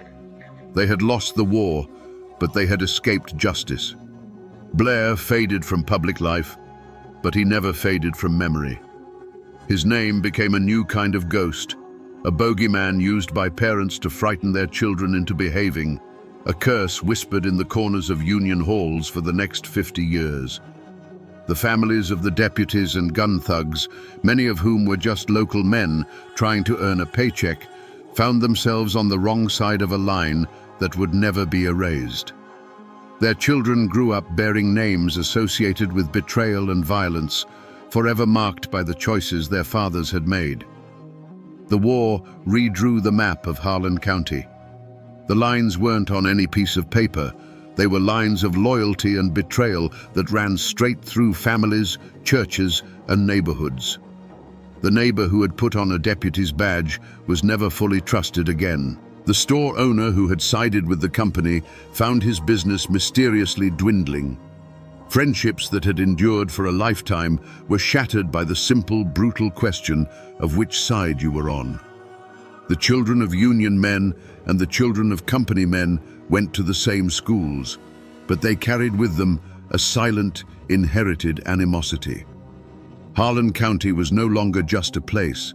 It was a memory of a war, and everyone who lived there was a veteran, whether they had carried a gun or not. Their lives were forever defined not by the peace that followed, but by the battle they had been forced to endure.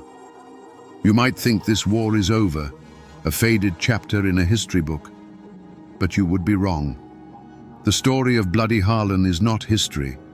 It is a living memory etched into the very landscape of the county. Go there today and stand in that narrow pass near Evarts.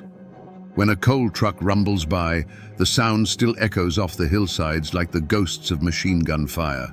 The road has been paved, but the place itself remembers. It is a scar on the land that will never fully heal. The tangible remnants are still there if you know where to look.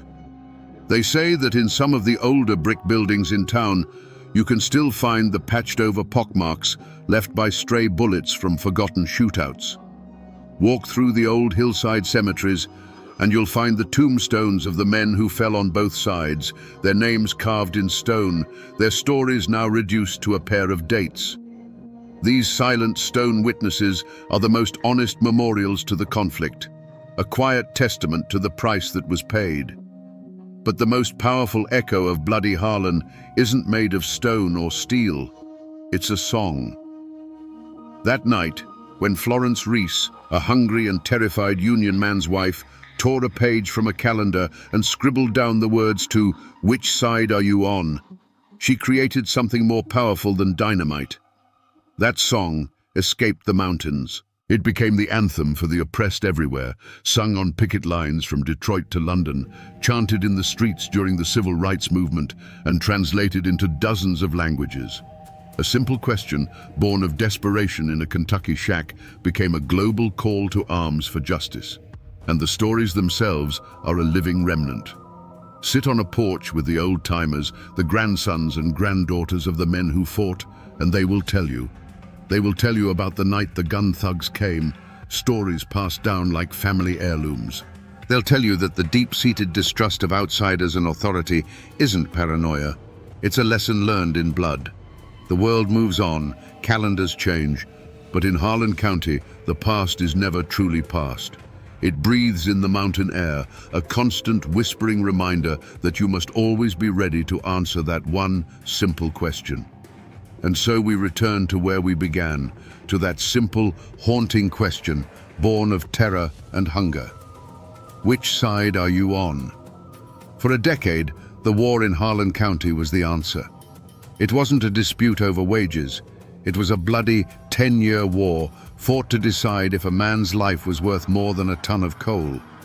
It was a war to determine if the law belonged to the people or if it could be bought and sold like any other commodity on the open market. This is a story not just of a crime, but of a conspiracy written in a ledger book. It's a chilling reminder of what happens when corporate greed is given a badge and a gun, when human lives are reduced to columns of profit and loss. But it is also a fierce testament to the enduring power of the human spirit when pushed to the absolute edge. The coal operators had the money, the guns, and the law. But the miners had something more powerful. They had their solidarity. And they had a song that turned their suffering into a shield, and their defiance into an anthem that would outlive all the men who tried to silence them. The guns in Harlan County are silent now. The picket lines are gone. But the story remains, a warning carried on the mountain wind. It reminds us that there are moments in history when there are no neutrals, when silence itself is a choice. And now, my friends, you know the story of Bloody Harlan, a story written in coal dust and paid for in blood that still asks every single one of us, which side are you on?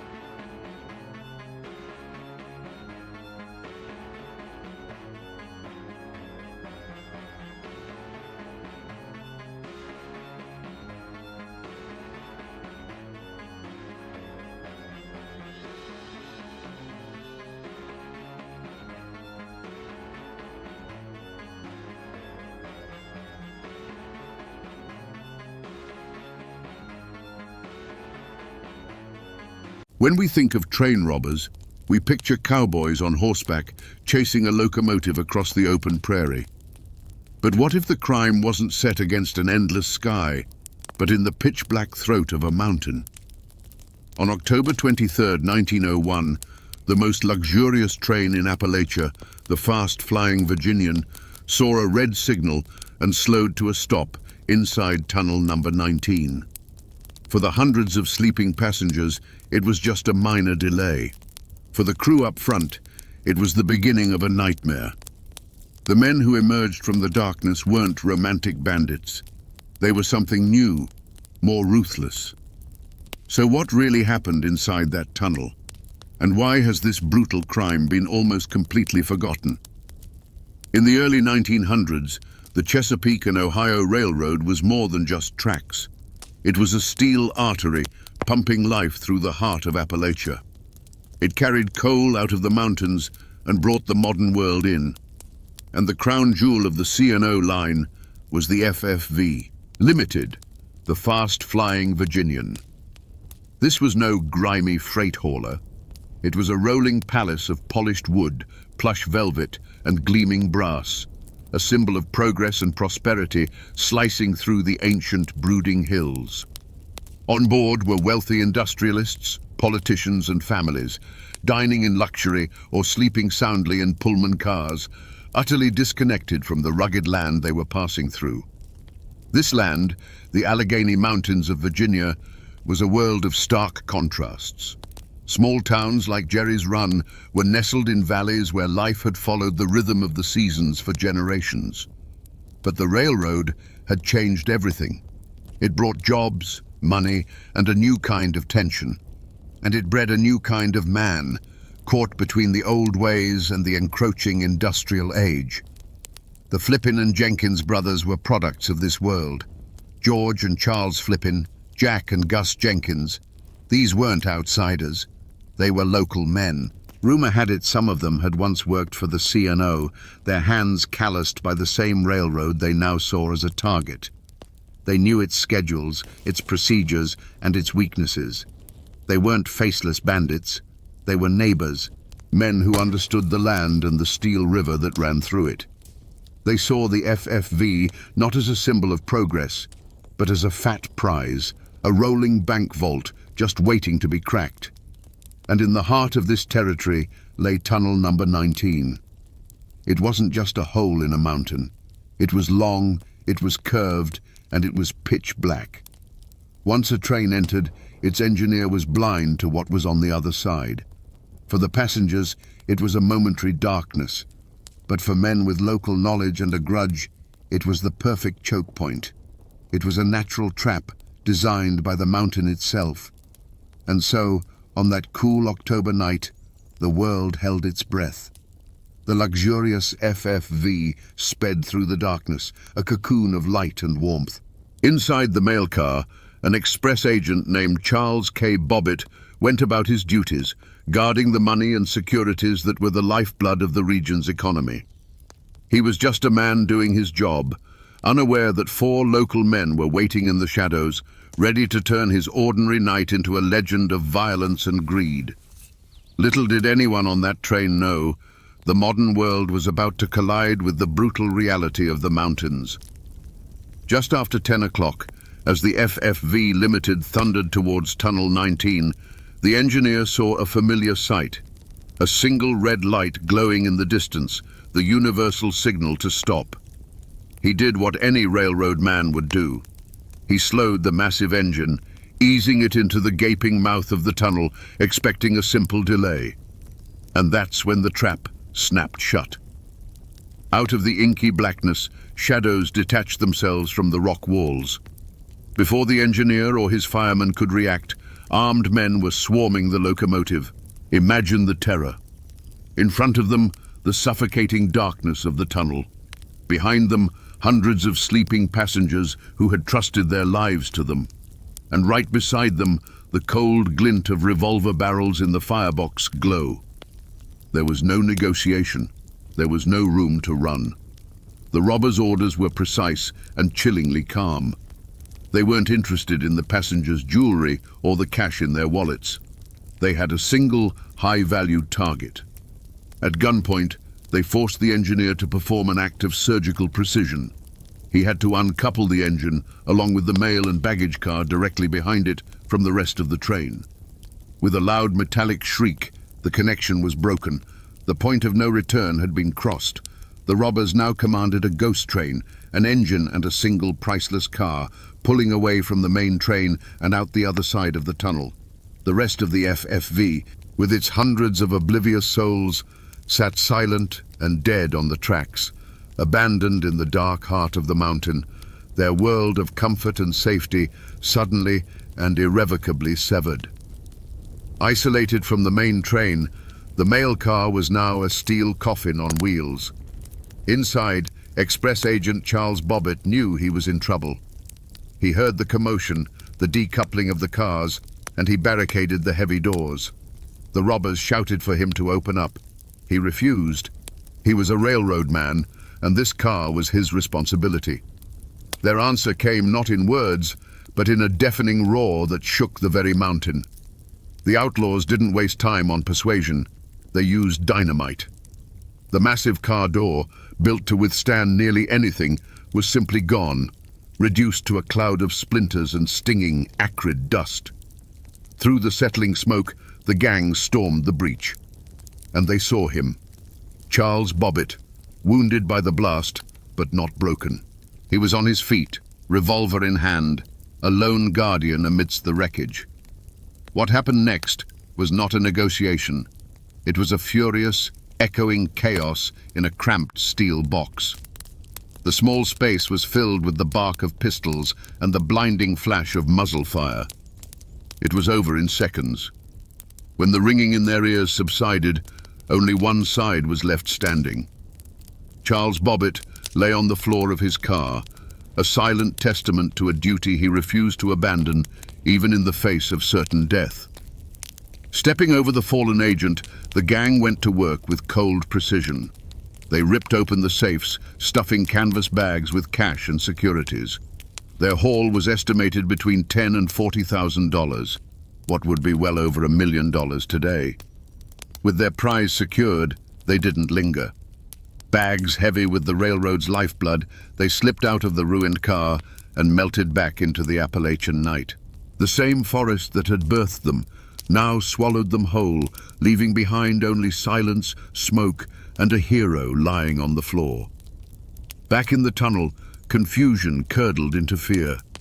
The passengers of the FFV Limited sat in absolute darkness and silence, a silence that felt heavy and unnatural. When the train crew finally made their way forward through the cars, they found what the robbers had left behind. Nothing.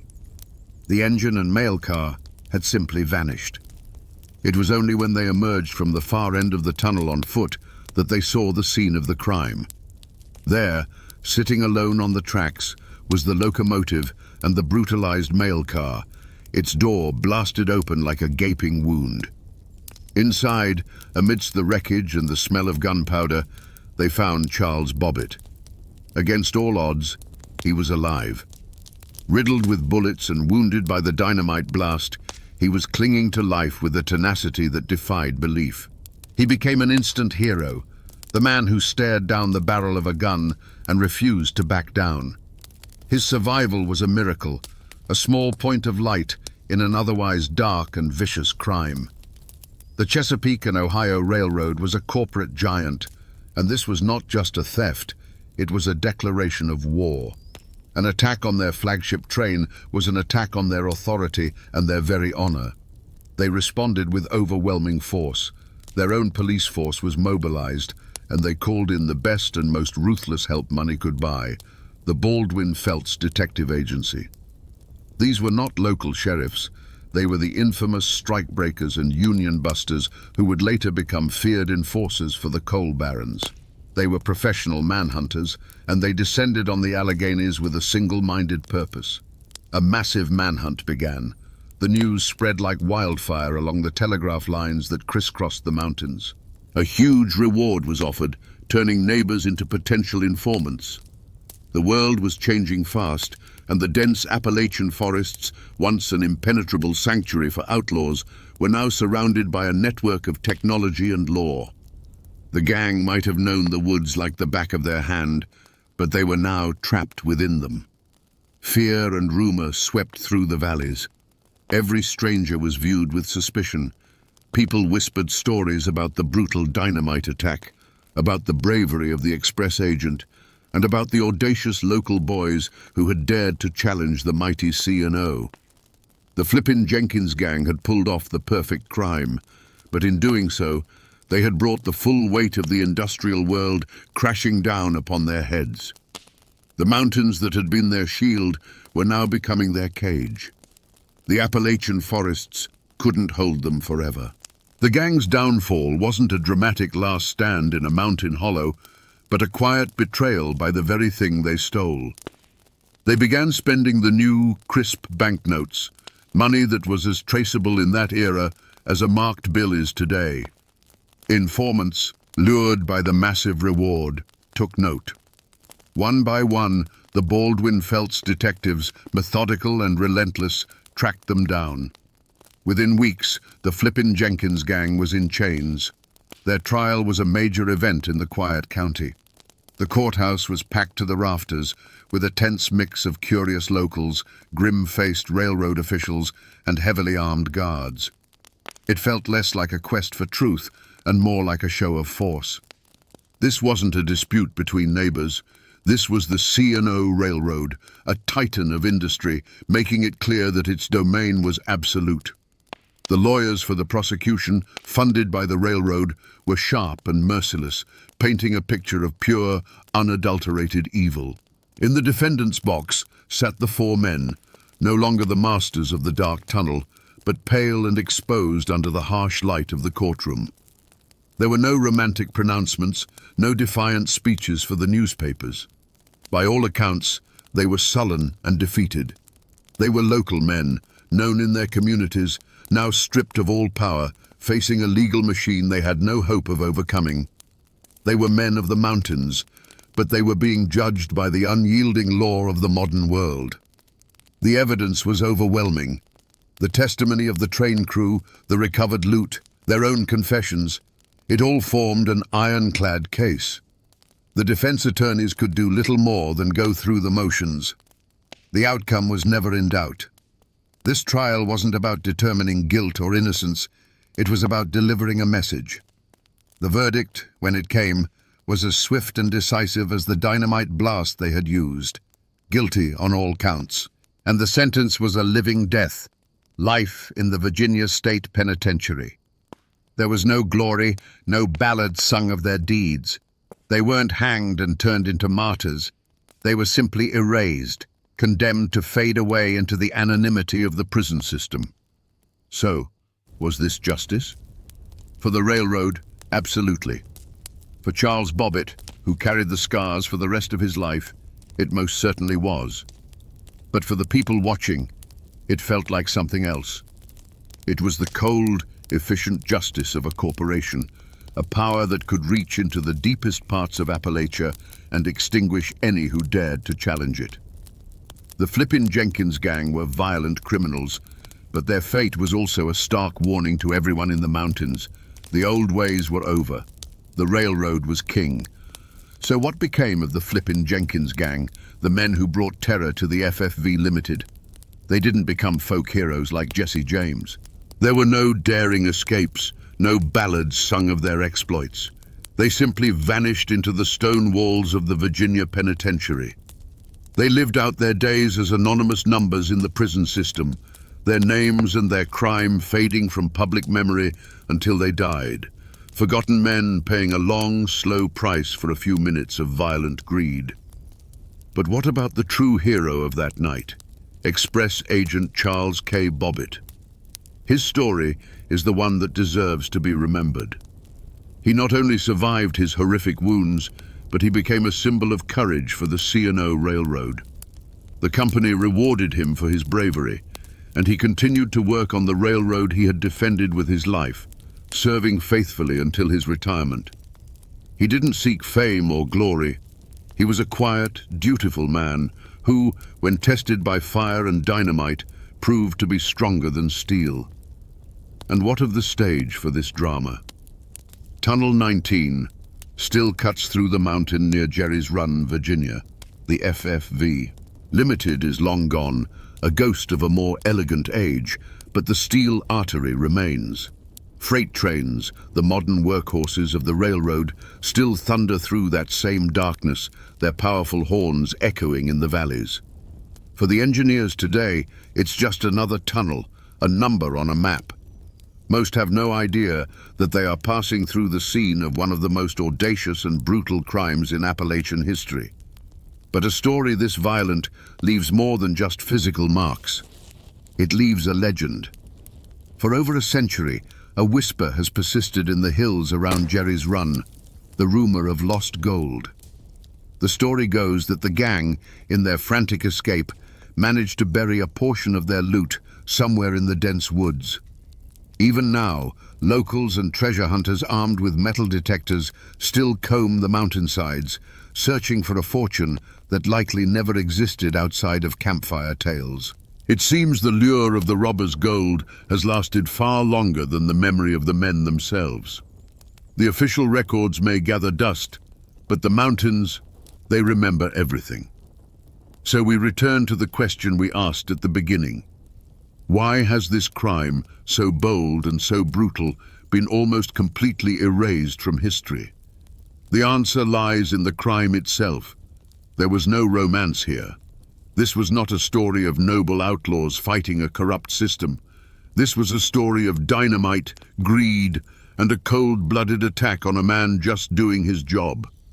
It was a calculated industrial crime, born from the soot and steel of a new era, and it didn't fit the clean, romantic narrative of the Wild West that America wanted to believe. The mythology of the prairie, with its wide-open spaces, simply overshadowed the dark, complex reality of the mountains.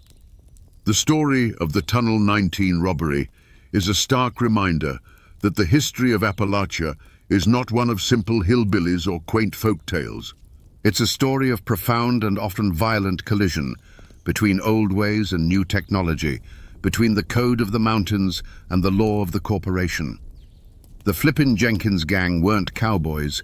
They were a new breed of industrial bandits, as much a product of the railroad as the coal it carried.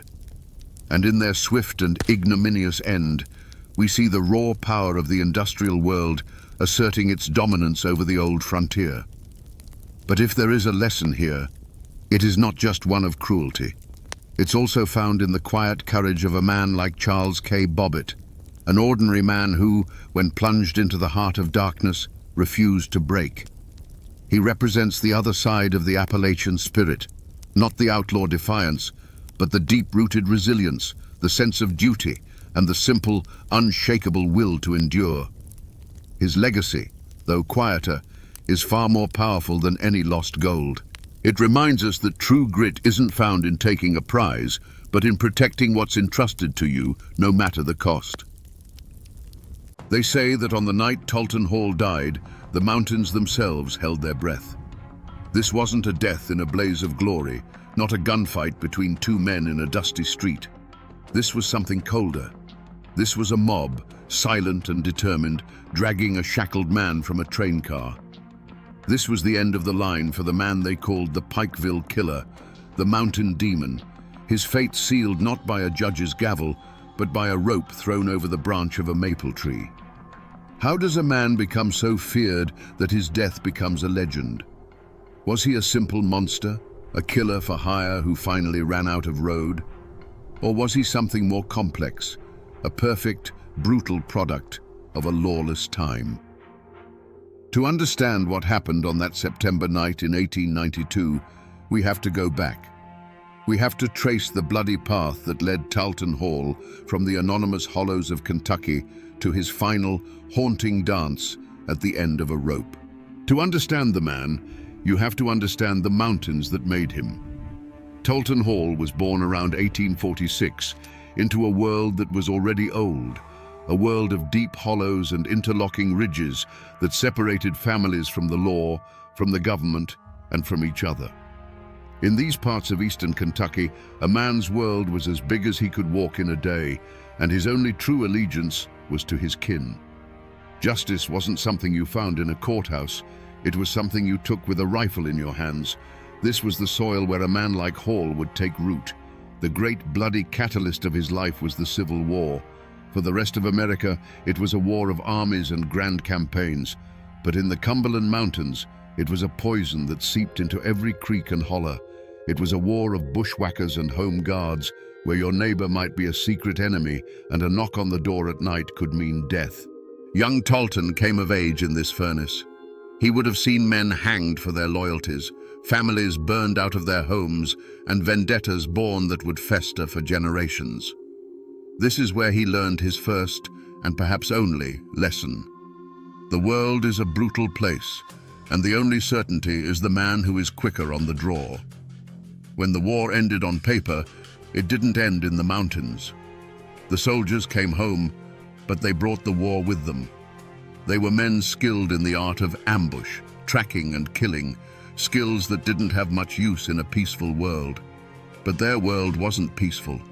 Old grudges from the war now mixed with new disputes over land, timber, and politics. This chaotic, violent landscape became a job market for men who had a talent for death. The code of the mountains was built on honor. You defended your family, you avenged insults, and you never ever backed down from a fight. It was a harsh code, but it had its own logic. For Talton Hall, this code seems to have been stripped of its heart. leaving only the cold mechanics of violence. He saw that the loyalty men had to their families could be manipulated. He saw that honor could be used as an excuse for murder. And he realized that his own detachment, his lack of fierce loyalty to any one clan, was a valuable commodity.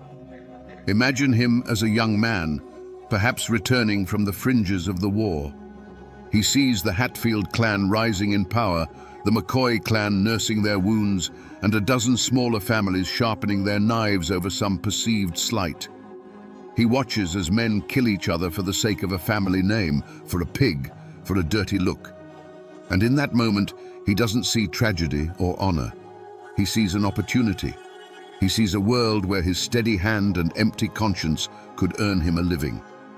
This was the forge that created Talton Hall. The isolation of the mountains taught him self-reliance. The viciousness of the Civil War taught him that life was cheap. And the simmering feuds of the aftermath taught him that there was always someone willing to pay to make someone else's life a little cheaper. He wasn't born a monster. He was hammered into one by the unrelenting violence of his time. Before the name Talton Hall was a curse whispered in the dark, there was simply the man. In the years before his infamy became legend, he was, in his own way, a picture of mountain competence. He was a master of the wilderness, a man who could read the forest like a book and track a deer for days without making a sound. He was a crack shot, his skill with a rifle a thing of local renown. In a land where these abilities meant the difference between a full belly and starvation, or life and death in a confrontation, Talton Hall was exceptionally gifted. He embodied the rugged self-sufficiency that his world demanded. In the periods between the bloody work that would later define him, his life was likely one of stark simplicity. He would have had a cabin, tucked away in a hollow so deep and remote that the law was just a rumor. There, he was just another man living off the land, hunting, perhaps tending a small patch of corn for his own use. This was his sanctuary, the place where the ghost could rest.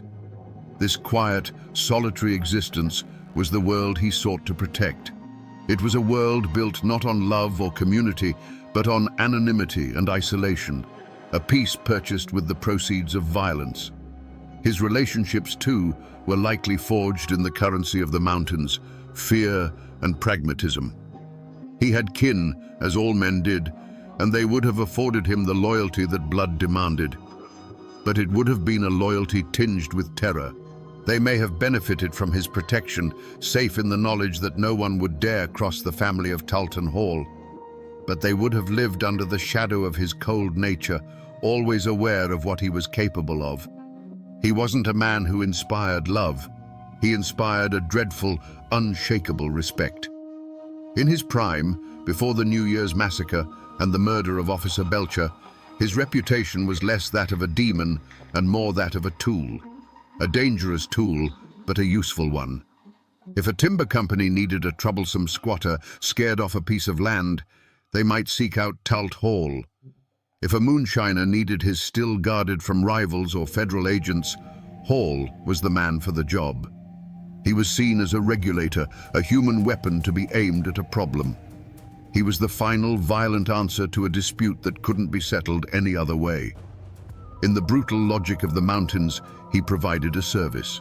This was the life he built, a quiet existence in the hollows, punctuated by brief, violent forays into the world of men.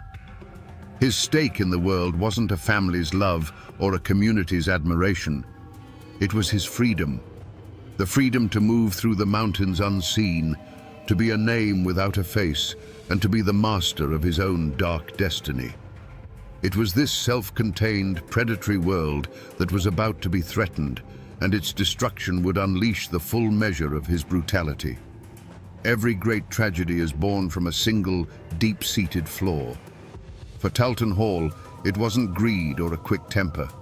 His flaw was a cold, patient arrogance, a venom that had been brewing for years. He had operated as a shadow for so long, a bringer of death who melted back into the mists, that he had begun to believe he was untouchable. He saw himself as an instrument of a higher, more primal law, and he believed the world of common men, with their sheriffs and their courts, simply did not apply to him. This wasn't just simple pride, it was a core part of his professional identity. It was a shield. The stories they told about him in hushed tones around the fireplace weren't just tales, they were his armor. It was said that Hall could walk into a crowded Pikeville saloon, and the simple act of him ordering a whiskey would be enough to end a loud argument at the other end of the room. He didn't have to raise his voice or draw his gun. He would just fix his piercing eyes on the source of the trouble, and the problem would evaporate.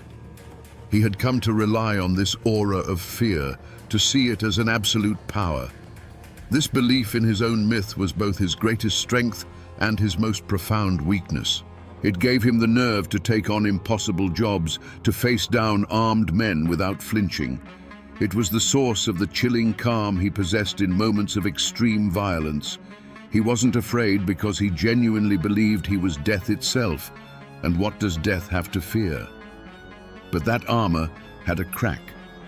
Over time, he began to forget the difference between being feared in the secret world of the feuds and being feared in the open world of growing towns. He started to believe his reputation alone would bend reality to his will, no matter where he was or who he was facing. He thought the name Talton Hall was a magic word that made all obstacles disappear.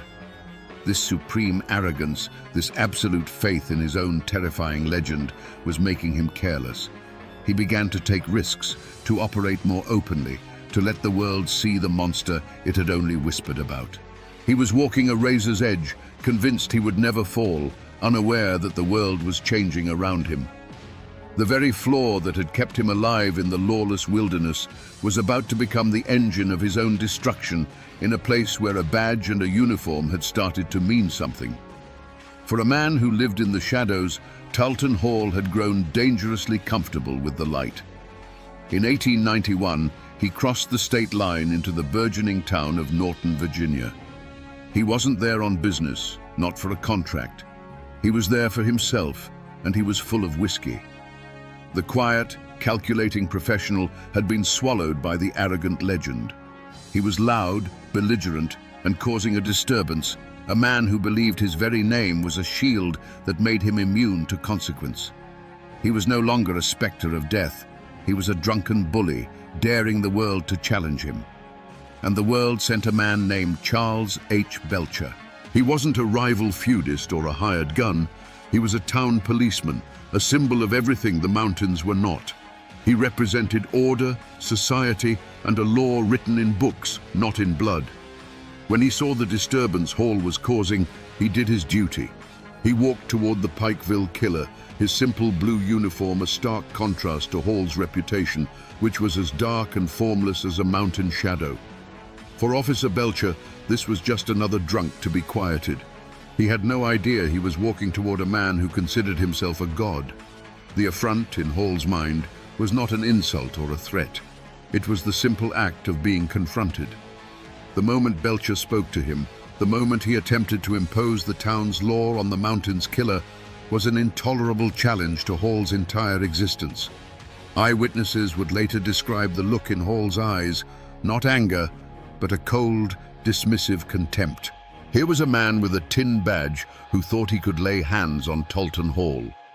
The arrogance that had been simmering for years now boiled over. In Hall's mind, this wasn't a man. It was an obstacle, a thing to be removed. His reaction was not the wild swing of a drunk. It was the chillingly efficient motion of a professional. As Officer Belcher moved to make the arrest, Hall drew his pistol. There was no hesitation, no final warning. The movement was as natural and practiced as breathing. He fired, and Charles Belcher fell to the dusty street. It was not an act of passion or self-defense. It was a correction. It was Talton Hall reminding the world of the natural order of things, where he was the predator and men like Belcher were the prey. But this time was different. In that single deafening moment, Hall's fatal flaw had sealed his fate. He hadn't just killed another man in a long line of men. He had murdered a uniformed officer of the law in public, in the middle of a town that was trying to call itself civilized. He thought he was just swatting away an annoyance, but he had just declared war on the states of Virginia and Kentucky. The gunshot that killed Charles Belcher was an echo that would shake the mountains, and it would hunt Talton Hall to the very end of his days. The murder of a lawman in Norton was a line crossed, a bell that could not be unrung. Talton Hall, a master of the Appalachian wilderness, did what he always did. He vanished. He slipped back across the border into the familiar tangled hollows of Kentucky, believing he could wait out the storm as he had done a dozen times before. This was his first and most arrogant mistake. He thought he had merely killed a man. He failed to understand that he had murdered a symbol, and civilization itself was now coming for him.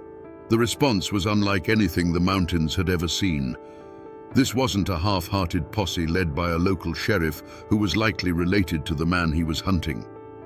The states of Virginia and Kentucky pooled their resources. Bounties were posted, large enough to make a poor farmer forget all about mountain loyalty. And then came the name that struck a different kind of fear into the hearts of outlaws: the Pinkertons. They were relentless, methodical men who couldn't be bribed, intimidated, or swayed by family ties.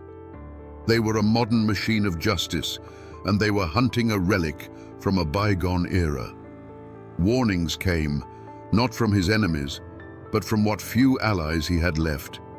Old associates, men who understood the shifting tides of power, would have told him in no uncertain terms, "Talt, this is different," they'd say. "You killed a badge in the street. They ain't gonna stop. You need to go west, disappear for good." They offered him the only path that might lead to survival, true, absolute anonymity, far from the mountains that knew his name. But Talton Hall's arrogance was a wall that no reason could penetrate. He scoffed at the warnings. He had outsmarted the law his entire life. He saw the Pinkertons as nothing more than city boys who would get lost in the first creek bed. In his mind, this massive manhunt was almost a testament to his own legend. It was a grand, fitting challenge for the Pikeville killer. He believed he was smarter, tougher, and more cunning than any man they could send after him. He saw every posted bounty with his name on it, not as a threat, but as an acknowledgement of his status. With each passing week, however, his world shrank. The net tightened. A cabin door that would have once swung open for him now remained bolted shut. A meal that would have been freely given was now denied. The fear of the law had finally begun to outweigh the fear of Talton Hall. He was becoming a ghost in his own homeland, a toxic presence that even his own kin could no longer afford to shelter. Each closed door was another offer of help rejected, another chance to escape squandered because his pride would not let him see the truth. He was being squeezed out of the only environment where he knew how to survive. The decision to finally flee, to make a run for a place like Memphis, Tennessee, was not a strategic retreat. It was an act of desperation. He was leaving the tangled wilderness that was his shield and armor and heading for the open, anonymous streets of a city. He was a mountain predator who had been driven from his forest, forced to walk onto the open plains where the hunters could see him for miles. His path of no compromise had led him right into a trap of his own making. Memphis was a cage of brick and smoke, a foreign land to a man born of mist and shadow. Talton Hall was cornered. He could feel it in the way people looked at him on the street, in the tightening knot in his own gut. The relentless machinery of the law, guided by the cold intelligence of the Pinkertons, had found him. He was no longer the apex predator of the Kentucky hollows. He was a wolf tracked to a city alley, with the hounds closing in. He was in a cheap boarding house, listening to the city breathe, knowing that each breath might be his last moment of freedom. And then he heard it. The heavy, deliberate footsteps on the boarding house stairs. This was it. This was the moment that had been coming for him since the day he pulled the trigger on Officer Belcher. In that quiet, terrifying space between one footstep and the next, he stood at his final crossroads. He had one last choice to make. He could wait, hands empty, and surrender. He could give himself up to the justice he had so long despised, face a trial, a judge, a jury. It would mean a cage, a public shaming, but it would also mean life. It was the off-ramp, the final chance to let this story end, not with a bang, but with the quiet closing of a cell door. For a split second, a different path might have appeared in his mind's eye. A long, drawn-out trial, a life spent in a stone penitentiary. Could Talton Hall, the mountain demon, truly allow himself to be led in chains, to be put on display like a captured animal? Could the man, whose reputation was a weapon in itself, allow that reputation to be stripped away, leaving only a common, pathetic killer? The very idea was a kind of death more profound than any bullet. It was an assault on the only thing he had ever truly built, his own terrifying myth. The answer, when it came, was as swift and final as one of his own gunshots. No. The thought was more repulsive than a hangman's noose. His arrogance, the fatal flaw that had brought him to this very room, made its final stand. He would not be broken. He would not be humiliated. The law could have his body, but it would not have his submission. He made a conscious, chilling choice. He rejected the chance for a quiet end and fully embraced the violent destiny he had been carving for himself his entire life. He didn't make a run for the window or try to barricade the door. That was the act of a desperate man hoping to live. Instead, he calmly walked to his bag, pulled out his revolver, and checked the loads. Each click of the cylinder was a word in his final sentence. In that moment, he sealed his own fate, not with resignation, but with defiance. He chose to be the Pikeville killer right to the very end. The lawmen breaking down his door wouldn't be capturing a fugitive. They would be walking into the last act of a legend, an act that Talton Hall himself had decided to write in blood. The splintering of the door was the only warning he needed. It wasn't the sound of a lock being picked or a hinge being forced. It was the raw, violent crack of wood giving way to brute force.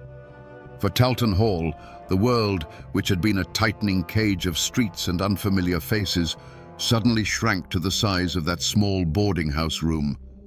He was a creature of the deep woods, and in that moment, the lawmen crashing through the door were no different from a pack of hounds cornering a wolf in a box canyon. He wasn't panicked. He was eerily calm, the way a man is when he finally meets a fate he has been expecting his whole life. All the running, all the hiding, it had all led to this cramped, smoke-stained room.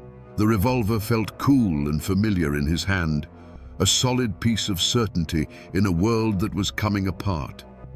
The figures in the doorway were just shapes, dark silhouettes against the light of the hallway, and in his mind, they ceased to be men. They were simply the final problem he had to solve. His hand moved with a fluid economy that was born of 1,000 deadly calculations. The room erupted in a deafening concussion of sound and fire. The muzzle flash was a bolt of lightning in the dimness, momentarily illuminating the determined faces in the doorway. It was the only language he knew how to speak to a world that sought to contain him, a single, explosive syllable of pure defiance. The smell of burnt gunpowder filled his nostrils, a scent more familiar to him than any perfume. But this was not a mountain holler where a single shot could settle an argument for good. Thunder answered thunder from the doorway. More flashes of light strobed across the room, turning the air into a chaotic storm of noise and swirling, acrid smoke. The world narrowed to the kick of the revolver in his hand, the ringing in his ears that drowned out all other sounds, and the shadowy dance of figures in the smoke. For a few heartbeats, Talton Hall was in his element, a whirlwind of violence at the heart of the storm. Then, a sensation he hadn't felt in years, a sharp, searing impact in his arm, a force that felt like a blacksmith's hammer. His fingers went numb. His trusted revolver, the instrument of his will, suddenly felt like a useless lump of lead. The weapon clattered to the wooden floor, the sound small and insignificant after the deafening roar of the gunfight. The storm inside the room had passed as quickly as it had begun. An almost supernatural silence descended, broken only by the harsh sound of men breathing and the slow, acrid clearing of the gun smoke. The dark silhouettes in the doorway resolved into tired, grim-faced lawmen, their own pistols still smoking. They moved in, not with anger, but with a weary professionalism. The fight was over. The great Talton Hall, the Pikeville killer, was standing in a ruined room, his arm useless, his gun on the floor. The final act was not a shout, but a cold, metallic whisper. The chilling slide and click of handcuffs locking around his wrists. That sound, more than any bullet, was the one that ended his life. In that moment, the legend died, and all that was left was a captured man facing the cold, methodical justice he had so long outrun. The roaring storm of his life had ended in the quiet snap of a lock. There was no triumph in the eyes of the lawmen who took him, only a grim, professional exhaustion. For Talton Hall, the moments after his capture were a blur of pain from his wounded arm and the heavier, colder pain of the shackles on his wrists.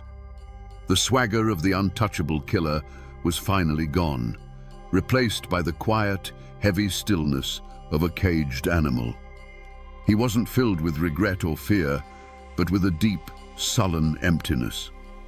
The world had finally proven to be bigger and stronger than his own myth, and the realization settled on him like a shroud. His journey back to the mountains was not a victory parade for the law.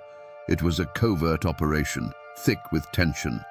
They knew the name Talton Hall still held power, that his allies might try to free him, or worse, that the families of his victims might try to kill him before he ever saw a courtroom. So they put him on a train, but its route was a lie, a winding, circuitous path designed to throw off any potential ambushes.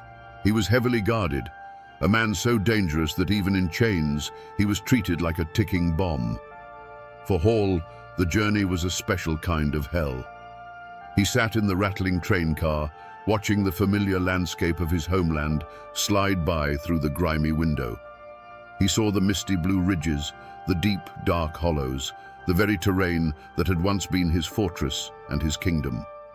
Now, it was just scenery on his final ride.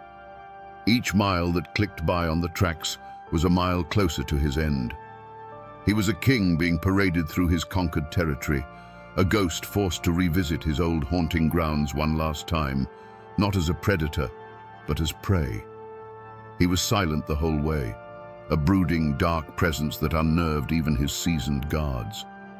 The fight had gone out of him, but the malice had not. He was no longer an active player in his own story. He was cargo.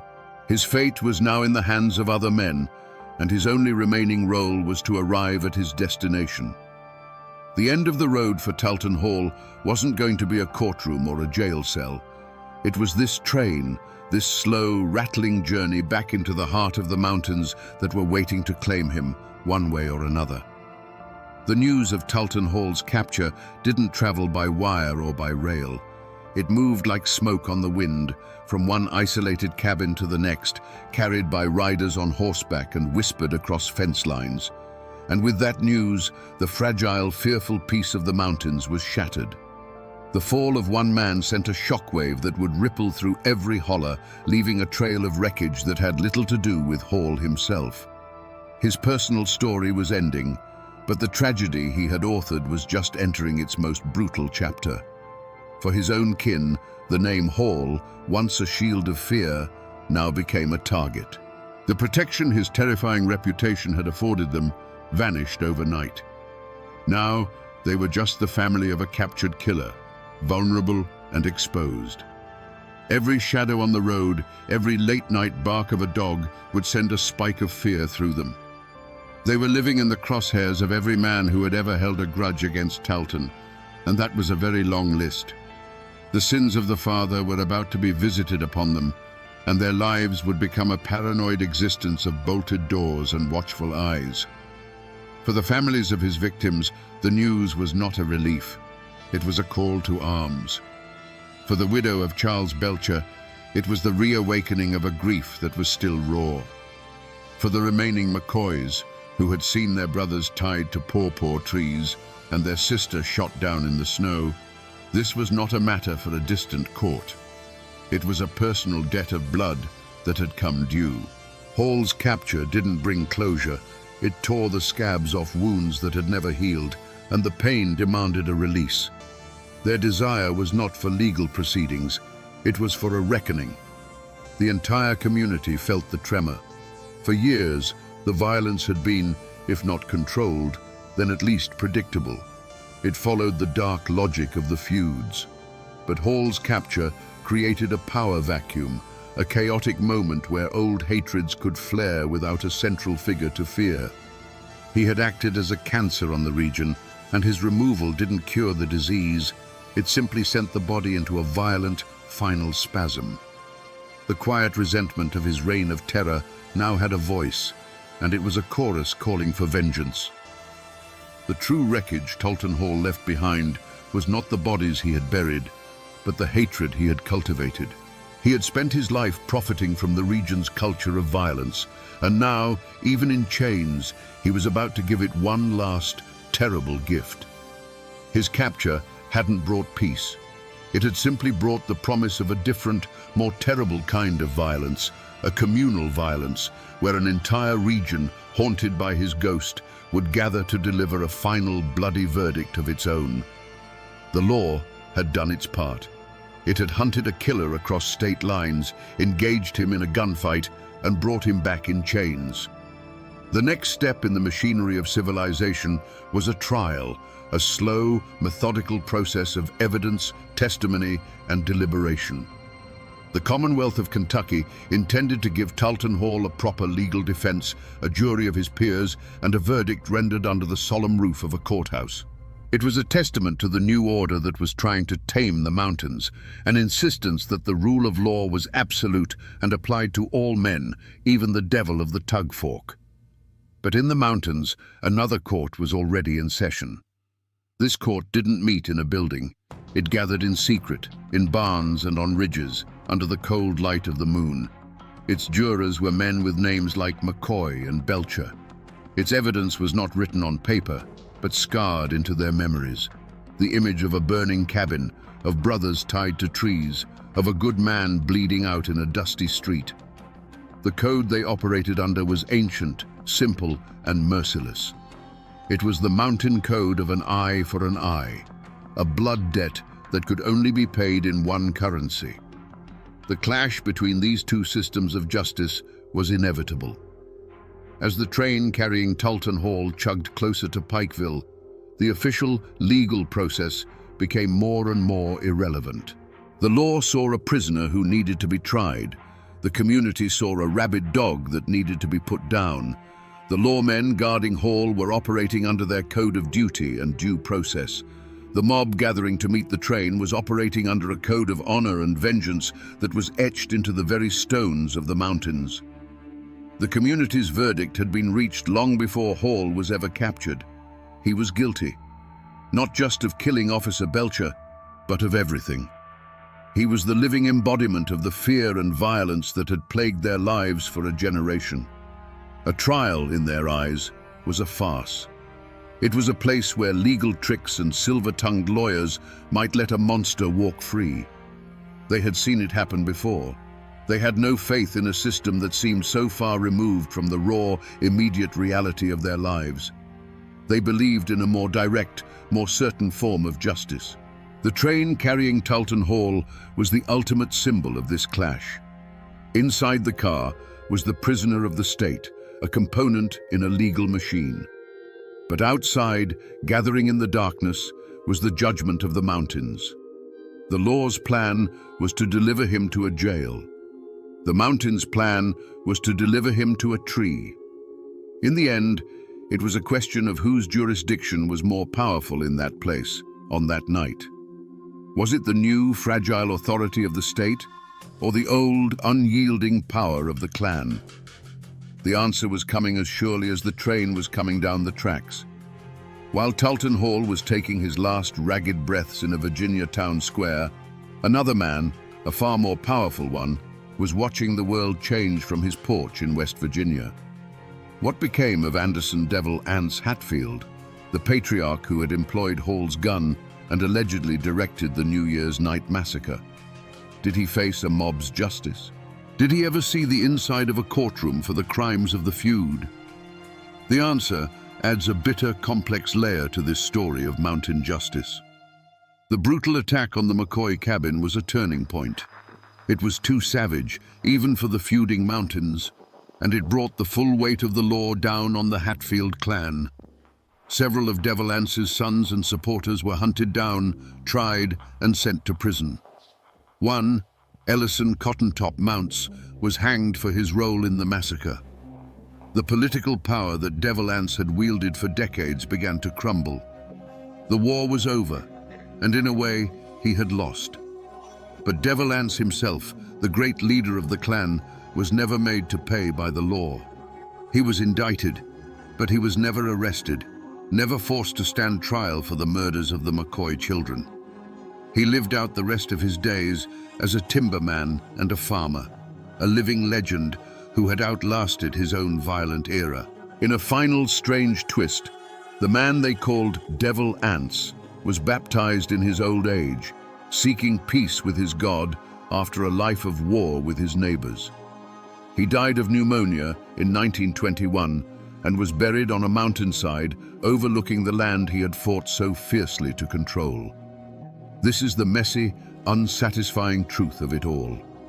Talton Hall, the hired gun, the disposable instrument of violence, was lynched by a mob for a crime committed in the open. His death was brutal, public, and absolute. But the powerful man who had allegedly paid for his services, who had directed the feud from the top, died a free man in his own bed. The mob got its vengeance, but it got it from the hired help, not the man who wrote the checks. The story of Talton Hall's end is not just about justice being served, it's about who it's served to and who gets to walk away. After the mob dispersed and Talton Hall's body was cut down, a strange and heavy quiet fell over Wise, Virginia, and the surrounding mountains.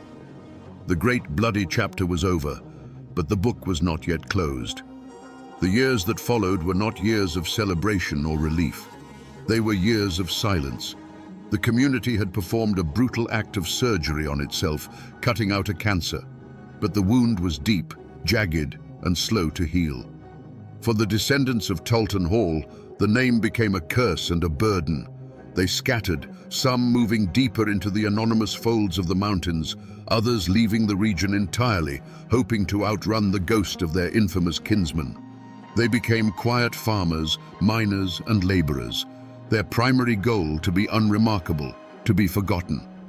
To admit you were kin to Talton Hall was to invite suspicion and open old wounds. They buried the name under a blanket of deliberate obscurity, hoping that with enough time, the blood on it would fade.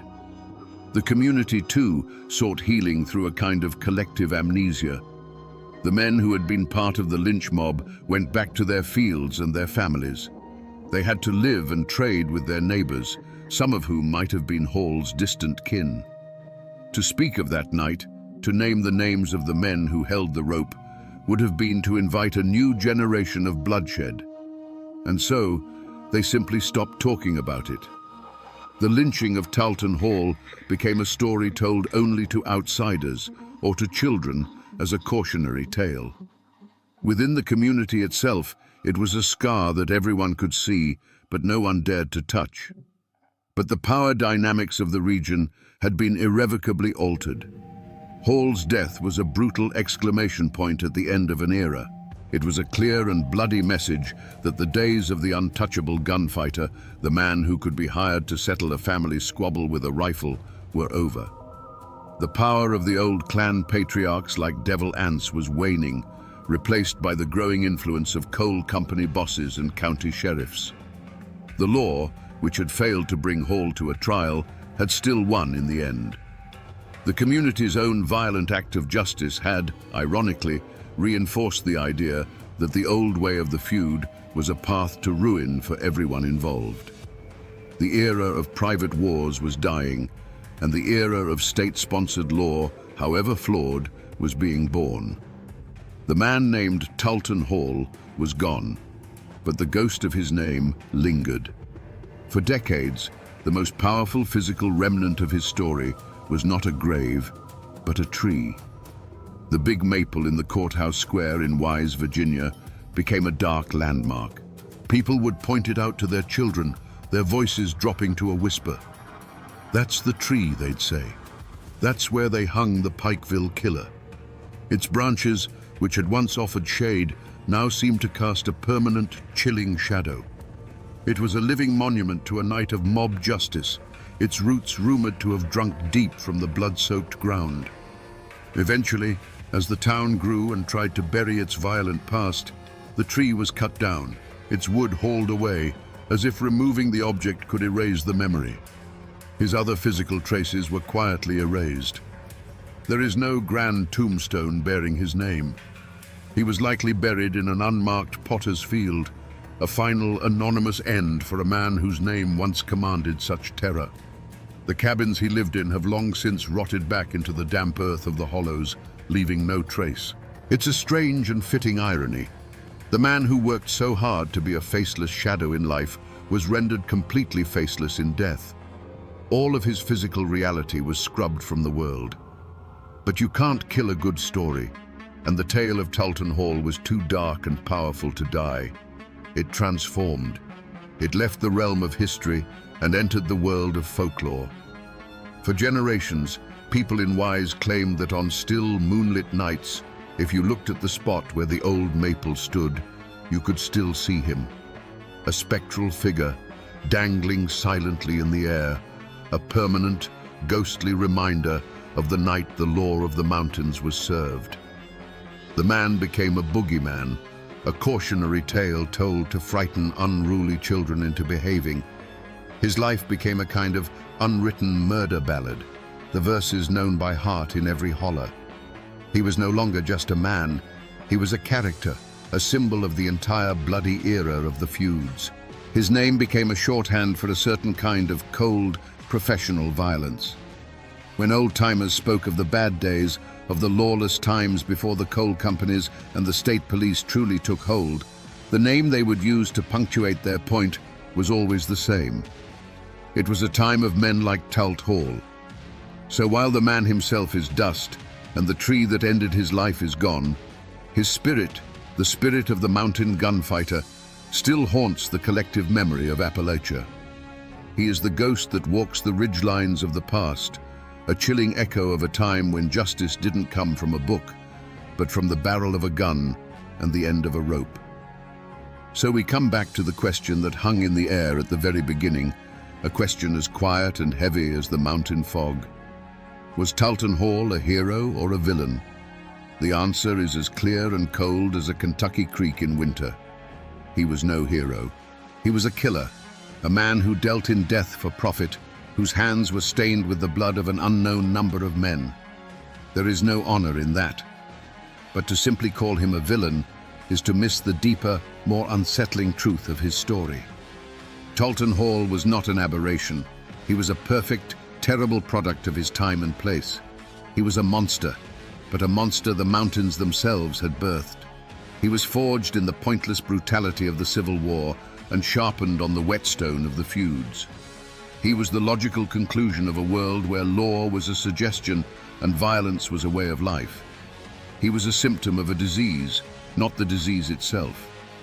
In the end, this is a story about a man whose greatest strength, his absolute belief in his own terrifying legend, became the flaw that destroyed him. He saw himself as a timeless force, a permanent part of the mountain landscape. But the world was changing around him. The law, clumsy and slow as it was coming. He was a relic of a savage past, unable and unwilling to adapt. The same cold arrogance that made him a feared gunfighter made him blind to the fact that his time was over. And that, my friends, is the ballad of Talton Hall. A killer who sold his gun to the highest bidder and whose life was finally paid for, not with silver dollars, but with a rope, in a town square that wanted to forget his name.